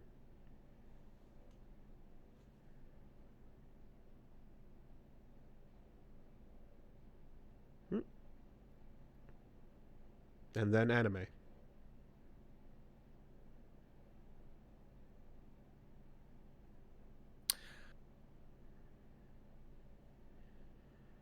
I have nothing good to say here. Okay. I'm like, I can't do you have think of anything a for me. property that like needs to be an anime less than Lord of the Rings. Yeah, I think like I said, I'm reminded of the video games because I think the willingness to stretch the brand out further than it needs to go is something Warner has displayed, I in the think Lord of the past. Rings as a brand is something that should be narrowly confined to adaptations of direct source material. Also, we might be heading for you're already in the realm of diminishing returns in that, like, as a cinematic franchise, like, each thing after the original thing gets worse and worse. Yeah. So, The Hobbit was already pointless. but let's stretch it out even further, though. If here's the one thing, though, it doesn't. It's weird because, like, I don't. It doesn't even have to be good. It just has to be better than the Targaryen years, which are going to be its direct competitor for fantasy type shit. Man, that concept sucks. Which is the other show that's coming. Race above the bottom. That's it. That's pretty much it, you know? It's weird because, like, every couple of years somebody gets the Lord of the Rings license for various things, and it's like it's a really cumbersome license. Right? Like, it's not a broadly applicable world or anything like that. It's like the stuff in Lord of the Rings happened, and then I guess there's some other stuff around the sides, but, like, nothing about the universe is interesting outside of the events that actually happen in the Hobbits and Lord of the Rings. Have you tried to read the Silmarillion? I have not. Have you read even one page of that fucking garbage? The word fetishism thing, though, is kind of funny. Like, I do, like, appreciate that kind of person existed, and then that's, like, this is what came out of them, you know? But here's what's up, though. Like, whatever I don't know who's going first, right? But whatever Lord of the Rings drops is gonna do its fantasy thing, and it's gonna have some action scenes, and they will find ways to work in some leggy moments without leggy, right? And you're gonna be like, oh man, that elf did the cool archery on the horse, and he took out the bad guy with a massive flip. And then Game of Thrones is gonna start, and frame one is just gonna be a titty, full frame, one singular titty lit by fire, and it's gonna hold that shot maybe 9 seconds, and then it's gonna cut away to another titty, and it's gonna be like, damn, Game of Thrones just won. And then it's gonna have a voiceover, and it's be like, I don't know why I like looking at these. These are my sister's bosoms. And that's it. And then it's over. You know? 2 whole titty. Lit by fire. Let's take some letters. Hey, if you want to send a letter in, send it to castlesuperbeastmail@gmail.com. That's castlesuperbeastmail@gmail.com. Yeah. Well, might look a little something like this. Here's one coming in from Civ, who says, Dear teachers who should get one till it's done. Since math shenanigans brought up academics and learning, the 2 things I wished I learned from my 10 years of education are how to figure out what I like doing, and how to make money out of it. What do you wish your education life taught you?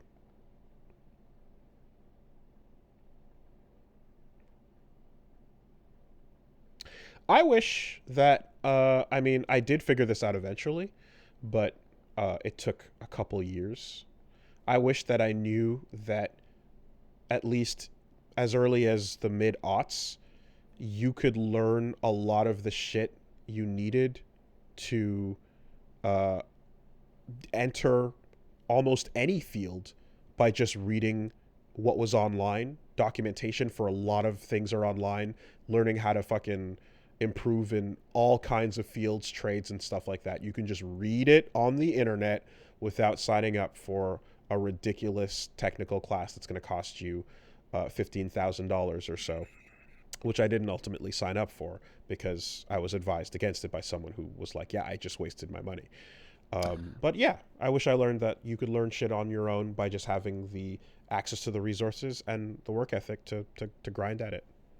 Any technical or job-based tasks I've ever had to learn in my entire life, I did better teaching myself how to do it with the resources you just described. So in hindsight, I wish my high school had more than a single semester of 1 year of home ec. Mm-hmm. I wish there was more. I wish shop class wasn't about how to solder fucking semiconductors and was about how to do shit you might actually need to do around your fucking house, around the house. Like life skills, generalized life skills would have been so much more important than almost all of the math that I learned, all the physics that I learned, all of the chemistry that I learned. Now, I didn't do any soldering in high school, but I did learn how to solder when I started making arcade sticks, and that would have been handy, certainly. But dude, I was in grade 8. I'm being taught how to fucking solder together semiconductors, and I'm like, human beings don't do this most of the time. This is a job for robots or repairmen, but we're starting here? Why are we starting at this? Why aren't I building a shelf? Well, woodshop is what I ended up doing, and woodshop did also come in handy for the arcade sticking, for the case. But yeah, I meant circuit boards, whatever. But like, still, seriously. Either way. Yeah, and I mean, I think I'm a fan of like any curriculums where you start electives earlier. You know, have a pathway for people who aren't sure what they want yet to explore, and have a pathway for people who are sure to start improving. So. I have to say, my favorite class in terms of its abject uselessness in my whole life was in grade 10. Grade 10? Was it grade? It might have been grade 8. I had a mandatory class, and you only got taught it on 1 year, and it was only for half the year, and it was typing. Yeah, we had typing. And it was typing on typewriters. Oh, no, we did it on old computers. Nope, it was typewriters. And set your home keys. And my teacher was, then you have to do this. And like, meanwhile, children in the computer lab are like, hey, how's it going? I think we have that stupid typing class now. Blah. Right? And then she's like, no, do your home key. And we're doing like, no, your fingers are off the home keys. Like, bitch, I learned to type faster than every exam you have to throw at me in grade 4, looking up strategy guides on fucking how to, grade 5, on how to look up and how to do things in Saga Frontier. Well, you're gonna regret it the next time you have to replace a ribbon and don't know how. I got to see something that will never happen again, this very specific thing, of an entire class of children being completely right about something and arguing with an adult who just stamps their foot, and it just escalating further and further and further. And it's, why are we being graded on typing mistakes? You just delete them. Well, you can't delete them on the typewriter, to which every child in the class goes, these are the only typewriters in the building. We see you using a computer in the teacher's lounge. What is the fucking point of this? Like, that your school is fucking crazy. I don't know what that is. We had shit computers, but they were still computers with a dumb little running man computers who sped up when we typed correctly. There was just also a typing class. That's fucking... Yeah, it was insane. It was that's crazy. It was like this grand lesson for all the children that the world is bullshit. Everything is stupid. I remember too, like the first computers we had were just like the turtle game, turning it and drawing the lines and shit, like really old floppy disk shit. And by the time we were graduating, I think I mentioned it before, but like when me and my friends were shooting film projects and putting together short films and shit, like the school board literally was like, "Oh, this is awesome. We want to turn this into a film program that we can teach people with," which is like, thanks for doing this on my way out. Cheers, that's great. The level of the slow to adapt thing with a lot of these curriculums and programs has always been a problem. I remember kids in the computer class having to help the teacher open their own documents. Yeah, there you go. Exactly. No, but I do have a friend who teaches who was part of like a pilot program that was, teaching kids the introduction to programming, and introduction to stuff that like was like if you're interested in games, then like you can kind of like look into this possible career thing. And I think like the introductory programming stuff is like super solid. Like that's a great thing that you can start, like Baba Is You style problem solving is something really handy that you can introduce at younger levels. Wooly, we grew up in a really, really specific time that will never happen again. Well, hopefully not, because of the internet, where everything I learned and how to do anything in elementary school was completely wrong by the time I went to high school. Yes. And then that happened again when I went to CEGEP and university, where when I finished high school, every single thing I learned in high school was wrong in the 6 months it took me to go to CEGEP. No, we're fucked because we are the gradient age. We are the gradient era where literally we grew up without internet and like had outside sticks and fucking bikes to kill time with. And then also internet came in and exploded during our childhoods and became what the monster it is at the peak end of it. So we saw both sides of it. Grade 9, I think it was the grade 9 where I had to write my exams in cursive, because you have to know how to write cursive. It's vital. Only to, I think it was the next year that just disappeared. Like, cursive disappeared from my school in that 1 year. And then in grade 11, I was typing everything to submit on a computer. And now... And it's like, oh, cool. Glad I blew 9 years of schooling learning this awful writing technique that no one uses. And now friends that I have that teach are like, yeah, so every classroom is handing out iPads and teaching on a smart screen blackboard behind them. And that's school. School now is iPads and smart blackboards, smart boards or whatever, It's crazy. It's a complete fucking 180 from the static state it was in up until the 90s ended. Essentially, we just caught the tail end of it. All right. We got one here from... Did you put a name down? Let's go with Joe Cool. Hey there, Fighting Green and MMO Orange, FF7R, regarding the plate drop and why they think it fails. It doesn't have as much impact for one simple reason. You get to go back. In the original, the area is locked away for obvious reasons. In the remake, you go back immediately, and the area is continually shown that it's supposed to be in the impact zone, but the damage isn't that bad.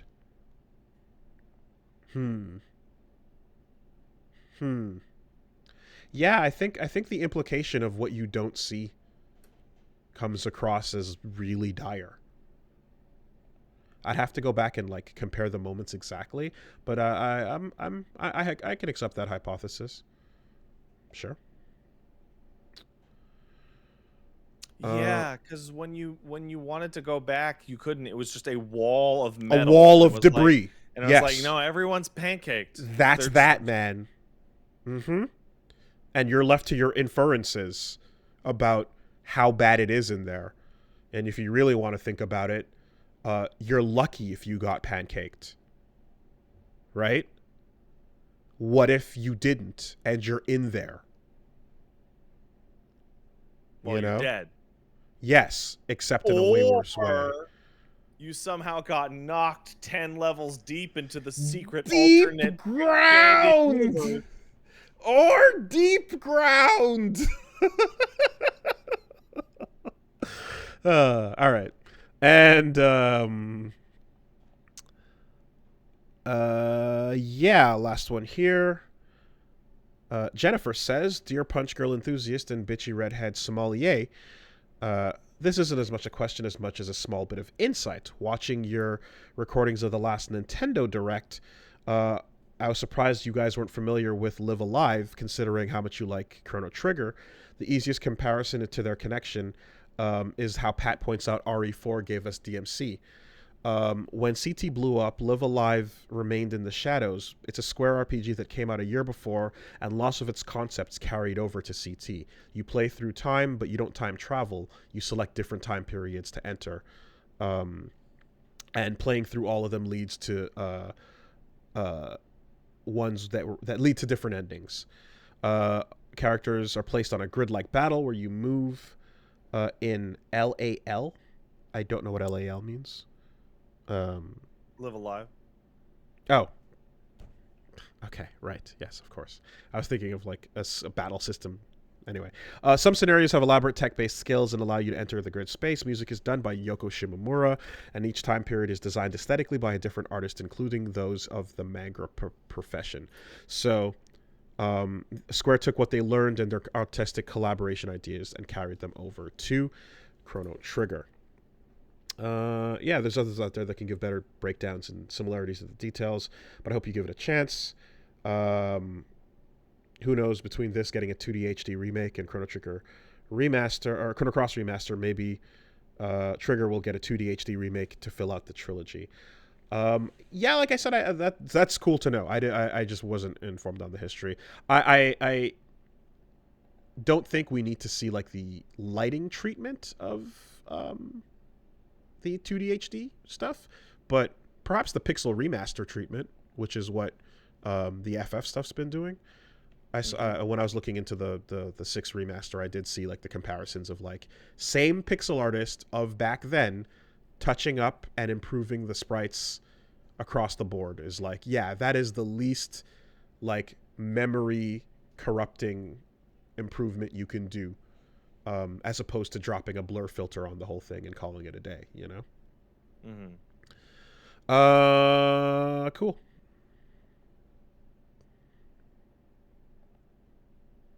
Good with that? I want more HD 2D games. I hope that's what FF Tactics is. It'd be nice. I hope that also exists. How about I start there? I want more ports that are not necessarily a remaster, but just kind of like how I was playing Silent Hill and it was like, oh, this still has a crisp look that can hold up, like, you know, the things that Bloodborne PSX is appreciating, where you just like, you can still enjoy a low poly model, you know, like rendered crisply. You're right, Willie. They should just make more games with character models and art design that's so good that it stands up modernly 20 years later. Something that the Silent Hill 2 and 3 are uniquely excellent at for some reason. You should just make good graphics that stay good forever. Make good graphics that stay good forever. What's the problem? I don't know how the character models in Silent Hill 3 look that good. It makes no sense. I've seen screenshots of it where like you're a girl, right? Yeah. Yeah. Yeah, it does. I don't know. You know?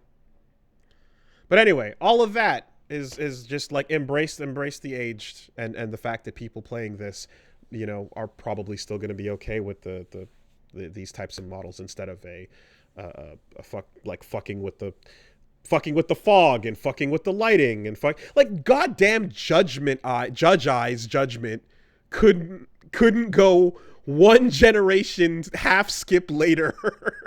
Yeah, it couldn't make it 2 years later without some weird shit happening to like the lighting and stuff, you know? Like it's that type of environment, you know? Like, come on, man. All right, anyways. There's no hope. There's some hope, but